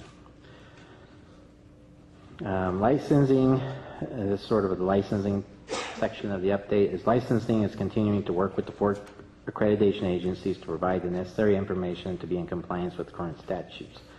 3 of the 4 agencies have almost met all the requirements. The board is continuing to work with these agencies, and licensing will be focusing most of our attention on the accreditation agency that has not proceeded as quickly to meeting those requirements as the board expects. The board's website is updated when the board receives new information from the accreditation agency and also receives a monthly update from each accreditation agency. The board will not be posting information on the board's website for information that occurred prior to January 1st, 2012, as the statute is not retroactive. And as of December 31st, 2012, there were 1,181 accredited outpatient surgery centers. So can I just ask you a question about what you just had to say, please? You suggested that a surgery center that's not owned by doctors may not employ doctors. Correct. Is that what you said? That's correct. So if a surgery center is owned by a non-physician, they can employ someone. Obviously, they're in business to employ someone. Are they allowed to have a fictitious business license? How can they use the term surgery center on a business license? I got a problem with this one. I mean, okay, so let me be candid. So the licenses that we issue to physicians and surgeons are personal licenses. They follow the licensing around. An outpatient surgery is a physical location that we could Google through Google Maps and we could find. We could drive there, we could walk there, we could throw a rock and hit it. So the question is, as far as do physicians have ownership interests in the center? They certainly may be. They certainly do. But if there's an ownership interest within that owns that physician, that outpatient surgery center, it's not licensed by CDPH. It falls then into one of our accrediting agencies. We approve the accrediting agencies. We don't actually approve the physical site.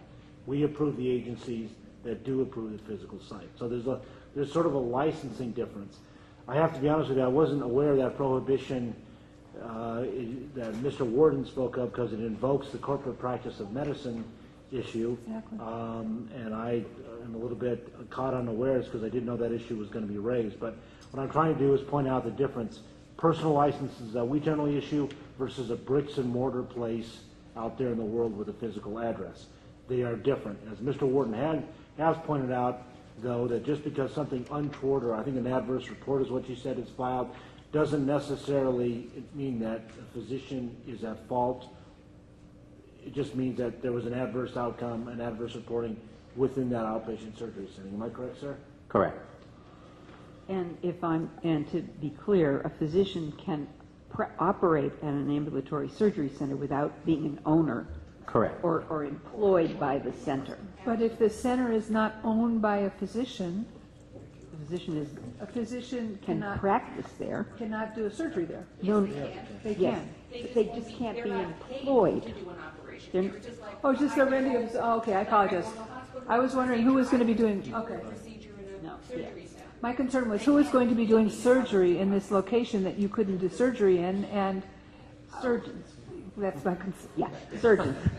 But they are not employees of the surgery center itself. Okay, I wasn't clear on what you had said. It's similar to hospitals. Yeah. It's not any different. And Mr. Warden, I got one more. Who are the three entities who we are accredited, and who is the other entity who is not doing it? If you can reveal.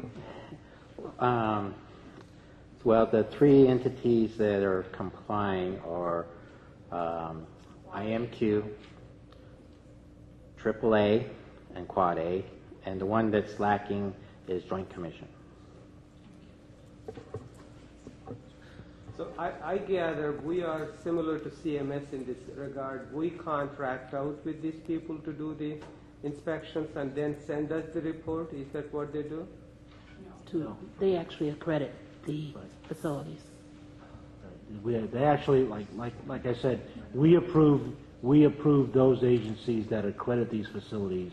So the methodology I use is indirect. It's indirect. Now, there's a statutory responsibility that was contained in SB 100, if I'm correct, Mr. Warden, that required those agencies that we have approved to give us certain data regarding ownership and location and all that sort of stuff so that we can post that on the web. That's correct. Okay. And 3 of the 4 have done so. 3 of the 4 have worked very hard at complying with that, and 1 is farther behind than the rest and has been a little more resistant. So we will be taking the next step to encourage that to happen much more quickly. Ms. Solomon, Dr. Solomon. And maybe they should come at the end for items we'd like, but I would love to have a presentation maybe over time from all of the agencies, but Quad A is the one that I'm most familiar with. But I think it would help board members to understand, because my understanding of it is the facility, its onus is on them to pay whatever fee it is to get the accrediting agency out to inspect them. But I think that perhaps the board and the public would like to know how rigorous that accreditation process is, and perhaps we could have a presentation from whichever agency or all of them over time. Just a thought. Okay, we'll check into that. Dr. Just on the similar is, do we get, if these agencies inspect these surgery centers and they found deficiencies, do they send that information to us? They are supposed to. Okay, that's how I want it. So let me ask you one more question with relationship to what this is all discussing, and that is, if I am a member of the public and I'm going to have surgery in a surgery center by a doctor that has been accredited by one of these 4 agencies, is there a location that I can go to, or I should expect to be able to go to find out if the surgery center in fact is accredited? You can go to our website and look up and see if you can find it on our website. And we have a search by name on our website. And so you can go and see who they're accredited by. Some surgery centers are accredited by more than one of these accreditation agencies. So it's easy to find them by either by address or by name of the surgery site?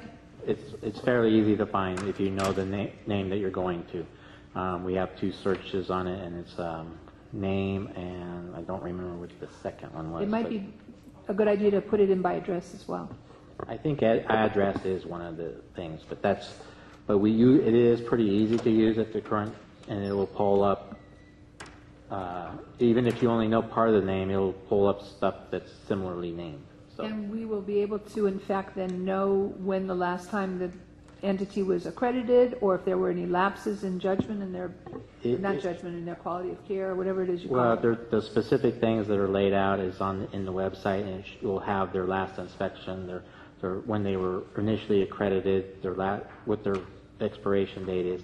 Some of that is the information that is lacking on some of them, but with that we've been collecting all through this last year.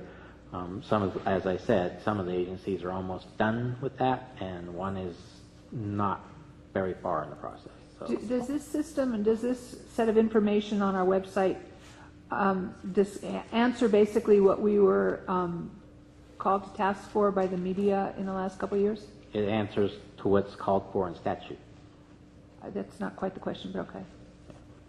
So my question briefly is, we accredit the accrediting agencies. Okay. Correct. So what is our relationship? That is to say, is it revocable at will? Yes, not at will. Not at will, no. All right. So there is a procedure we would have to follow were we to revoke. Is it done annually? Do they apply? I think it's every 3 years. It's every 3 years they renew. All of them are up for renewal at the present time. Well, that's good. Just to clarify, Mr. Wardle, one other thing is, if a consumer goes to our website, can they even locate the centers which fall under CDPH, or only they can find the ones under, say, MBC? Only the ones that are accredited by the 4 agencies. This still confuses people. They do not know. We do also have a link to CDPH, but that's their site, not ours. So. There has to be a uniform so that it's easy for the consumers to know. I just want giving a suggestion for you and CDPH to work together where some uniform way where a consumer just goes there, they can go to, just puts name, and if it doesn't show up in ours, it could be accredited, it could be under CDPH, so they do not know if it is unaccredited or it is accredited by a sister agency. The website on our website tells you about CDPH and gives you a link to go to their website if you don't find it on ours. It doesn't. It's not on ours. It immediately flips you to the Department of Public Health. That's not our website. No, there's another link. We just did it. I'm just telling you. You need to check because it's. Okay. Okay. I just would suggest that let's take this offline. Let's take this offline. For those board members that don't remember, we were raked over the coals pretty severely. I'm talking about extremely severely. And I just want to make sure that we are not only following the letter of the law, but the spirit of the law.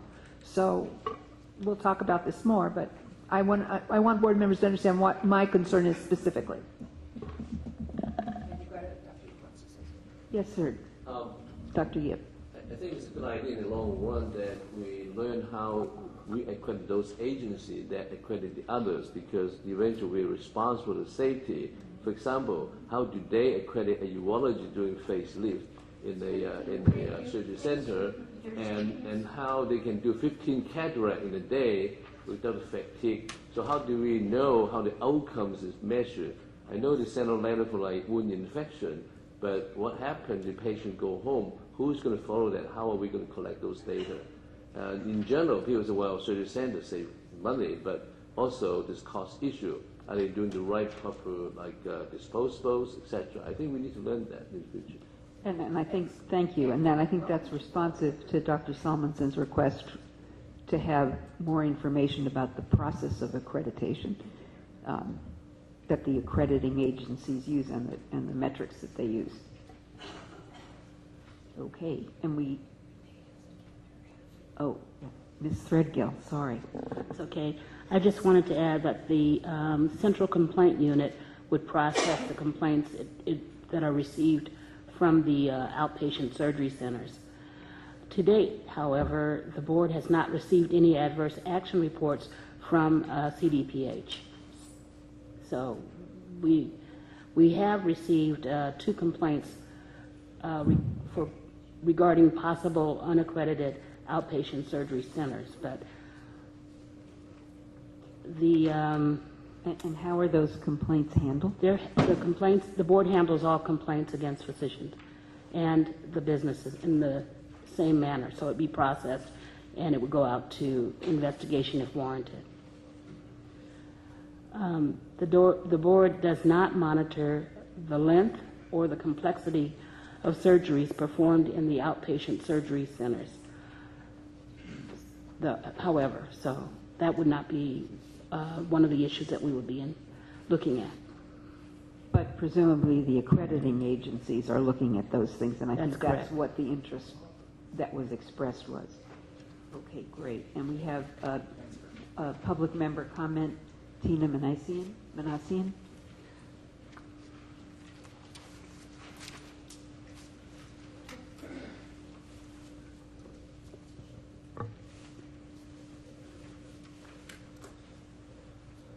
Tina Manassian. I'm here on behalf of the Consumers Union Safe Patient Project, a nationwide campaign that is organizing patient safety advocates from across the state of California as the California Safe Patient Network. I want to speak with you today about issues related to the medical board's responsibility for physician-owned ambulatory surgery centers. Recently enacted legislation, SB 100, requires the medical board to post information on its website regarding ambulatory surgery centers.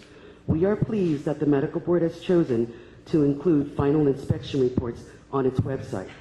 We urge the medical board to require staff to update its website so that the section on accreditation of physician-owned ambulatory surgery centers contains the information required by state law. We recently noted that for 18 of the first 25 surgery centers that came up, when one enters the phrase surgery center, no physician-owned is listed. Also, 7 of these 25 indicated non-reported for accreditation. While an initial accreditation may be listed further up the page, and some of these have dates as old as 2004, statute requires that these facilities be inspected every 3 years. In the Medical Board of California Sunset Review Report, Supplemental 2013, the Medical Board reports that 3 out of 4 accreditation agencies are in compliance with the reporting required by SB 100. However, the missing data we just described occurs across the board.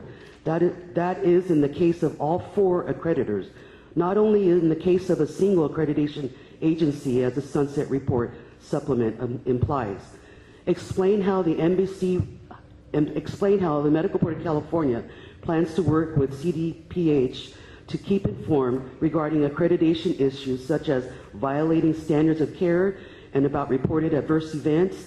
On a recent call with representatives of the Medical Board and the California Department of Public Health, Consumers Union California Safe Patient Network learned that there were conflicting understandings between the 2 agencies about where the responsibility lay for notification of physicians of new responsibilities regarding the reporting of adverse events and for imposing required fines for non-reporting. Provide a link on the Medical Board website homepage to information about physician-owned ambulatory surgery centers and their related accredited information. Similarly, the page that does link to the information required by SB 100 should be far more consumer-friendly than it's now in its language and layout. Require physician-owned ambulatory surgery centers to post notices indicating that they are regulated by the Medical Board of California and that the Medical Board of California is the appropriate place to lodge a complaint about the facilities. This notice should track the current law requiring physicians' offices to provide such notice to patients as described in Title 16, California Code of Regulations, Section 135514, Conduct a patient education campaign to assure that patients are made aware of where they can go to check on the status and history of outpatient surgery settings and to make complaints, and make available on its website past actions by accreditation agencies and any actions by the Medical Board of California against the physician owner, including revocations, suspensions, probations, and reprimands. We urge the Medical Board of California to ask its staff to report back on these matters at the next quarterly board meeting. We look forward to further implementation of SB 100 by the Medical Board. And I do have one more comment for Ms. Greco, if you don't mind. I do. There's an active case you have right now. I can't say the name because you're investigating this doctor. His license, he's had problems with his license, but he has a surgery center, and there's nothing on your website that says anything about that on the accreditation. And the accreditation agency doesn't even mention it either. I have a problem with that. Thank you. You have an accusation filed against him. Thank you. Thank you.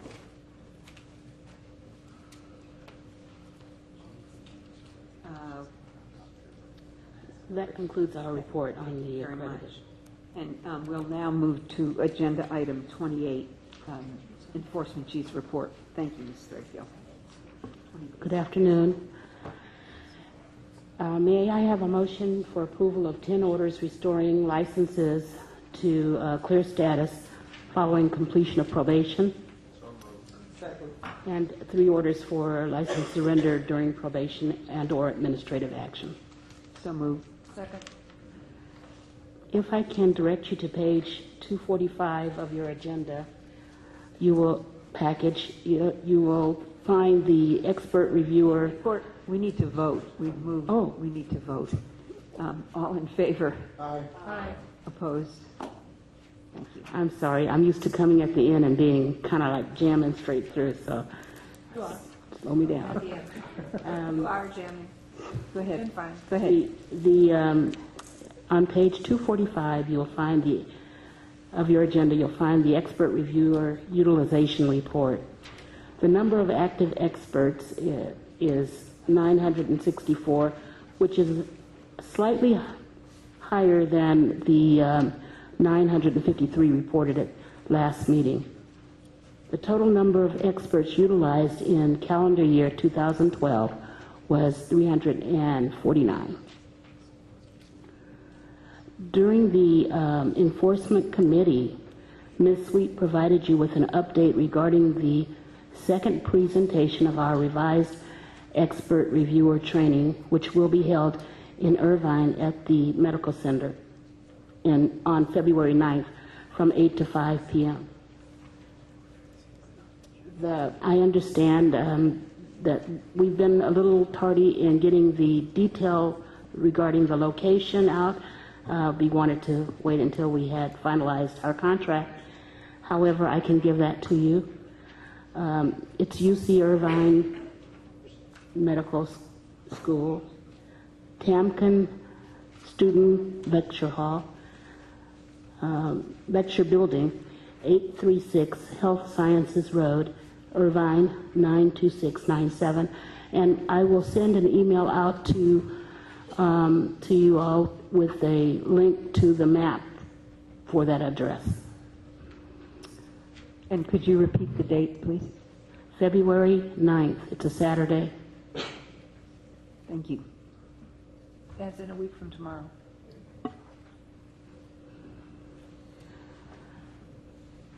The Medical Board continues to support medical-related training provided for administrative law judges. On February 19th, PACE will be doing some presentations, trainings from 9 to 12 p.m. on the following topics: physician choice, clinical judgment, clinical guidelines, rise of evidence-based medicine. On the 21st, they will be presenting training from 1:30 to 4:30 on the topics of addiction, addiction medicine, and the addicted physician. These are interesting sounding subjects, and if you would like to have presentations made to the board on any of this, I would be happy to arrange that. Dr. Lowe is scheduled to present Cardiology 101 training Friday, March 15th, during the lunch hour, they're going to go back to the brown bag format. What does that mean? I'm sorry, at the Brown Act provides for... brown bag, where they're doing it during. I thought there was some new law about lunch, and I was wondering. The current vacancy rate for investigators is 7%, or when vacancies that have identified candidates and background are excluded, the rate is only 1%. The percentage for supervisor vacancies, however, is 19%. And this, the overall vacancy rate for enforcement is 9%, and that's when you combine supervisors and investigators. In calendar year 2012, we were interviewing and hiring with Zest. Our standards and training unit completed 33 background investigations, and our newly hired investigators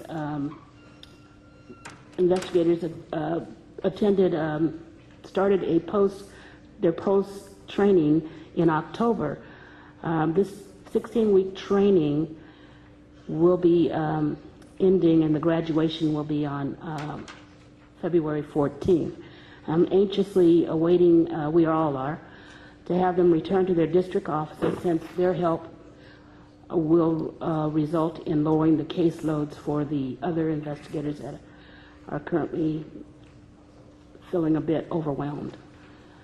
To date, we have hired 3 additional staff that will be required to attend the next scheduled post-training. Additionally, we have begun to advertise 6 new investigator positions, 2 for a district office that only have 5 investigators, to bring them up to the 6 so that they'll all have an equal amount of investigators. And then the other 4 positions, plus a supervising investigator, will staff a new Operation Safe Medicine unit in Northern California. These investigator positions will further help reduce the caseload and thereby help with reducing the average time for the investigations. We only have 1 analyst vacancy in our complaint unit and 1 inspector vacancy in our probation unit. Last summer, we lost our retired annuitant clerical, and this is what Kim spoke of, and we have replaced some of those positions with permanent intermittent clerical staff, but we have some more positions that we still have to fill.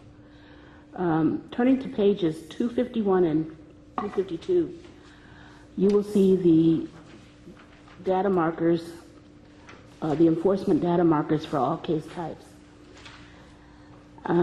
This information is provided in a flow chart on page 254. Are there any questions regarding this data? On page 253, if you turn to page 253, you'll see that when Ms. Katie reported yesterday the progress in the Enforcement Committee, the progress of CCU during the Enforcement Committee meeting, the chart on 253 reflects our progress toward meeting our goal to reduce the complaint processing time, and this is one of the goals from the strategic plan. The complaint unit continues to do an outstanding job of reducing the timeline, and we're down to 63 days with 50% of the complaints being under 50 days. So I thank you, CCU. Turning to page 255, the enforcement time frame continues to improve. The total average days for MBC time is currently 334 days, or 0.92 years. And this is not just the investigator, that includes the complaint unit time. On page 256, you'll see the information regarding suspension orders issued. In this fiscal year to date, there have been 42 of the varying types of suspension orders issued. Of these, 17 are interim suspension orders also known as ISOs. At this point, I'd like to provide you with some information about ISOs as just a reminder of what they are and what it takes to get them. An interim suspension order is considered extraordinary relief, and pursuant to Government Code Section 11529, a standard of proof must be met in order to be granted an ISO. The standard of proof must be consistent with the burden and standards of proof applicable to a preliminary injunction entered into under Section 527 of the Code of Civil Procedure. Since every case presents its own set of circumstances, it's difficult to generalize why an ISO is not currently in place for a particular licensee. Before an ISO can be requested, there are a number of steps that must be taken, such as gathering the medical records, obtaining patient consent, medical consultant and expert review, and on and on, in order to prove that the licensee's continued practice presents an imminent danger to public health, safety, or welfare. Once the investigation progresses and the Attorney General's office reviews the case, a determination is made as to whether there is enough evidence to warrant requesting an ISO. Even after the ISO is requested, if an administrative law judge determines there is insufficient evidence, the request can be denied. Also, due to a 15-day time restraint to file an accusation after being granted an ISO, and a 30-day time restraint between the accusation being filed and a hearing being set, this means an investigation must be nearly complete in order to request an ISO. Depending on the case, gathering the appropriate materials necessary to complete the investigation and request an ISO can be a time-consuming process. Due diligence must be taken to ensure that seeking the ISO is the correct course of action.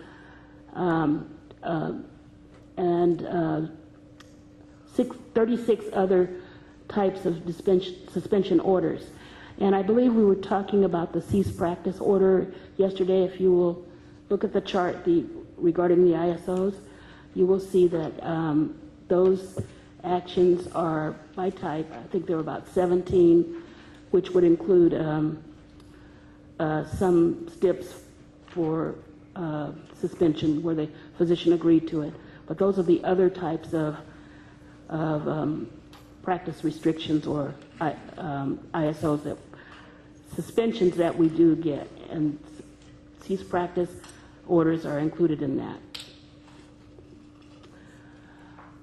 During the previous medical board meeting held in October, a member requested the development of an outreach plan. In response to that request, we contacted the California Medical Association, Director of Education, and have been invited to present at the local county medical society's executive directors meeting held in Sacramento on April 15th. During this meeting, we hope to identify information that the county societies are interested in receiving from the medical board and develop a plan based on their interest. That concludes my report. Thank you, Ms. Threadgill. Questions from board members? Comments? Dr. Bishop. During the past 2 quarters, as I've reviewed cases, I've noticed apparent errors on the part of supervisors, investigators, and expert witnesses that are part of the enforcement division. Is there currently any formal method for doing any self-assessment for the division? Yes. Is that possible to give a report to the board about that? Talk about expert reviewers who have been terminated because of errors? I feel like there needs to be a little more transparency. The expert reviewers are evaluated both at the time of their reviews by not only the med consultant and the investigator, but also the deputy attorney generals. If they testify, they're evaluated as well. When we receive negative responses those evaluations, we first try to remediate. If it's something that we can remediate, we do so. If it's not, if it's fatal errors, then we terminate that individual from the program, and they're notified. How about in terms of the administrative, supervisory, and investigative personnel? Those are personnel performance-related issues, and we address those all the time. How are you notified of those issues? How do you know if there's been an error made? We read the material that you read as well. So if board members had concerns, they would give those concerns directly to you? Absolutely. Okay. I have a question on the number of expert reviewers. It's always been an ongoing struggle to try and find qualified and capable expert reviewers for cases we read, and we have seen errors in compatibility of information. And looking at your chart on cases by specialty sent for review and experts, it seems that the number of active list participants is greater than the list of those that are reviewing cases. Some of them receive are you talking about the multiple cases that were received? No, I'm looking at when list expert reviews 12 cases, one expert reviews 10 cases, one expert reviews 8 cases, versus individual, meaning that they're reading more than one case for us. The object was to spread around the wealth and the engagement and the civic responsibility to participate. So are we doing enough about spreading around the wealth, or we have too many cases in one area and we don't have experts? Or we are definitely cognizant of that. Before they can overutilize an expert, meaning more than 5 times, then they have to get approval. The investigators, meaning they have to get approval to go off the list, or even to use an expert more than that. But part of the reason you may see multiples, sometimes they're related cases, and it wouldn't be efficient to not have the same expert review that case. So it looks like he's being overutilized, but he really had a number of cases that were related, and he's involved in a number of companion cases, and he would continue to review those. what I'm seeing is difficult specialty, limited / availability of experts, and I've got to believe that in certain specialties that we just got to do better at outreach to we do, and more specific. As Linda reported as the executive director reported at our earlier in her report, one of the positions, well, maybe it was in Kim's report. It was Kim's report. 2 of the positions that we're seeking to fill right now from the CPI positions are analysts to do just that for the expert program, to not only be involved in recruitment, but to do the training and remediation for these experts. So might I suggest that once you get a public information officer in place and you've got public affairs, that this is another opportunity to do outreach within the specialty organizations, in addition to doing outreach to engage in what we're doing, is to also ask them to put into their bulletins. Well, I never miss an opportunity when I'm out there doing that outreach to give a request for participation in our program. Good, thank you. Ms. Rodrigo, I have a question, or a request actually, in terms of the ALJ training. Yes. I think Dr. Perry's excellent presentation on the aging physician would be quite valuable for the administrative law judges to hear also. That was how it came about. That you asked, when I was presenting, you asked, I was reporting out what they had been trained on, and you said, oh, that's an interesting. I'm consistent. Yeah.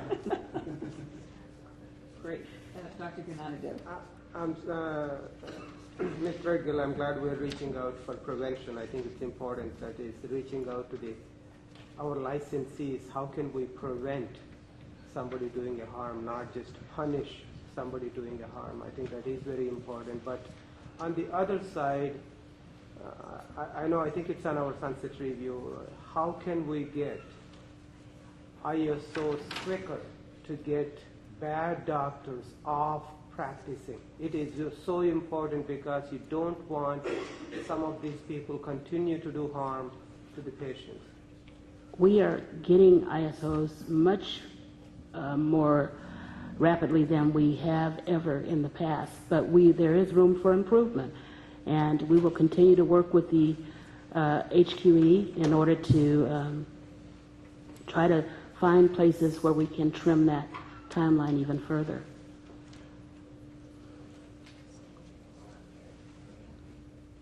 Can I ask if there are comments from members of the public? We have one slip. Carol Gottstein.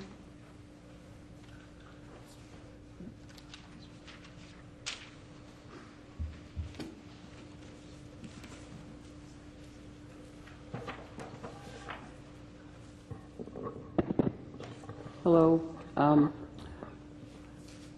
My name is Carol Gottstein. Just by way of background, I graduated from the University of California at Irvine Medical School 20 years ago in 1993, and from UCLA School of Dentistry as a Regent Scholar in 1995. But I'm here today as a healthcare consumer. I had what I would consider an unsatisfactory experience with the Central Complaint Unit. In September 2012, I filed 2 complaints against 2 different doctors. The investigation was closed in a month and a half without investigation, even though I brought one of your own slides from your website. It says, BMP Code Section 2220.08, any complaint determined to involve quality of care before referral to a field office shall be reviewed by one or more medical experts with pertinent education, training, and expertise to evaluate the specific standard of care issues raised. There's more, but the reason I consider the investigation incomplete, before closing this case, the AGPA, the government analyst, never tried to contact me in any way, although in the complaints I provided my email address, my phone, my street address, and I indicated that I had more supportive material to supply, including letters I had received from my health plan documenting that there had been no treatment plan and excessive prescribing of controlled substances. I discovered the same quality of care issues online in decisions at the MVC website that, and many examples that constituted causes for discipline which have resulted in mandating revocation or surrender of licenses. Some of the things I detailed were prescribing methadone in excess of 80 milligrams a day alone, which is considered an extreme departure from the standard of care, not documenting a treatment plan. Failure to order appropriate tests. I apologize, ma'am. Are these ongoing? Have these been resolved? No, this complaint was closed. I called the AGPA. I spoke directly to her. And even though I had filed 2 distinct complaints, 2 different doctors received 2 separate acknowledgments with 2 different dates, I received a single letter closing both of the complaints without investigation, with both the control numbers referenced at the bottom of the letter. Complaints throughout the letter is plural, but the doctors just happen to have the same last name. I won't say what it is, but they were treated as though they were one doctor, even though they're clearly 2 different people with 2 different license numbers. And the errors are severe. Charlene Smith stated the only persons who reviewed the complaint were herself, her boss, staff services manager Paulette Romero, and a DAG whose name she refused to provide, citing evidence code 1040 and government code 6254F as the source of her confidentiality claim, which ironically is the California Public Records Act. I questioned, why didn't the reviewers find departures from the standard of care? And Charlene said, quote, none of us are doctors, ma'am. Seems to be a violation of the MVC policy. She also confirmed that although I provided a signed authorization for release of medical records for each of the 2 physicians, none of my records had even been ordered by herself or her boss, Paulette Romero. This also seems to be a departure from your policy. Her answers to most of my questions about why the complaints have been so rapidly dismissed, a month and a half, with such a cursory review, were quite unsatisfactory. At one point she said the statute of limitations had run out, but she was incorrect. These happened in 2007 and 2008. So what I want to suggest is, Because I survived the experience, she seemed to think that the complaint wasn't worth investigating. Thank you. Thank you. And perhaps you and Ms. Threadgill could talk about this. There doesn't seem to be any way of reopening the complaint or any way to give feedback.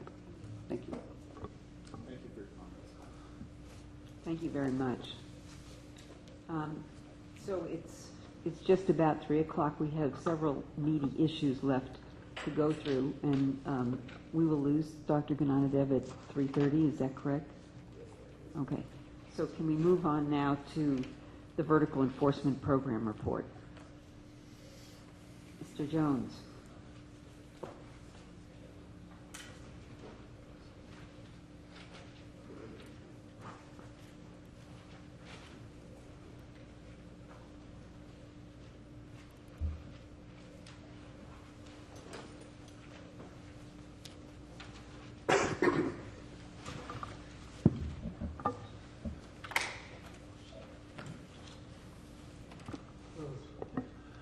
Good afternoon, members of the board, Madam President. Can I remind you to please, the mics are very important, so move it as close to your face as comfortable for you. I shall project. There you go. My name is E.A. Jones III, also known as Terry Jones, and I am the current acting senior assistant attorney general for the Health Quality Enforcement Section, having at least temporarily replaced Carlos Ramirez. My plan today is to summarize for you, members of the board, the preliminary report that you will find in the materials at, I believe it is tab 29. 29, a January 24th, 2013 letter to you members from myself. And just real quickly, it's a preliminary response. As of the time of the letter, we had not received certain data from the board or had just received it before the letter went out.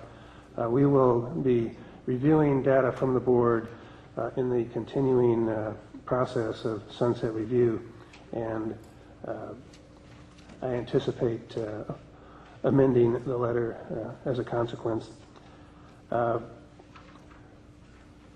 I think to summarize the report, the main point that I want to make is that vertical enforcement and prosecution is working, that it does result in, it has resulted in lowered timelines over the course of the implementation of vertical prosecution since 2006, and that significantly it can result in and has resulted in more serious discipline in settings where the vertical enforcement process is actively pursued during the course of the investigations.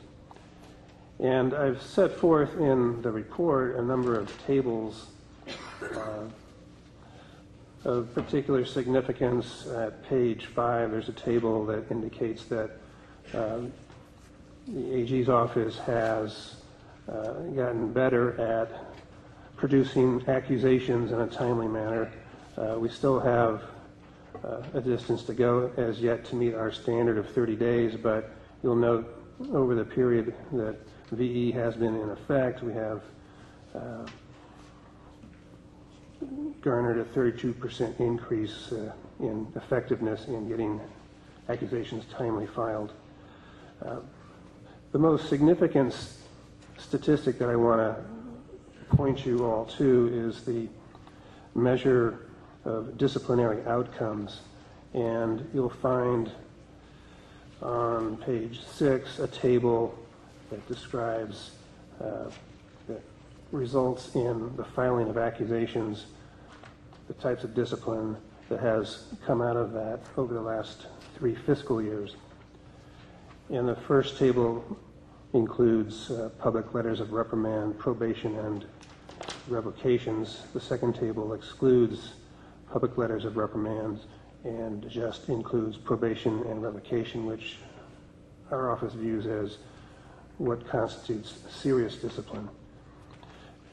The tables on page 7 also address, again, discipline and serious discipline, and they are broken down by the past 3 fiscal years and the types of discipline that have been obtained from the various offices of the Health Quality Enforcement Section. And what I want to emphasize here is that these 3 tables demonstrate that during the past 3 years, imposition of serious disciplinary action in cases handled by the HQE Los Angeles office, which cover the areas that have roughly 25% of the physician population in the state, and where attorneys presently have a greater involvement during the investigation stage, has been consistently and I believe significantly higher, averaging 13 points or more, than offices in Northern California cited by the board in its report, where it maintains that a less hands-on investigative direction takes place. When out-of-state discipline cases are taken out of the mix, the out-of-state discipline cases being not subject to VE since they do not go to an investigation, to an investigative office, the average jumps to 17 points. So I think these statistics do substantiate that the active involvement of the Attorney Generals, Deputy Attorney Generals, does result in greater public protection and should be continued. This is not to say that there are not areas where improvements can be found, and our office desires to continue to collaborate with the the enforcement program and the chief of enforcement and her staff in putting together mechanisms that may improve further the performance of the VE process. Along that line, there are a number of suggestions that I would make. There's some things that can be done to improve timelines. Among those would be going along with a partial suggestion from the enforcement program to take a certain number of cases out of the VE process, specifically conviction cases. Looking at the board's stats for just the last fiscal year of the number of investigations that went to district offices for investigation, fully 14% were conviction cases. And it's our belief that that type of case can be properly investigated without the involvement of a Deputy Attorney General, so those could be removed by way of agreement between the AG's office and the enforcement program from the VE requirement.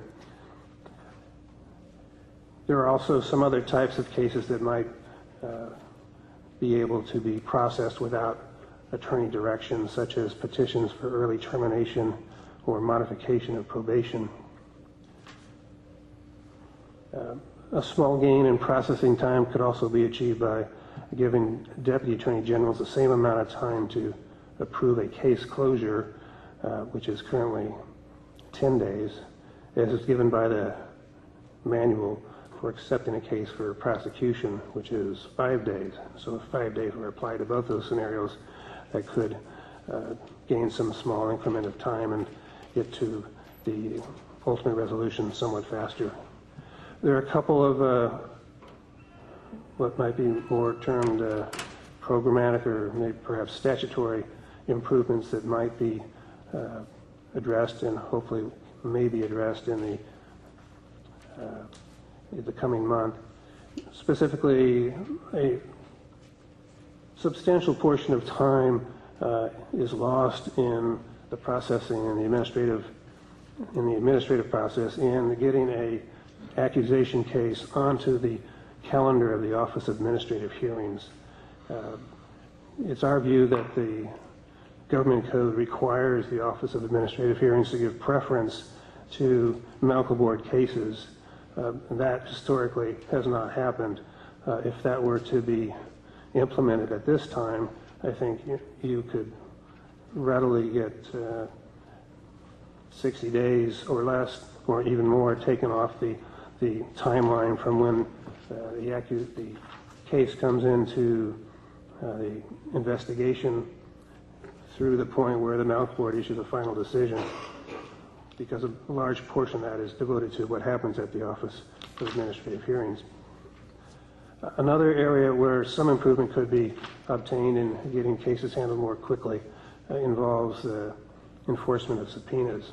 Now that would address a relatively small subset of cases, but nonetheless it is an area where there is a lot of time spent which might be better controlled if the statute required the Superior Court to put a 15-day time frame on orders to show cause for the parties to come in and say why they should or should not comply with a subpoena, and then put another 15-day time frame on orders for compliance should the court determine that compliance is needed. That might end up with a 30-day process from filing to, or from order to show cause to implementation or obtaining the records, whereas it presently can be many months. Superior Court isn't required to give any particular emphasis to medical board cases. So that's an area where in a small subset of cases less time could be spent and some gains realized. Now I'd like to answer any questions members may have. Dr. Gennadiev? Mr. Jones, thank you for actually some decent suggestions how we can cut down the timeline. Your statistics do not reveal if there is a length of time it takes by different venues, the four places you talked about, Los Angeles, San Diego, Sacramento, and so on, San Francisco. Is there a difference between each district office, the amount of time it is taking to get a case resolved compared? Have you looked into that? I don't have those statistics in front of me. It is an item that we could look into.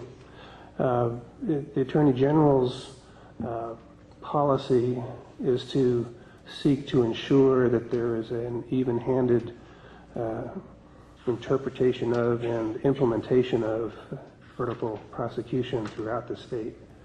And that is something that she is interested in assuring as we move forward. Yeah, if you could provide us that, I think it would really, we can see if there is a difference in different areas, but your suggestions are well appreciated. I think the goal is to really cut down the timeline, how long it takes to prosecute. Mr. Serrano-Sewell, Dr. Bishop, Dr. Lowe. Mr. Jones, thank you for that. This is a great memorandum. And I did appreciate that you offered some specifics around how to improve vertical enforcement. You listed them just now. And to your letter, do you think that'll help with the frustration that you cite that some people feel in the implementation of vertical enforcement? Because my view is vertical enforcement is the law, and by force of law, it brings these two great agencies together to ensure the prosecution is done in a fair fashion, but in a speedy fashion. So are there aspects beyond what you just enumerated that could bring the parties together to work together more, in a better fashion? Beyond some of these specific things, I mean, you give reference to how some investigators are feeling. Is there anything the DAGs can do along those same lines that can improve the working relationship? Well, the manual that we are guided by, which was most recently negotiated between the enforcement staff and the AG's office, and which went into effect in 2011, I believe, it does call for both DAGs and investigators to act courteously and cooperatively. And on a day-to-day basis, the supervising deputy attorney generals attempt to ensure that that happens.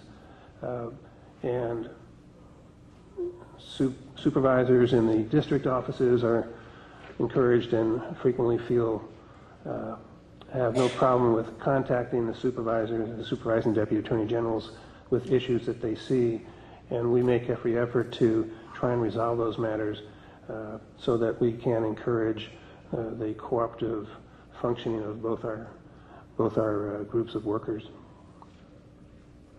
Okay. Dr. Bishop? Hope I'm not being precipitous about this, but I would ask Sharon that we instruct our staff to evaluate each one of his suggestions and get back to us at the next meeting with implementation strategies and if it's something that could be implemented. Thank you. Dr. Lowe? I started with the board just about the time we did the vertical enforcement program. In fact, it was initially vertical prosecution, but it's really enforcement. And I think that timeline is clearly very important and something very easy to focus on, and I think we're doing a better job with it. We're still not there, but we will make improvements. But I don't think we should sacrifice any quality to shorten the timelines. I mean, quality is the most important. Now, it's always difficult when we have cases because the defense always has high-powered attorneys and high-powered professional experts that are compensated at a substantially different rate than our experts. Plus, their experts are focused on the fact that they are usually outstanding presenters and they understand the medical legal process, whereas our experts don't understand it that well, which is why we have this expert training program. So, you know, it's not always as simple as it seems to fix the problem. And, you know, in the beginning, we were supposed to share information through a common kind of software program, which obviously cannot happen because your office doesn't want us to have access to your records and presumably vice versa. I'm not sure, but I mean, I think there are a lot of obstacles that prevent it from being better. But it would seem to make a lot of sense to work more closely with the medical board to be more efficient. In other words, if they're real cases, we want those cases moving forward, but if they're not good cases, then we should, you know, stop before we expend a lot of energy. Now, who is in the best position to negotiate with the Office of Administrative Hearing to prioritize the medical cases ahead of others? Is it the medical board or is it your office? It would probably be both, as providing a united front. The Office of Administrative Hearings, though, is the entity that the medical board essentially contracts with to perform the hearing function. So the AG coming into it is basically an advocate in the system, whereas the medical board, as an entity, is the one that is directing OAH to handle the matter. So I would think, you know, a united front, but it may be that the medical board has to speak directly with the director to ensure that the law is followed. You know, I would like to see some more cooperative effort on a regular basis to kind of make the whole system more efficient, and I'm not sure what prevents us from doing that. Well, our office shares your desire to work more efficiently and collaboratively, and we do take strides to do that. You heard from the executive director's report that she continues to have telephone conferences with me now as the senior. Our SDAGs and myself also meet on a quarterly basis for a a video conference with the enforcement staff, including Ms. Threadgill, in which they have the opportunity to bring issues to our attention and we to theirs. And between times, we do work to work out these issues that have come to our attention. So there are efforts that are ongoing on a regular basis to smooth out the collaboration between our two agencies. I'd recommend locking up the groups together and not letting them out until they work things out. To me, that would stimulate efficiency.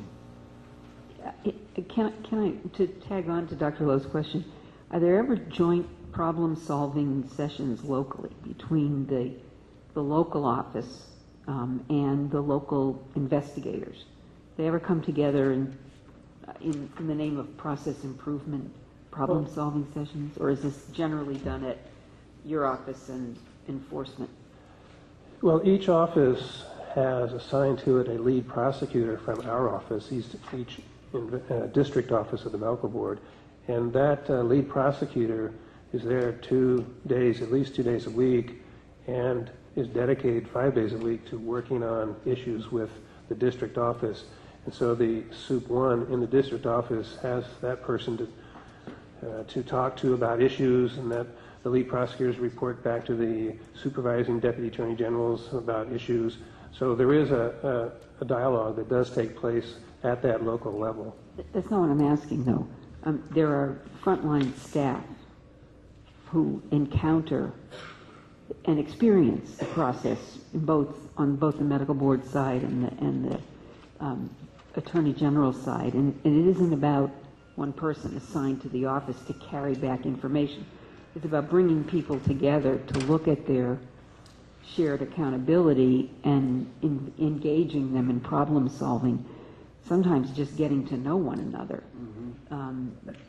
in terms of smoothing the rough edges of what is going to be always challenging work of two different entities trying to solve toward a mutual problem. It just seems to me that there may be a lot of process issues that really only the frontline staff. Well, you're dealing with investigations of specific cases, and you have assigned to each of those cases an investigator and a primary deputy attorney general. And those two individuals are communicating on an ongoing basis. And then you have their supervisors, both in our office and in their office, also copied on the correspondence. And then the LP, the lead prosecutor, is in the office as well, and investigators will go to the LP on occasion just to get some information, or if someone hasn't got back to them, they can go to the LP to get some feedback. So there is a process in place that I think really does facilitate the ongoing investigations at the local level. What I think that Dr. Levine is suggesting, if I might add some clarity from the non-lawyer and non-medical profession, is that there may be an opportunity to identify what the barriers are to getting the job done. And then taking those set of barriers or walls, and everybody getting together in the room and saying, how would it be better? How can we put together a work process chart or work process rules by which we would either have more communication, less communication, show up on Thursday or Friday, or show up at 3 in the morning. I don't know what the parameters are, but somewhere there would be more of an opportunity for the problems that are identified. How can we do them better? Is that what you? Yeah, I'm saying not case-based. Not on cases. I'm just on a work relationship basis. It's basically what Dr. Lowe said: lock everybody up in the room. What we need is a summit where all the important members of the medical board staff and all the members from the Attorney General's office that are involved in this vertical enforcement program get together, have the authority to make meaningful changes that are going to make the system work better. That's what we need. We need a summit. We need to figure out how to do what we're doing better, not necessarily faster, but more efficiently and more with more thought and with more better outcomes. And more better is, I know, not correct English, I'm aware of that, but it makes my point. Would you agree with that, Mr. Jones? That such a summit or something or other may be of benefit to, because to me, vertical enhancement is on the cusp of greatness. It's almost there. but it's not. There's things that are holding it back. And such a meeting, small, doesn't matter, because the day-to-day grind of just doing the job is a lot of work.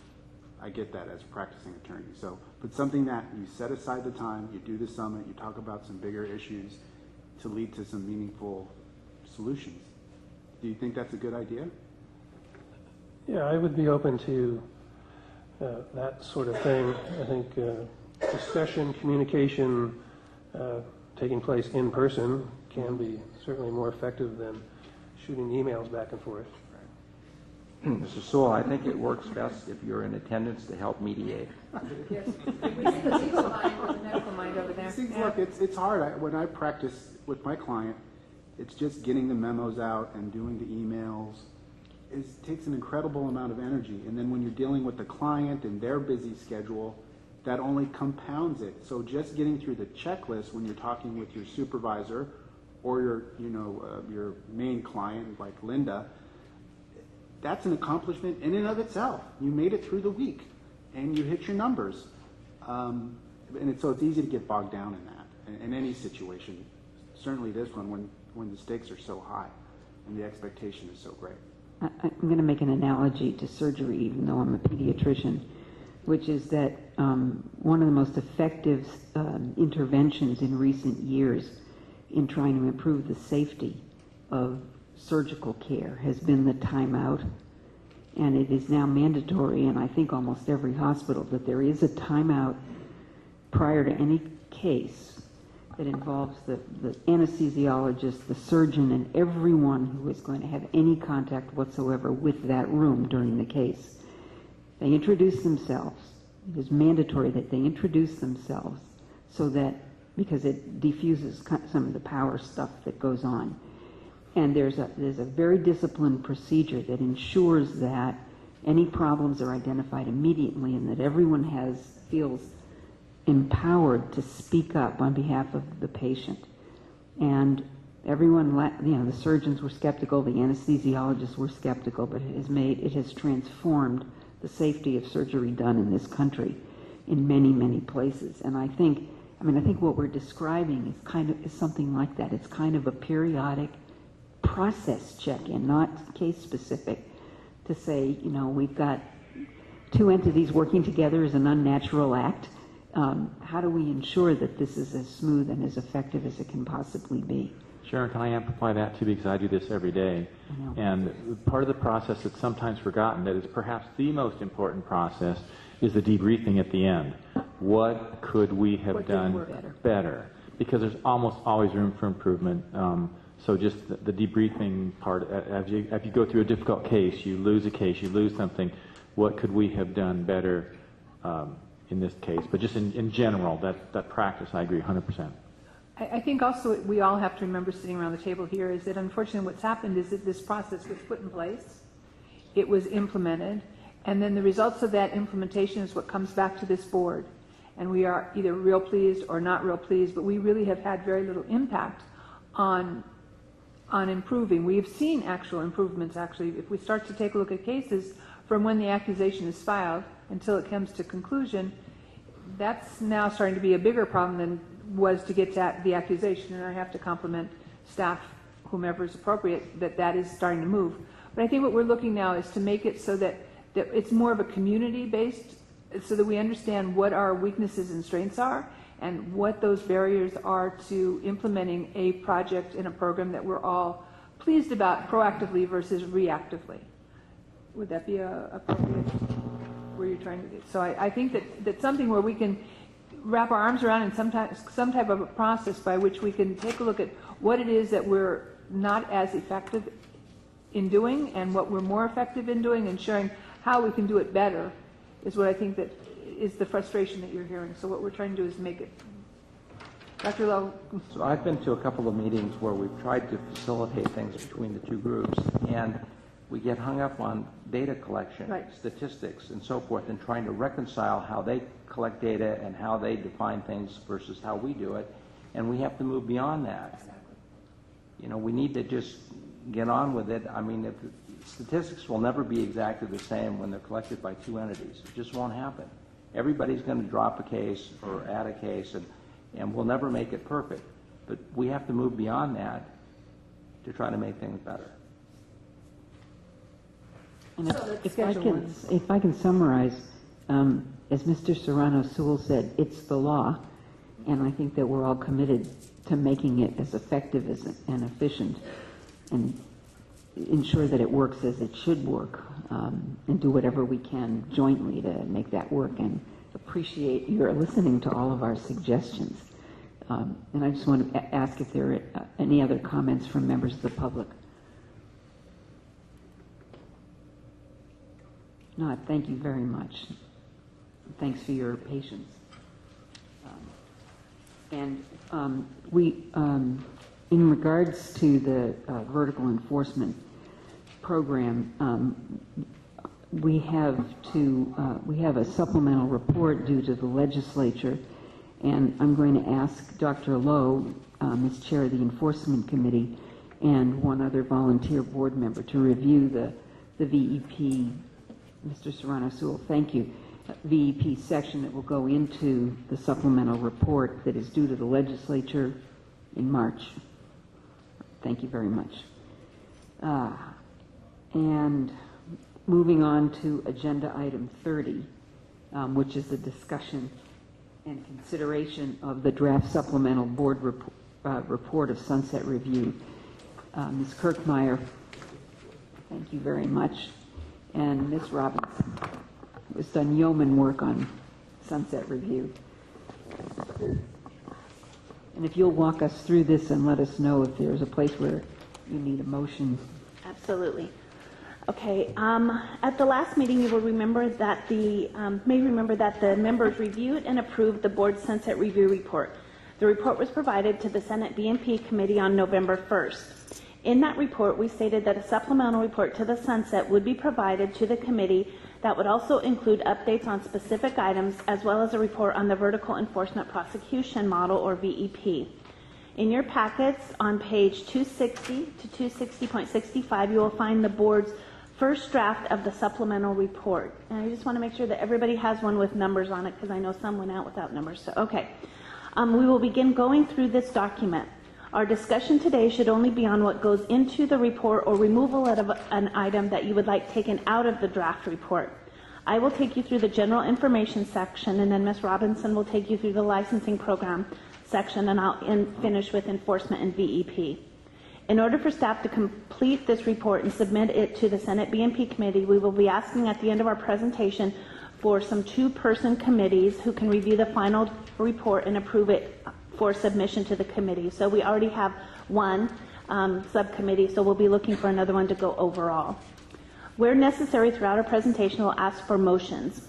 If you have clerical amendments, I would like to request that you provide those to Ms. Robinson or myself after the meeting in order to move through the report. So I'm just going to start. So I'd like to draw your attention to page 260.7 of your packet. This section has updates on general board information. It provides an update on the work staff has continued to do on the BREEZE project, an update on the elimination of the board's retired annuitants, and the recruitment to obtain staff in those place of those positions, and then finally an overall overview and update of the board's joint forum on appropriate prescribing and dispensing.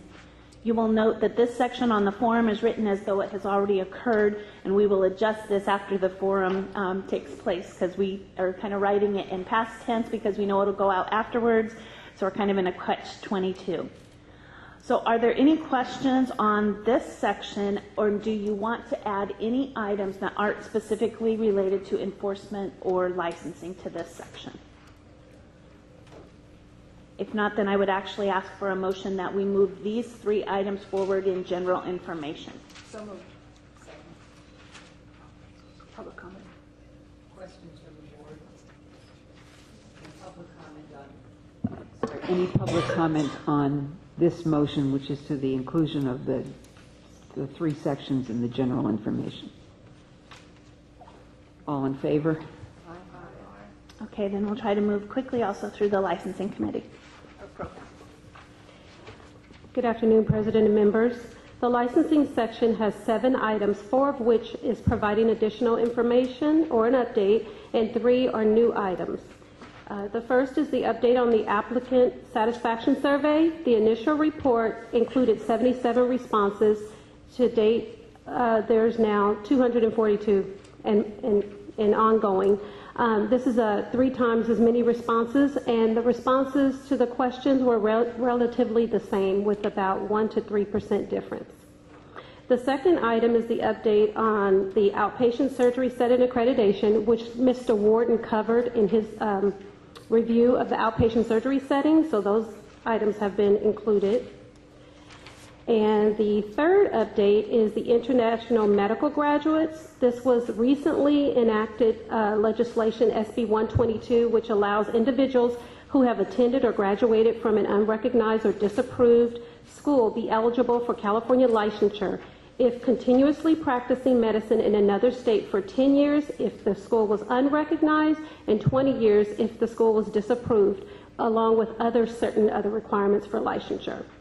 To date, the board has received 2 applications, thus it is too early to determine regulations that may be necessary until more applications are received.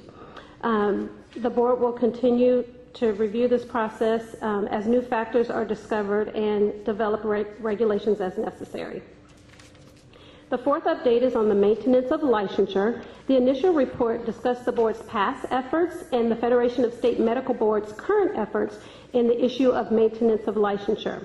This supplemental report discusses the Federation of State Medical Board's 5 pilot programs, of which 12 state boards had expressed interest in participating, but only 9 committed resources to participating in any of the 5 pilots.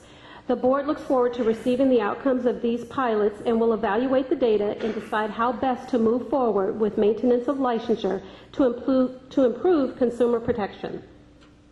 The fifth is international postgraduate training accreditation, which was discussed yesterday in the licensing committee and then presented to the full board. The board has agreed to continue to watch the evolving of this program. This information will be added to the sunset report to inform the legislature that the board is watching this. And number 6, we will add the allopathic and osteopathic postgraduate training programs. This was also discussed yesterday in the licensing committee and presented and approved with the full board. It was added to the supplement report as an issue for legislation. Lastly, number 7, the update on midwifery program. We've added the earlier discussion approving to include in this report the issue of certified nurse midwives supervising, in addition to physicians and licensed midwives, supervising the student midwives. And as Mr. Hepler stated earlier, we have also dumped in the sunset hopper the discussion of the feasibility of using the MANA stats. Are there any questions on any of these items, or is there anything you would like to add to the licensing program section? If none, we ask for a motion to move forward on these items in the licensing, these 7 items in the licensing section. Second. Any board member questions? Any members of the public wish to speak on this? Okay. Okay, thank you. All in favor? Aye. All opposed? Any abstentions? So moved. So approved. Okay, so moving on to Section 3. Section 3 covers the enforcement programs. On page 260.19, we provide an update on the expert reviewer training. This section will be amended slightly after the training next week. On the next 2 pages, we have added a section identifying how the board intends to hire the CPEI positions, and this section is exactly like what was presented yesterday in the executive committee. Before I go to the VEP report, is there anything else the board would like to add for enforcement? And yes. I have one thing I just want to point out that came up yesterday, and you can discuss it as well. The board identified a possible legislative change to suspend an individual who fails to comply with a petition for a mental examination.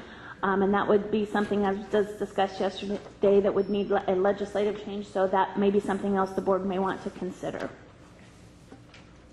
I would add that Ms. to Yaroslavsky. move this discussion forward. But I would like to also add, it seems that from yesterday also we had a situation, and again we've heard today, that there needs to be some skill set, aka the law, in order for us to be able to remove a PLR from our website prior to the 10 years. And that maybe we need to introduce legislation so that in extreme cases we have the final say on what to do. So I think that that needs to be added as well. Ms. Salmonson? I would like to make a modification of that, if we could, to have a legislative mechanism to relook at cases. Apparently a criminal case can get relooked at if more data becomes available. So I would not like to limit it to a PLR. I would say that there should be, I would like to suggest we look at a legislative mechanism to basically appeal or revisit a medical case. I won't go further. Mr. Hepler, did you want to elaborate on what? Certainly. I think there's two issues. Number one is there's the reopening of a rehearing of a case is something that if the board wants to consider it, that's certainly within their want. I would urge caution in that endeavor. The second thing is if there's some more, if there's some issue that you wish to talk about, the posting. Remember what a PLR is. It seems sort of illogical to me that you would want to discuss just PLRs because they're a form of formal discipline, and so is it going to stop at just PLRs or any discipline? And the second thing is there a way that you would want some of the discipline to be sort of like come off the website earlier, be purged earlier? I think there may be ways to address the concern without revisiting a case. That to me is, I think that may be fraught with peril, but again, maybe the sunset review is in fact the way to discuss that issue. I would just urge, as the board proceeds, with extreme caution in reopening a matter that's been closed for years, with stale witnesses, changed facts. Even the criminal expungement process does not render what happened a legal nullity. When you get something expunged off your record, it doesn't render it a legal nullity like it never happened. In the criminal process, you're relieved of some of the essentially trials and tribulations that go around it, but it still happened. In fact, the expungement statute, 1203.4 of the Penal Code, still says even though you get it expunged, you still have to tell us about it whenever you apply for a medical license, whenever you apply for various other licenses. So I urge caution in that regard. So perhaps, again, this is an opportunity for including in sunset review the intent to look at the medical, what is available to the medical board or might be available should new information arise or new evidence arise. I don't know if the members are aware, and I don't know if it was discussed, but there is an opportunity for the individual to file in Superior Court on our cases. I just want to point that out to individuals. I don't know if you are aware of that or not, but they can go to Superior Court if they don't like our decision to file a writ of mandate, I believe is called. I think this is a little bit, I don't think that's quite on all fours of, I don't think this was, if we're talking about the issue that arose itself today, I think the issue is more not whether the testing and the sufficiency of the decision. Testing, I think the inquiry was more, essentially, even though the medical board wasn't part of the litigation that followed, apparently there was some sort of factual finding that the medical board, at least there was a connotation that the medical board was the villain or that the medical board did something untoward. I think what the board is seeking is there a way that somehow that can be cleansed, if you will. And so I think that's the nature. I don't think it's on a traditional writ basis where they're testing the sufficiency of the decision. I think it's more of a, like I said, new information maybe. Contextual, really. I'm a little reluctant. I'm a little reluctant to go on to the specifics of the case. Right. I'm a little reluctant to go any further on trying to advise the board of legal infirmity. I think if the board wants to investigate and possibly deal with it, I think the sunset process would be the way to go. Whatever bubbles out from the sunset, though, I would say that we still have a balance, strike the balance of consumer protection through disclosure and that sort of thing. With that, I'll be quiet. Thank you. You got that right. So what are we left with in that second look then? How are we phrasing that? Instruction? I think you would want to phrase it as, does the medical board want to, through the sunset process, consider some sort of legislative opportunity for a physician who may be disciplined but found out through subsequent judicial review or judicial consideration that perhaps they were not at fault? Is there a mechanism by which, or should there a mechanism be created by which that record can essentially be, for want of a better word, expunged? That's good. That's the sentiment. Okay. And please, any member, please jump in if I've mischaracterized, or you're so bored with what I said. Whatever they can. And then the first item would be to look at removing an item prior to the 10 years? Yes. Any disciplinary item. Yes. And then did you want to add in the issue yesterday about the suspension if they fail to take a petition? Okay. Great. So can I have a motion to So moved. Second. any other comments from board members? Any comments on this piece of the supplemental report? Ms. D'Angelo Falmouth, I have a slip from you. I want to comment on Oh. vertical enforcement. Okay, so, got it, okay. All right, thank you. So we're done with this, and I think we actually have to call the vote, don't we? oh, all in favor? Thank you. Any opposed? Okay. Okay. The rest of the report is the VEP report. And before I discuss this section, I would like to discuss how important statistics are for the board. The board takes its statistics very seriously. In order to ensure consistency, the board currently only has the supervising investigators enter information into the board's database. Additionally, the board staff that reviews entries, and they also ensure that the accurate codes are placed on the system when cases are completed by the district office and when they are transmitted to the Attorney General's office. Staff also cross-reference the information provided in the physical files with the information posted into the database. The board also has a data validation individual who reviews reports and statistics to ensure the data has been entered correctly. The board has also identified reports that are run on a monthly basis to determine if the codes are being entered correctly, and these reports are reviewed and analyzed to ensure that the statistics at the end of the fiscal year are accurate. To measure the effectiveness of the VEP, the board ran numerous reports that showed timeframes for certain activities. For all reports, staff analyzed which cases would be considered part of VEP and excluded all those that are not part of VEP, such as criminal cases, petition cases, etc. Those were all excluded. We really wanted to see where the improvements were in VEP cases compared to pre-VEP cases. And I did just want to point out that we did comply with the Attorney General's letter. I know it was in your document there for statistics. One of the problems that we were having was that because of the way we gather the information, because of the two systems, as Ms. Felmuth pointed out today, we run our data by case number, and they had wanted it by respondent name. So some of the reports we actually had to go back and get detail and run that report, as well as we provided the information from the supplemental report to the Attorney General's office, and again it had case numbers, so we went back and put in the respondent's name so they would be able to identify the information with theirs. So we have complied with that request from the Attorney General's office.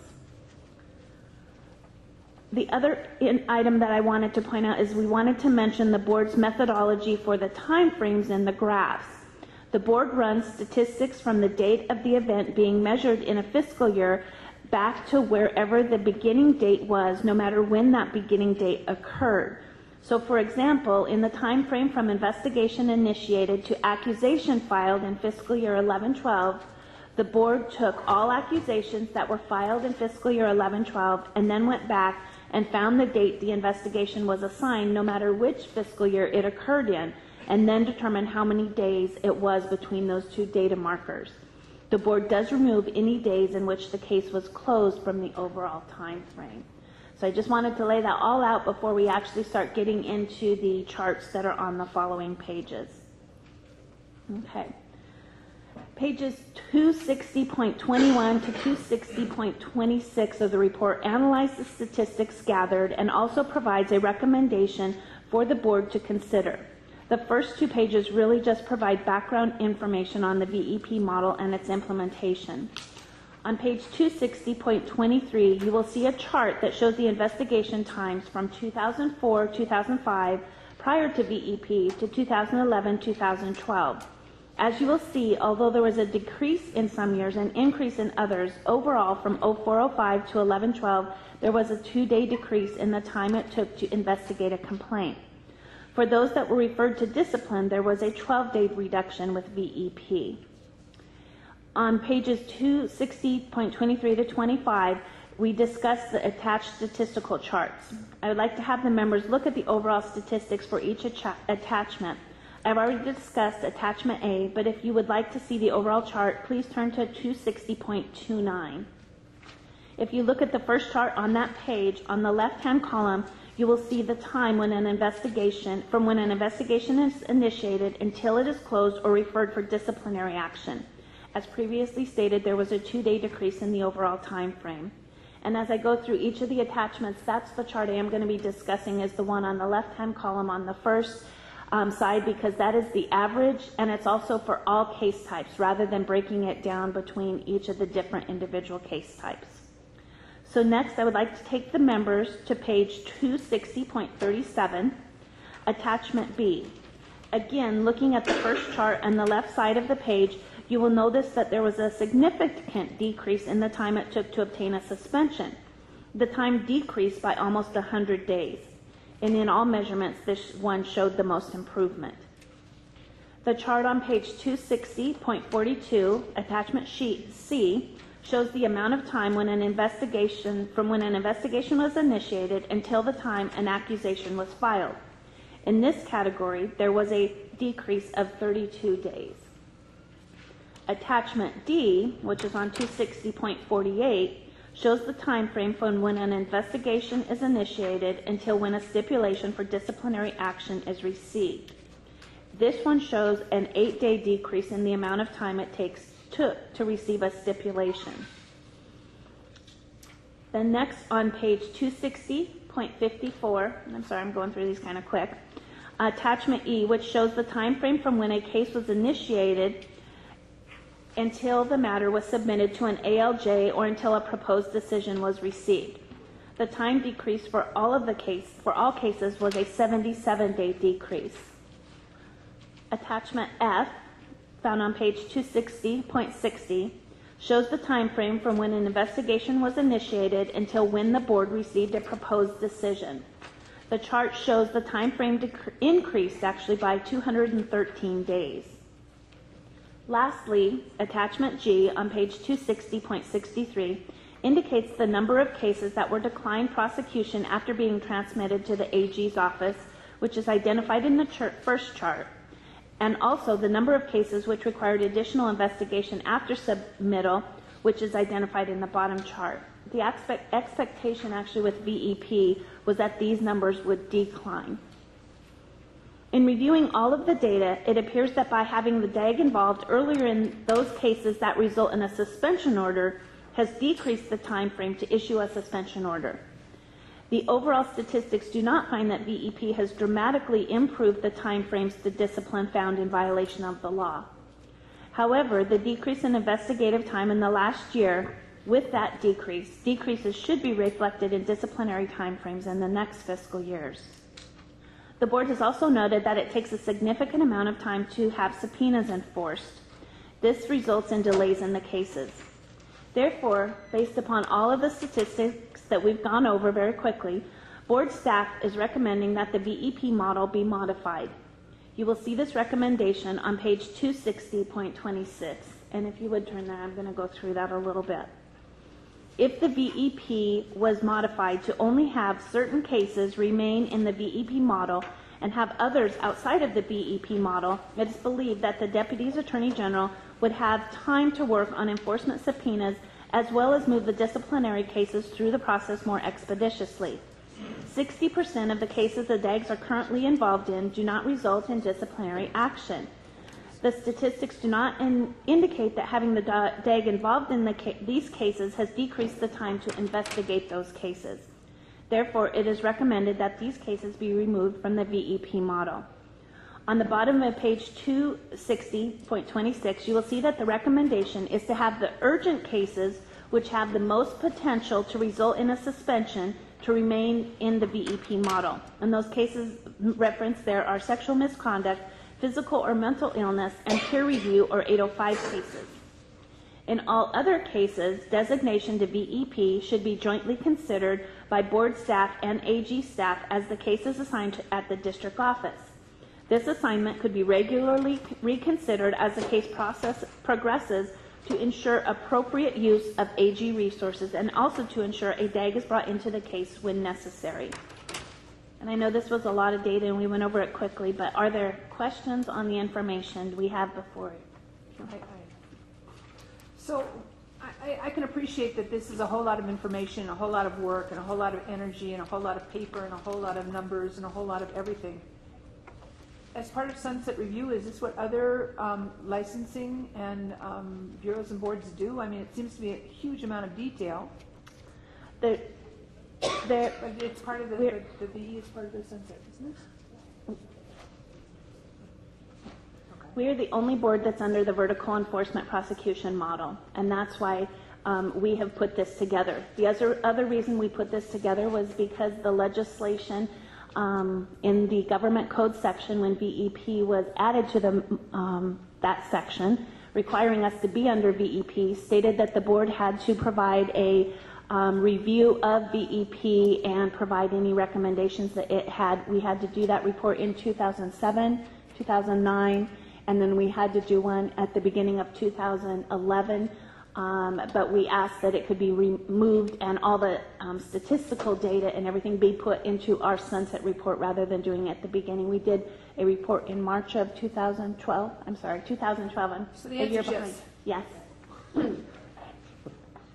Dr. Salmonson. I guess last thing we need is more statistics, but if I'm understanding right, the osteopathic board is not in VEP. That is correct. It'd be interesting to look at their timeline versus our timeline for cases. We do their investigations so that we could look at that. That would be, and then for fraud, for overprescribing, we think we could do analogous cases. They're not in VEP. I assume the numbers are much smaller. What percentage is the question? Yes. Yeah, correct. Right. Proportionately. Dr. Ganandev. Ms. Kashmaier, I gather by listening to you and also Mr. Jones that both sides are in somewhat of an agreement what can be done to improve the process. That's what I'm gathering. So I think maybe there are few differences, but we should actually try to see both sides. Well, and that's going to be my question. Are the Attorney General's thoughts and ours in alignment? That's why I'm just trying to see. I heard both and I thought they were similar, even though I'm sure in detail there are some differences, but can we resolve those? I think the goal is to really make the process work better, faster, and get it done.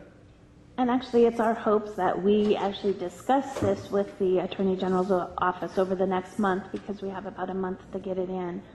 But I can't speak on behalf of the AG's office as to this recommendation. Is it your understanding, though, that the recommendations before us are in alignment with the Attorney General's current thinking? No, based on what he said earlier. I appreciate the honesty. One yes, one no. No. In fairness to the board, I just want to know. That's all. Absolutely. Yeah. I would only add that having ideally, and I do think it's possible, having a joint recommendation to the legislature on this issue, both from the Attorney General's office and from the medical board, will serve the people. Totally agree. Absolutely. So that should guide us. That principle should guide us. And I'm not suggesting that it isn't, but as we enter the final phase, that's going to be, I can't speak for Dr. Lowe, that's going to be my thinking. Because the Attorney General that I know leads by example, and she says we ought to do everything we can to achieve the best public policy, and if that means working across jurisdictional agencies and bounds, then so be it. And I feel the same way. So the intent is that Mr. Jones has made a number of recommendations for improvement. Ms. Kirkmeyer has brought forth a number of recommendations for improvement, and you two are going to talk over the next month and see if we can come up with a joint statement about process improvements in VEP. With the enforcement committee, sorry. Right, I was going to say, we actually, I don't know if we're going to get a motion today, other than to send it to Dr. Lowe and Mr. Serrano-Sewell, and go over these items. That is up to the board at this point as to what direction they would like to go. We've appointed a committee, and the question, I think, to be worked out with the committee, Ms. Threadgill and yourself, is the sequence of events. In other words, when they're asked to look at the final report to review it, and the work that can happen between the AG's office and the enforcement committee prior to the need for the committee to actually review a document. And I think that's where we are. Is that? Yes. Yeah, I mean, just to give you an example of a hospital scenario, the finance and the clinical side never agree on anything till you throw them in one room and say, hey, come up with a solution. So that's what it is. So. And maybe the summit that was recommended earlier by Dr. Lowe, if we could do that sooner, obviously, rather than later. And also, we would really like to have, hopefully Dr. Lowe present at that discussion. And Mr. Serrano-Sewell, who is... We need Dr. Lowe's experience and tenure on the topic in his chair of the enforcement. And we need your presence for, yes. Okay. And we need one other committee appointed, which is to review the supplemental report in toto, and I'm going to volunteer to be one of the two-person committees, and I need another volunteer to work with me. I'll work with you. All right. As long as we've got those guys on the enforcement Dr. Solomon? licensing. Great. Mr. Hepler, do we need a motion to allow the, and I know they're a subcommittee, but as far as the recommendations that we're going to be putting forward, does the board need to delegate to them that decision? Well, exactly my question. Like Kenny Chesney said, you had me at hello, you sort of lost me at the first graph. That's why I went to law school, so there would be no charts, graphs, and math. But you're taking that and you're going to direct the subcommittees to review it. Is that? We're not going to delegate them to review it. We're going to delegate them the authority to make it part of the draft, I would suggest. I don't think we're going to have a board meeting in between the final report. And we're, yes, to approve the VEP section of the final report with encouragement for the recommendations incorporated to incorporate the perspectives of both the Attorney General's office and the Enforcement Division of the Medical Board. Okay, so then you're going to take this report and you're going to work it. And you're going to send it to the subcommittees, and the subcommittees are then going to bring it back to the board, or they're just going to throw it in the report? Well, I think that's a fair question. What's that? Fair question. Okay. I'm sorry, I didn't, I don't know if we gave an update, Ms. Whitney, I'm looking at you. The sunset hearings are March 11th. That is when our sunset hearing is, which means that in order to give the Senate BMP committee time to review this. We do need to get the supplemental report to them, I would hope by the end of February. It's probably for them as soon as possible because they will be writing questions back to us. And I believe GB said that they were going to be given that 2 weeks before the hearing. So that means that they would have to have time to analyze this for their questions. So unless we had another board meeting in between here and then that would work.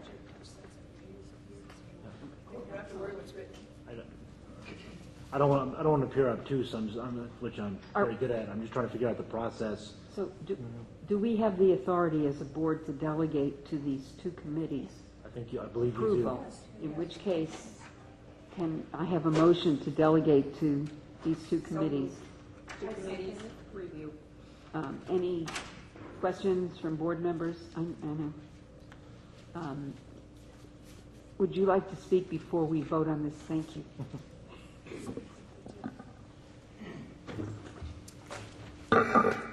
Sorry. Thank you, Dr. Levine.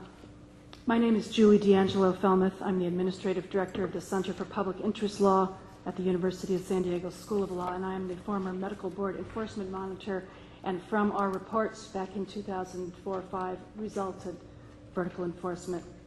I'd like to make a few comments on this section. And I appreciate a number of you today focusing on the fact that speed is not everything. These reports tend to focus on, tend to identify the main goal of VE as being expedited case processing cycles. Certainly that was one goal, but it's not the only goal. Faster is not necessarily better. We were looking for better. We were going for better, higher quality decision-making informed by earlier involvement and meaningful involvement by the attorneys. The board and HQE have been working to implement VE since January of 2006. It's very important to note, especially because I don't believe this supplemental report does, is that during this exact time period, the medical board experienced significant vacancies in its investigator positions. When VE started in 05-06 or January 1 of 06, the medical board had almost 20% fewer investigators than it had 5 years earlier. By October of 2011, the board had a 25% vacancy rate in its investigative staff. The hiring freeze was finally lifted in late 2011, and as you have heard today, the board has begun to fill most of these vacancies. But it's important to recognize that devastating vacancy rate and the fact that VE today is being evaluated in the context of that staggering vacancy rate. The supplemental report contains a lot of detailed data and eye-glazing charts comparing average versus median time frames for various kinds of cases in various stages of the enforcement process. And these data are seemingly presented to you in order to convince you and the legislature that the board's use of VE should either be eliminated or confined to a very narrow subset of cases. And the subset of cases that has been identified for you includes sexual misconduct cases, physical or mental illness cases, peer review cases in which the board has received an 805 report. Obviously, I do not agree that VE should be eliminated. That would be a huge step backwards. I also do not agree that VE should be confined to those three kinds of cases. The medical board itself has said that it considers the majority of cases that get forwarded to a district office for investigation to be complex cases within the meaning of Business and Professions Code Section 2319. Complex cases need VE treatment. That's why VE is there. I'd just like to make several quick observations about the data presented in this report, the supplemental report, and make some preliminary recommendations. First, these data simply compare pre-VE to post-VE timeframes for various stages of the process. The timeframes coincide exactly to the rise and fall of the number of filled and vacant medical board investigator positions, yet no mention is made of that. For example, on pages 20 to 21 of the supplemental report, it cites increased or spiking investigative timeframes from 06-07 through 10-11, exactly when the board had this huge vacancy rate in its investigators. Once the board began to fill the timeframes, the vacancies, the timeframes have dropped back to where they were before and even lower. Secondly, The data in this supplemental report do not square with the data that you reported last October 1 in your annual report of 2011-2012. A couple of examples. Average number of days to complete investigations, all types. Your annual report says 264 days. This supplemental report, 298 days.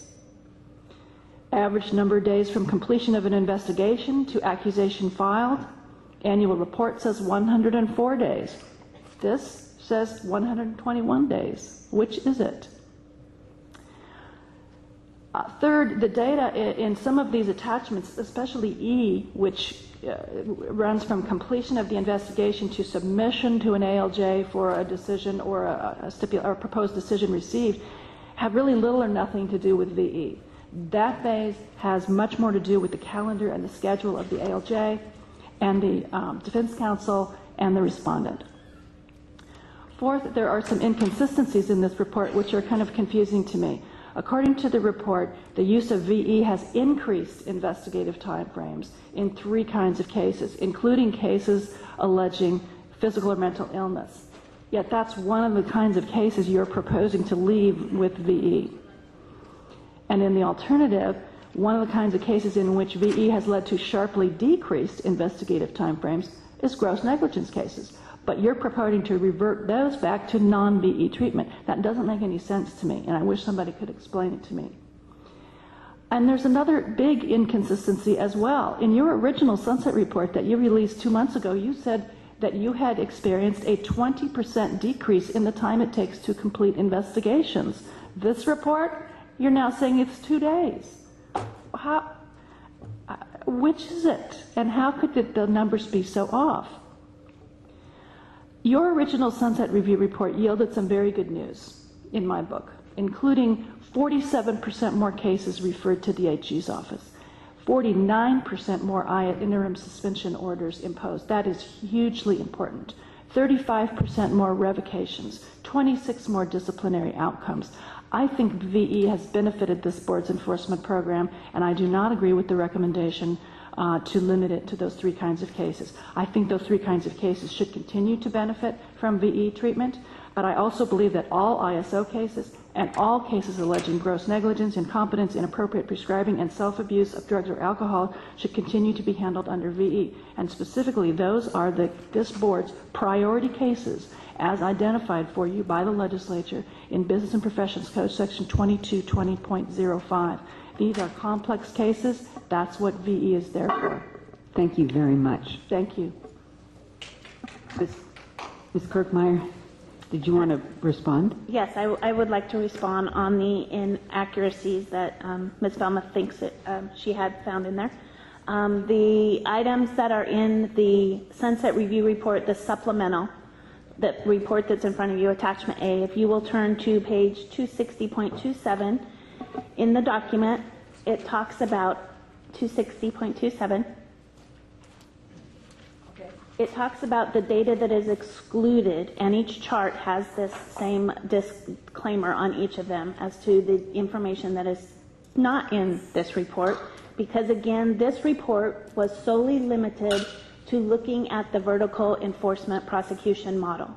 Our annual report, as well as the response to the Sunset report that is in the first binder that you received back in November, all pertain to all overall enforcement actions. It was not solely limited to vertical enforcement. What we have tried to do is show you timelines for vertical enforcement prosecution cases.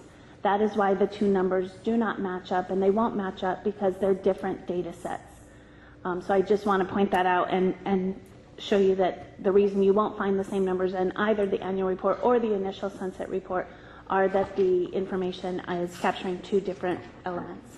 Might I suggest then we make that very clear to the legislature in case one of them looks at the yearly report and says Absolutely. the same thing? Yeah, I was hoping that if they read this, they would know that, but hopefully we'll point that out better. All right, thank you very much for the clarification. One more thing, Dr. Levine, I can't let this go in, and we had intended to put this in here, we kind of ran out of time, but in regards to the vacancy rate, we will identify vacancy rate in here and show it for the supplemental report. But I do want to point out that actually our numbers looked really good when our vacancy rate was high in the last fiscal year, where we did actually the best investigation time due to the efficiencies that our enforcement process went through with Dr. Lowe's guidance and direction. And so the vacancy rate was actually the highest in that year. And we will show that in our supplemental report. Great, thank you very much.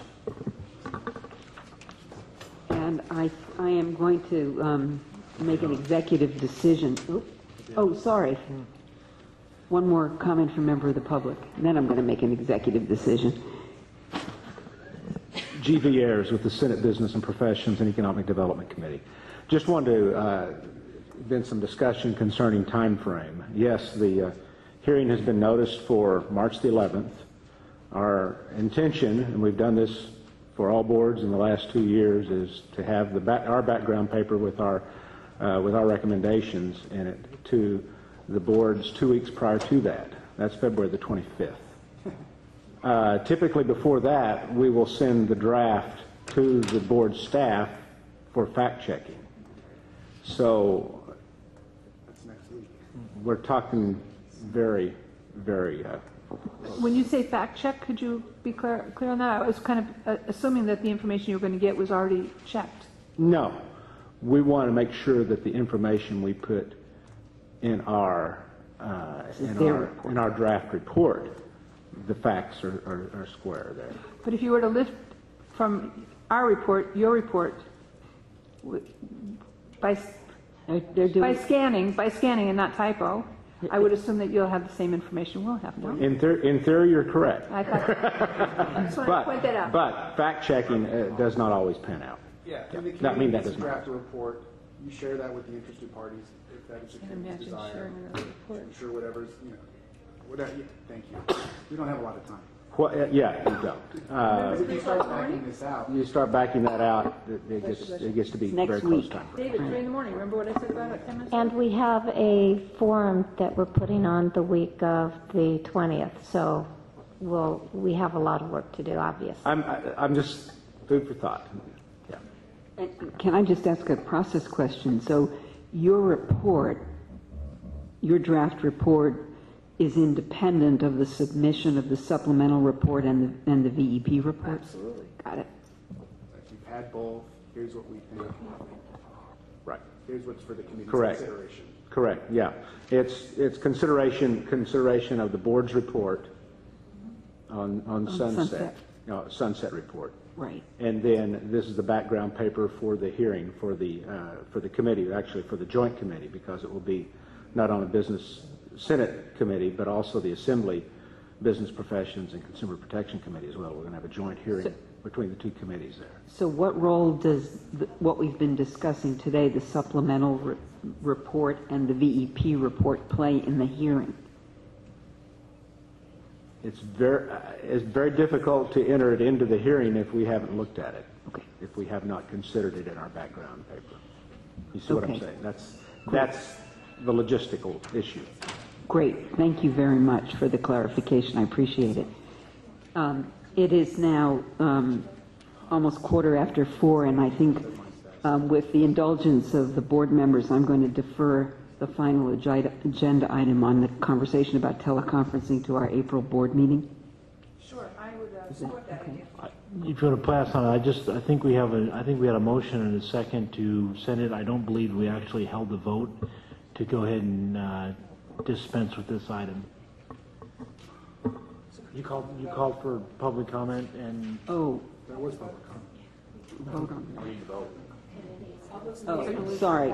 All in favor of the two committees to review and to be delegated the authority to approve on behalf of the board the VEP report and supplemental review, please say aye. Aye. Any opposed?